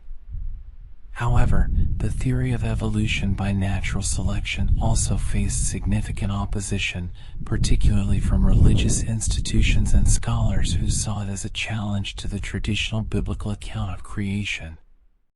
The idea that species could evolve over time, driven by natural processes rather than divine intervention, was controversial and sparked intense debates. In Britain, the Anglican Church and many conservative scholars initially resisted Darwinism. However, over time, as more evidence supporting evolution accumulated and as Darwin's ideas were integrated with other scientific discoveries, such as Mendelian genetics, Darwinism gained broader acceptance within the scientific community and eventually among the public. In continental Europe, the reception of Darwinism was similarly varied. In Germany, Darwin's ideas were embraced by many scientists and intellectuals, particularly those interested in naturalism and materialism. In France, however, there was more skepticism, partly due to the influence of other scientific theories, such as Lamarckism, which proposed that characteristics acquired during an organism's lifetime could be inherited. Acceptance in North America. In the United States, Darwinism initially encountered significant resistance, particularly from religious groups. The American scientific community was slower to embrace evolution than their European counterparts, partly due to the strong influence of Christian fundamentalism. The famous Scopes monkey trial in 1925 highlighted the deep cultural and religious divisions over the teaching of evolution in American schools. The trial, in which high school teacher John Scopes was prosecuted for teaching evolution, became a national spectacle and a battleground between modernist and traditionalist views. Although Scopes was found guilty, the trial brought widespread attention to the issue and ultimately contributed to the gradual acceptance of evolution in American education and public life. Despite this, resistance to Darwinism persisted in the U.S., particularly in regions where religious fundamentalism was strong. The debate over evolution versus creationism continued throughout the 20th century and remains a contentious issue in some parts of the country today. However, within the American scientific community, Darwinism eventually became widely accepted as the foundation of modern biology. The synthesis of Darwin's ideas with genetics, known as the modern synthesis, helped solidify the theory's scientific legitimacy, and by the mid-20th century, evolution was widely taught in American universities and schools. Acceptance in Asia. The reception of Darwinism in Asia varied widely depending on the country and the prevailing cultural and religious attitudes. In Japan, Darwin's ideas were introduced in the late 19th century and were relatively quickly integrated into the scientific community. The Meiji Restoration, which marked Japan's rapid modernization and embrace of Western science, facilitated the acceptance of Darwinism among Japanese intellectuals and scholars. In China, the introduction of Darwinism was more complex. During the late Qing dynasty and the early Republic of China period, Darwin's ideas were introduced through translations of Western scientific works. Some Chinese scholars and reformers saw Darwinism as a powerful tool for modernizing China and for understanding social and political change. However, the theory also faced resistance from traditional Confucian scholars who were wary of Western ideas. In India, Darwinism was introduced during British colonial rule. While some Indian intellectuals and reformers embraced Darwin's ideas as part of a broader interest in science and modernity, others were skeptical or resistant due to religious and cultural factors. Hinduism, with its ancient texts and cosmological views, provided alternative explanations for the origins of life, and this influenced the reception of Darwinism in India. In Southeast Asia, the acceptance of Darwinism was influenced by the region's colonial history and the introduction of Western education systems.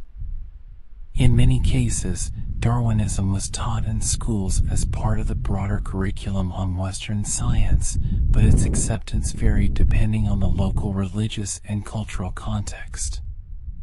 Acceptance in the Islamic world. In the Islamic world, the reception of Darwinism has been complex and varied. While some Muslim scholars and intellectuals have accepted evolution as compatible with Islamic teachings, others have rejected it as contradictory to the Quranic account of creation. In the late 19th and early 20th centuries, Darwin's ideas were introduced to the Muslim world primarily through translations of Western scientific works. Some Muslim scholars, particularly those influenced by modernist movements, sought to reconcile Darwinism with Islam by interpreting the Quran in a way that allowed for the possibility of evolution. Others, however, saw Darwinism as a threat to Islamic teachings and rejected it outright. In contemporary times, the acceptance of Darwinism varies widely across the Islamic world. In some countries, such as Turkey, the teaching of evolution in schools has been a contentious issue, with ongoing debates about its compatibility with Islamic beliefs. In other Muslim-majority countries, Darwinism is taught as part of the science curriculum, but it may be presented alongside religious explanations of creation. Global influence and modern acceptance. Today, Darwinism is widely accepted as the foundation of modern biology and is taught in schools and universities around the world. The theory of evolution by natural selection is considered one of the most well-supported and robust scientific theories, supported by a vast body of evidence from multiple disciplines, including genetics, paleontology, and comparative anatomy. However, the acceptance of Darwinism is not uniform across all regions or among all populations. In some parts of the world, particularly in areas with strong religious fundamentalism, Darwinism continues to face resistance. Debates over the teaching of evolution versus creationism or intelligent design continue in some countries, particularly in the United States and parts of the Middle East. Despite these challenges, the global influence of Darwinism is undeniable. It has shaped not only the biological sciences but also our broader understanding of life, humanity's place in the natural world, and the processes that drive change over time. Darwin's ideas have permeated many aspects of modern thought, influencing fields as diverse as psychology, sociology, and even economics. The global acceptance of Darwinism has been a complex and multifaceted process influenced by cultural, religious, and scientific factors. While Darwin's ideas were initially met with resistance in many parts of the world, over time they have become the cornerstone of modern biology and a key component of scientific education. Today, Darwinism is widely accepted in most countries, although debates about its implications and compatibility with religious beliefs continue in some regions. Despite these ongoing challenges, the theory of evolution by natural selection remains one of the most powerful and unifying concepts in science, offering profound insights into the nature of life and the processes that shape our world. Charles Darwin's legacy remains one of the most influential in the history of science. His theory of evolution by natural selection not only revolutionized our understanding of life on Earth, but also laid the foundation for many modern scientific disciplines. Today, Darwin's work continues to be of profound importance, providing a framework for ongoing research and inspiring future generations of scientists to explore the mysteries of the natural world. The enduring importance of Darwin's legacy. Darwin's contributions to science, particularly his theory of evolution, are as relevant today as they were over a century ago. The principles he outlined in On the Origin of Species continue to underpin modern biology, serving as the cornerstone of evolutionary theory.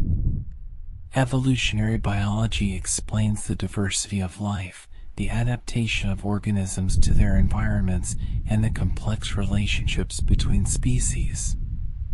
It is integral to understanding everything from the development of antibiotic resistance in bacteria to the preservation of biodiversity in ecosystems.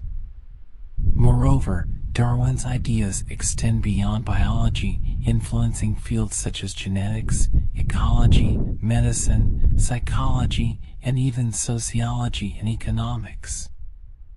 The concept of natural selection has been applied to understand a wide range of phenomena, from the behavior of financial markets to the evolution of human culture.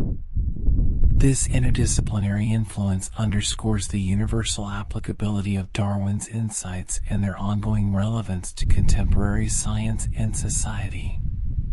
Darwin's legacy is also reflected in the way scientific research is conducted today. His commitment to careful observation, empirical evidence, and rigorous experimentation set a standard for scientific inquiry that continues to guide researchers across disciplines.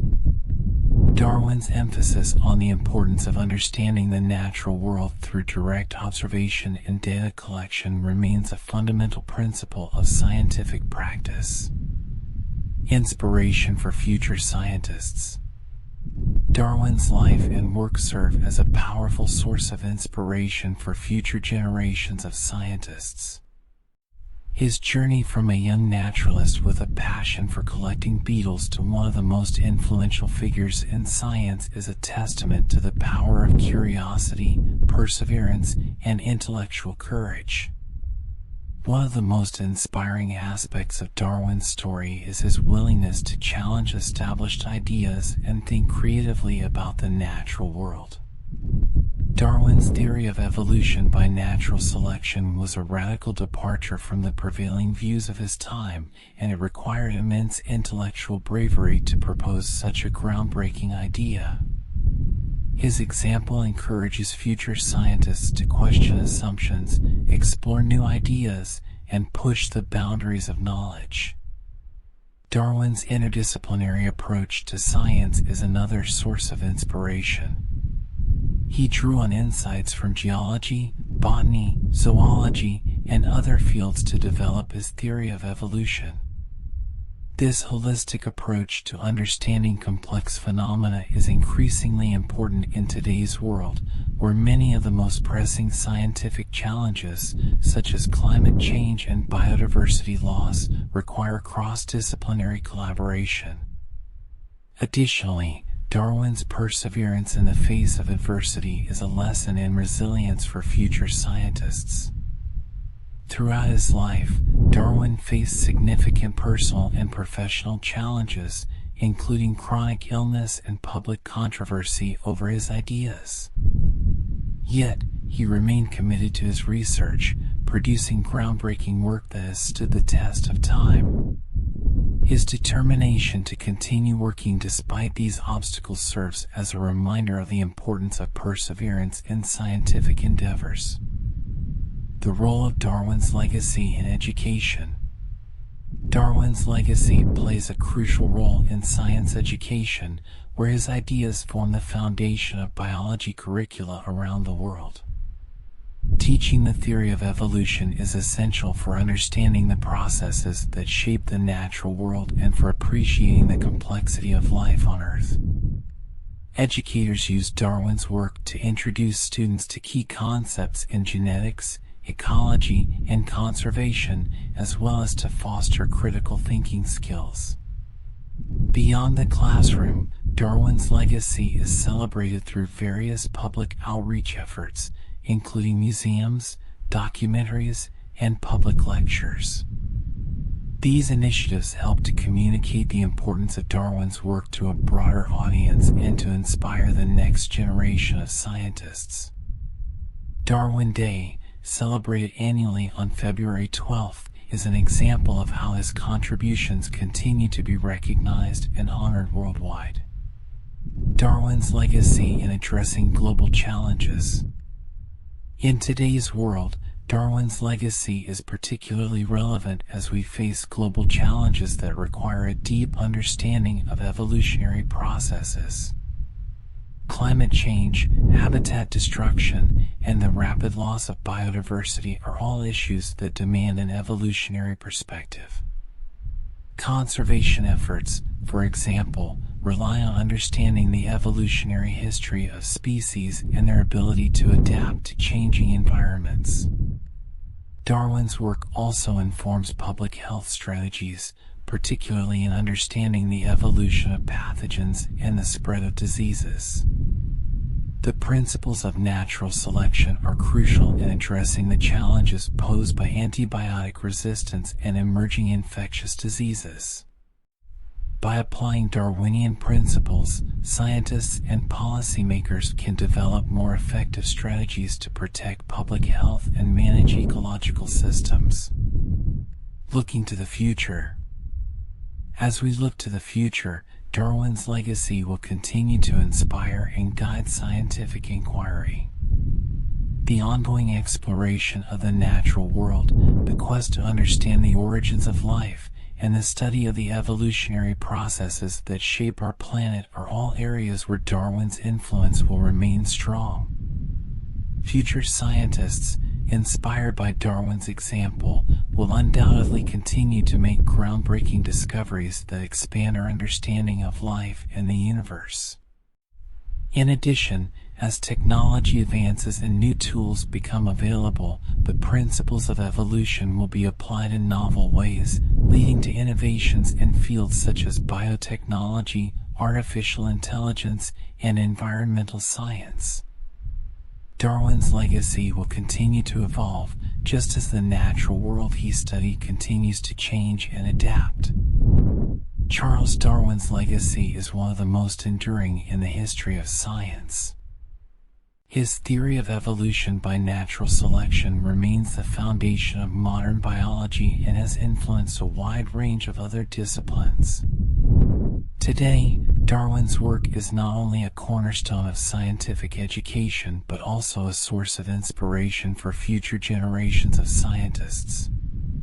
His commitment to understanding the natural world, his intellectual bravery, and his perseverance in the face of adversity continue to inspire those who seek to explore the mysteries of life. As we face the challenges of the 21st century, Darwin's legacy will continue to guide scientific inquiry and inform our efforts to understand and protect the natural world. His work serves as a reminder of the power of curiosity, the importance of evidence-based reasoning, and the profound impact that one individual can have on the course of human knowledge. Charles Darwin is celebrated as one of the greatest scientists in history, best known for his groundbreaking theory of evolution by natural selection. However, Darwin's journey to becoming a renowned naturalist was filled with both significant achievements and considerable challenges. His life's work, which revolutionized the understanding of the natural world, was shaped by perseverance, intellectual curiosity, and a steadfast commitment to scientific inquiry, all while he faced numerous personal and professional obstacles. Early life and education. Charles Darwin was born on February 12, 1809, in Shrewsbury, England, into a well-respected and affluent family. His father, Dr. Robert Darwin, was a successful physician, and his grandfather, Erasmus Darwin, was a prominent physician and intellectual. Despite this privileged background, Darwin's early academic performance was unremarkable. He struggled in school, particularly with subjects like Latin and mathematics, and showed little interest in a traditional education. However, Darwin was passionate about the natural world from a young age. He spent much of his childhood collecting beetles, rocks, and other specimens, fostering an early interest in natural history. This curiosity eventually led him to study medicine at the University of Edinburgh, although he found this subject uninspiring and was repelled by the brutality of surgical procedures. Darwin's lack of interest in medicine was a source of tension with his father, who had hoped his son would follow in his footsteps. Recognizing that Darwin was not suited to a medical career, his father encouraged him to study theology at the University of Cambridge with the idea that he might become a clergyman. Although Darwin did not have a strong religious calling, he agreed to the plan. At Cambridge, Darwin was exposed to the works of natural theologians and naturalists, which rekindled his passion for the natural sciences. His friendship with botanist John Stevens Henslow was particularly influential, leading to opportunities that would shape his future career. The voyage of the Beagle. One of the most significant turning points in Darwin's life came when Henslow recommended him for the position of naturalist on the HMS Beagle, a British naval survey ship. The Beagle was set to embark on a 5-year voyage to map the coastlines of South America and the Pacific. Although his father initially opposed the idea, Darwin was determined to seize the opportunity, and in 1831, at the age of 22, he set sail on what would become one of the most famous scientific expeditions in history. During the voyage, Darwin collected a vast array of specimens and made meticulous observations of the natural world. His experiences in the Galapagos Islands, in particular, were pivotal in shaping his ideas about species variation and adaptation. The differences he observed among the finches on the various islands led him to question the idea of fixed species and consider the possibility of evolution through natural processes. The voyage of the Beagle was not without its challenges. Darwin suffered from severe seasickness throughout the journey, and the long periods away from home were emotionally taxing. However, the experience was transformative, providing Darwin with the material and inspiration that would eventually lead to his theory of evolution by natural selection. Developing the theory of evolution. After returning to England in 1836, Darwin began the long process of analyzing his findings from the Beagle voyage. He meticulously studied his specimens, conducted experiments, and corresponded with other scientists. Over time, he became increasingly convinced that species were not immutable but rather evolved over time through a process of natural selection, where organisms with advantageous traits were more likely to survive and reproduce. Despite his growing confidence in his theory, Darwin was acutely aware of the potential controversy it could generate. The idea that species, including humans, could evolve through natural processes challenged the prevailing religious and scientific views of the time, which held that species were created by God and were unchanging. Fearing backlash, Darwin hesitated to publish his findings and spent more than 20 years refining his ideas and gathering evidence. During this period, Darwin faced numerous challenges, including chronic health problems that plagued him for much of his adult life. He suffered from recurring bouts of nausea, vomiting, and severe fatigue, which were often debilitating and interfered with his work. The exact cause of Darwin's illness remains unclear, but it may have been related to a tropical disease contracted during the Beagle voyage, or it could have been psychosomatic, exacerbated by the stress of his work and the fear of public scrutiny. The publication of On the Origin of Species.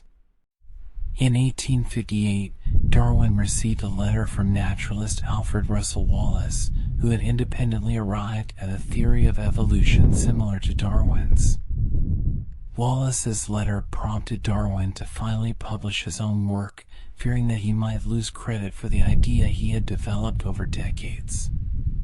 In 1859, Darwin published On the Origin of Species by Means of Natural Selection, a book that would forever change the course of science.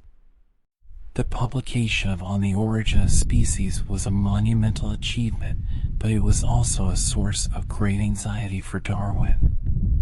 He anticipated strong opposition, particularly from religious groups, and was concerned about the impact of his ideas on his family and his own reputation. Indeed, the book did provoke controversy, with critics arguing that it contradicted the biblical account of creation and undermined the moral and religious foundations of society. Despite the controversy, Darwin's work was also met with widespread interest and support from the scientific community. Over time, as more evidence supporting evolution accumulated, On the Origin of Species became one of the most influential scientific books ever written. Darwin's ideas laid the groundwork for modern evolutionary biology and reshaped the way scientists and the public understood the natural world. Throughout his life, Darwin's personal and family relationships were a source of both support and strain. In 1839, he married his first cousin, Emma Wedgwood, with whom he had 10 children. The couple shared a deep affection for one another, and Emma was a constant source of support for Darwin, particularly during his periods of ill health. She also assisted him with his work, often acting as his editor and providing valuable feedback on his writing. However, Darwin's marriage to Emma was not without its challenges. Emma was deeply religious, and Darwin's growing skepticism about religious beliefs and his theory of evolution created a tension between them. Darwin was acutely aware of the potential impact of his ideas on his wife's faith, and this added to his reluctance to publish his work. The Darwins faced personal tragedies as well, including the loss of 3 of their children at young ages. The death of their daughter Annie in 1851 was particularly devastating for Darwin, causing him to question the existence of a benevolent God and further deepening his doubts about religion. In his later years, Darwin continued to conduct research and publish influential works, including The Descent of Man, in which he applied his theory of evolution to human beings, and The Expression of the Emotions in Man and Animals, which explored the evolutionary basis of emotions. Despite his ongoing health issues, Darwin remained intellectually active and engaged with the scientific community until his death. Darwin passed away on April 19, 1882, at the age of 73. He was buried in Westminster Abbey, an honor that reflected the immense respect and admiration he had earned during his lifetime. Darwin's burial in such a prestigious location symbolized the recognition of his contributions to science and his enduring legacy. Charles Darwin's life was marked by extraordinary achievements and significant challenges. His groundbreaking work on the theory of evolution by natural selection revolutionized our understanding of the natural world and laid the foundation for modern biology. Despite facing personal and professional obstacles, including chronic illness, public controversy, and the loss of loved ones, Darwin's perseverance and dedication to science allowed him to make one of the most important contributions in the history of science. Darwin's legacy continues to inspire scientists and thinkers around the world, reminding us of the power of curiosity, the importance of evidence-based reasoning, and the impact that one individual can have on the course of human knowledge. Charles Darwin's theory of evolution by natural selection, first articulated in his seminal work on the origin of species in 1859, sparked one of the most profound revolutions in the history of science and society. The theory challenged long-held beliefs about the origins and development of life on Earth, leading to a paradigm shift that reshaped the fields of biology, anthropology, and beyond. Its implications extended far beyond the scientific community, influencing philosophical, religious, and cultural discussions, and provoking debates that continue to resonate today. Revolution in the scientific world. Before Darwin, the dominant view in the scientific community was that species were immutable, each created separately by a divine being. The prevailing belief was that the Earth was relatively young, and life forms have remained largely unchanged since their creation. The idea of species evolving over time through natural processes was not widely accepted or understood.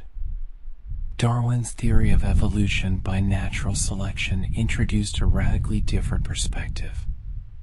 He proposed that species are not fixed but evolve over time through a process of natural selection, where individuals with advantageous traits are more likely to survive and reproduce, passing those traits on to future generations.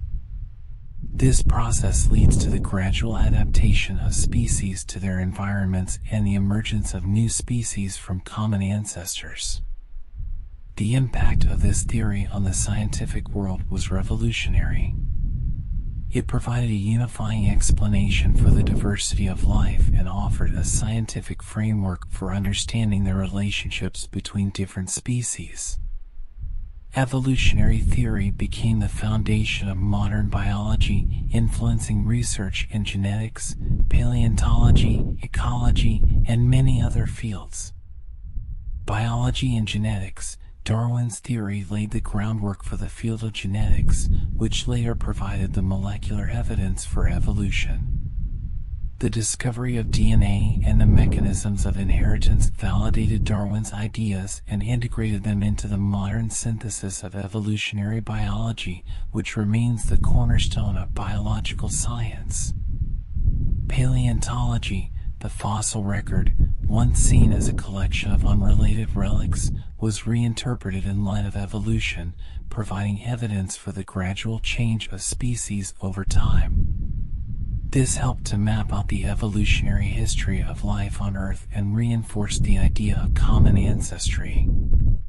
Ecology. Darwin's work also influenced the study of ecosystems and species interactions.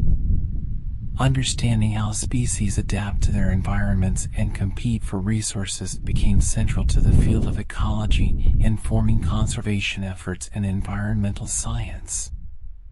The theory of evolution also spurred the development of new research methodologies, such as comparative anatomy and phylogenetics, which allowed scientists to study evolutionary relationships and trace the lineage of species.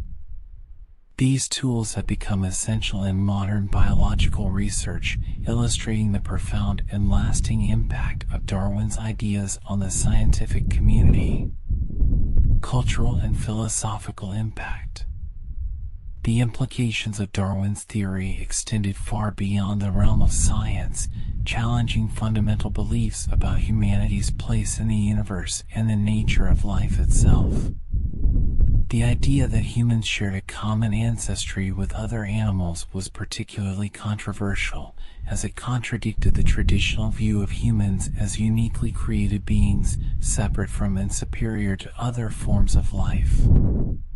Philosophical challenges. Darwin's theory raised important philosophical questions about the nature of existence, the meaning of life, and the role of humanity in the natural world.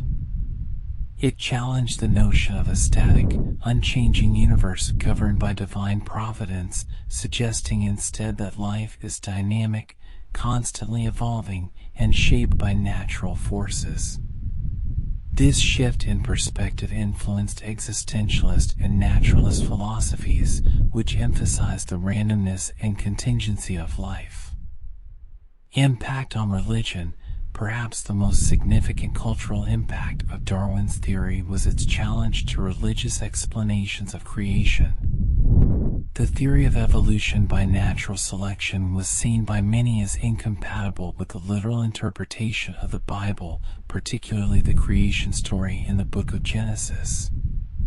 This led to intense debates between science and religion, with some religious leaders condemning Darwin's ideas as heretical, while others sought to reconcile evolution with their faith.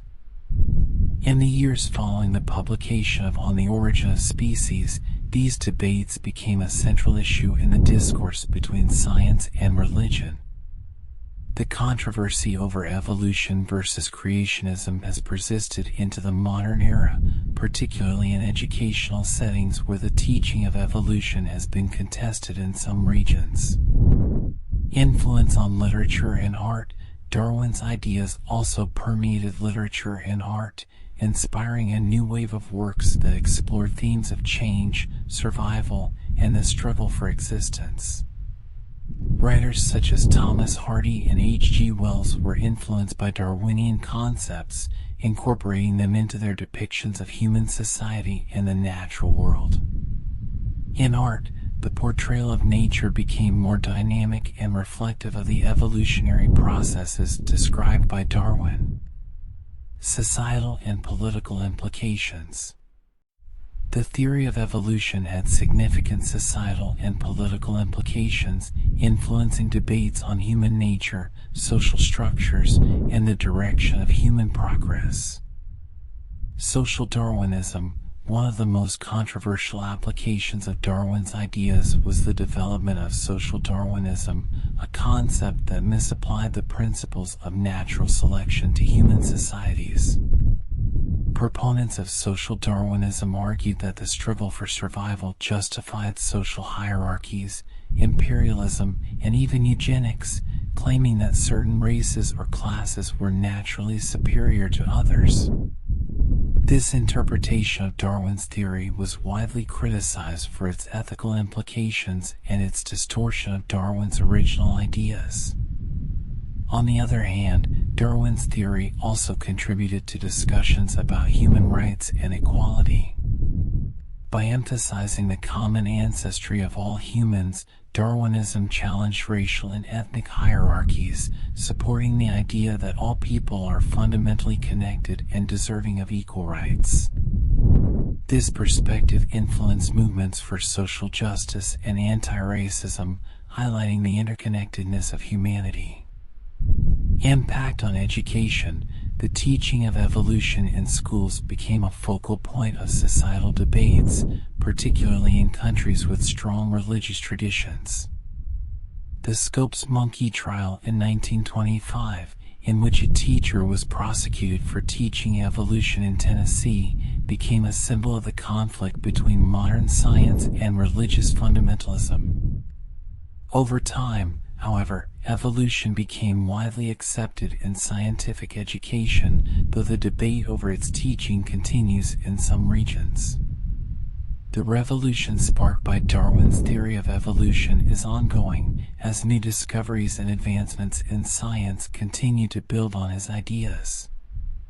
The modern synthesis of the mid-20th century, which integrated Darwin's theory with genetics, provided a more comprehensive understanding of evolution and solidified its central role in biology. Today, Evolutionary theory is applied in numerous fields beyond biology, including medicine, psychology, and anthropology. It helps scientists understand the development of diseases, the origins of human behavior, and the evolution of cultures and societies. The principles of evolution are also used in technology and artificial intelligence, where algorithms inspired by natural selection are employed to solve complex problems. Darwin's legacy is also evident in the ongoing exploration of the origins of life, the study of biodiversity, and the efforts to conserve endangered species.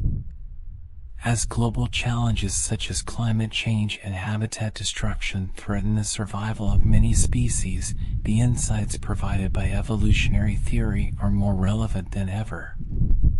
Charles Darwin's theory of evolution by natural selection initiated a revolution that transformed both science and society. In the scientific world, it provided a unifying framework for understanding the diversity of life and the processes that drive change in the natural world. Beyond science, Darwin's ideas challenged traditional beliefs about humanity's place in the universe, sparking debates that continue to shape cultural, philosophical, and political discourse. The impact of Darwin's theory is ongoing, as it continues to inform research, influence education, and inspire new ways of thinking about the world. The revolution that Darwin began over 160 years ago remains one of the most significant events in the history of human thought, and its effects are still felt across all areas of science and society. Charles Darwin's theories, particularly his theory of evolution by natural selection, continue to hold a central place in modern science and remain crucial to our understanding of the natural world. Over 160 years after the publication of On the Origin of Species, Darwin's ideas are still foundational to biology and have expanded their influence into various other scientific disciplines.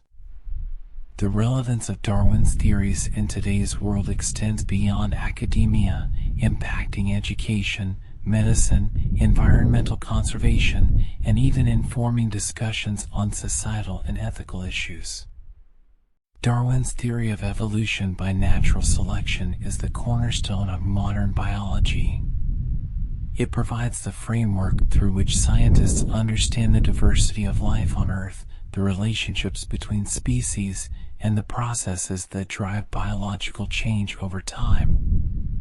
Evolution explains how organisms adapt to their environments, how new species arise, and how life on Earth has evolved from common ancestors over billions of years.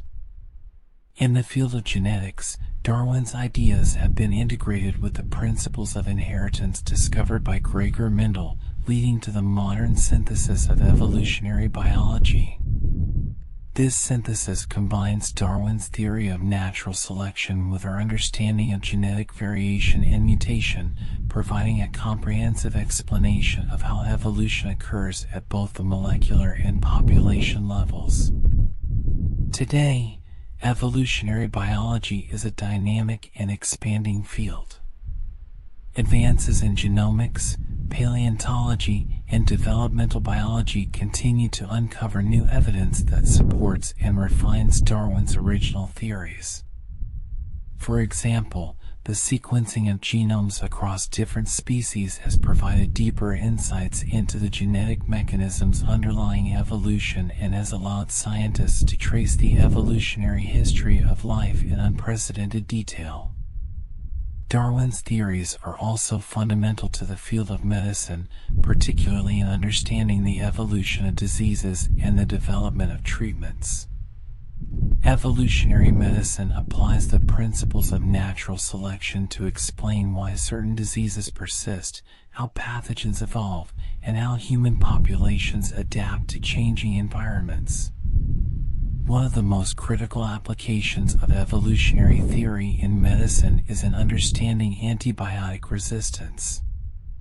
Pathogens such as bacteria evolve rapidly, and the misuse or overuse of antibiotics can select for resistant strains, making infections harder to treat. By applying Darwinian principles, scientists can develop strategies to combat antibiotic resistance and improve public health outcomes. Evolutionary theory also informs our understanding of genetic disorders and the evolutionary basis of various human traits and conditions. For instance, the study of how certain genetic traits have been preserved or spread through populations can provide insights into the prevalence of diseases such as sickle cell anemia or cystic fibrosis, which have evolutionary origins. Darwin's ideas are central to the fields of ecology and environmental conservation. Understanding how species evolve in response to environmental pressures is crucial for conserving biodiversity and managing ecosystems. Evolutionary principles guide conservation strategies, helping scientists identify species at risk of extinction, understand the genetic diversity necessary for species survival, and develop plans to protect habitats and ecosystems. In the face of global challenges such as climate change, habitat destruction, and the rapid loss of biodiversity, Darwin's theories are more relevant than ever. Conservation biologists use evolutionary theory to predict how species will respond to changing environments and to design interventions that can help preserve ecosystems and the species that depend on them. The concept of evolutionary adaptability is particularly important in addressing the impacts of climate change. As environmental conditions change, species must either adapt, migrate, or face extinction. Understanding the evolutionary processes that allow species to adapt is essential for developing effective conservation policies and mitigating the effects of climate change on biodiversity. Darwin's theories remain a fundamental part of science education around the world. Evolution is a key component of biology curricula at all levels of education, from primary schools to universities. Teaching evolution helps students understand the processes that have shaped life on Earth, the evidence supporting these processes, and the scientific method itself. In addition to its scientific importance, teaching evolution also promotes critical thinking and an appreciation for the complexity and interconnectedness of life. By learning about evolution, students gain insights into the natural world and the history of life, which are essential for making informed decisions about issues such as health, environment, and ethics. However, the teaching of evolution remains a contentious issue in some parts of the world, where it is challenged by alternative beliefs such as creationism or intelligent design. Despite these challenges, the overwhelming consensus in the scientific community supports evolution as a well-established and robust scientific theory. Efforts to improve public understanding of evolution continue, with scientists, educators, and organizations working to communicate the importance and relevance of Darwin's theories to a broader audience. Darwin's theories also continue to influence discussions on ethics, philosophy, and the nature of humanity. The concept of evolution raises important questions about human nature, the origins of morality, and the role of humans in the natural world. Evolutionary ethics explores how moral behaviors and social norms may have evolved to promote cooperation, social cohesion, and survival. This perspective has implications for understanding the biological roots of human behavior and the ways in which our evolutionary past shapes contemporary social structures and ethical systems. Philosophically, Darwin's ideas challenge traditional views of human exceptionalism, suggesting that humans are not fundamentally different from other animals but are part of a continuum of life shaped by the same natural processes. This has led to ongoing debates about the moral status of animals, environmental stewardship, and the responsibilities of humans as part of the broader web of life. As science advances, Darwin's theories continue to evolve and adapt to new discoveries and technologies. The development of new research methods, such as CRISPR gene editing, synthetic biology, and computational modeling, offers exciting opportunities to explore evolutionary processes in ways that Darwin could not have imagined. For example, the study of evolutionary development biology, or EvoDevo, examines how changes in developmental processes drive evolutionary change, providing new insights into how complex structures and behaviors evolve. Similarly, advances in paleogenomics, which involves extracting and analyzing DNA from ancient fossils, are helping scientists uncover the evolutionary history of extinct species and the genetic basis of human evolution.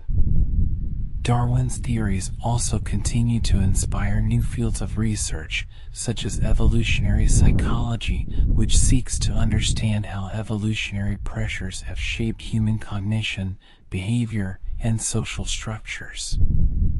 The principles of evolution are increasingly applied in fields as diverse as economics, artificial intelligence, and cultural studies, demonstrating the broad and enduring impact of Darwin's ideas. Charles Darwin's theories remain as relevant and important today as they were when first proposed. His ideas have become the foundation of modern biology, influencing a wide range of scientific disciplines and informing our understanding of the natural world. Darwin's legacy is evident in the ongoing research that continues to build on his work, the educational systems that teach his theories, and the broader societal discussions that grapple with the implications of evolution. As science and society continue to evolve, Darwin's contributions will remain central to our efforts to understand life, address global challenges, and explore the future of humanity. His theories are not only a testament to the power of scientific inquiry, but also a reminder of the profound connections that bind all living things together through the process of evolution.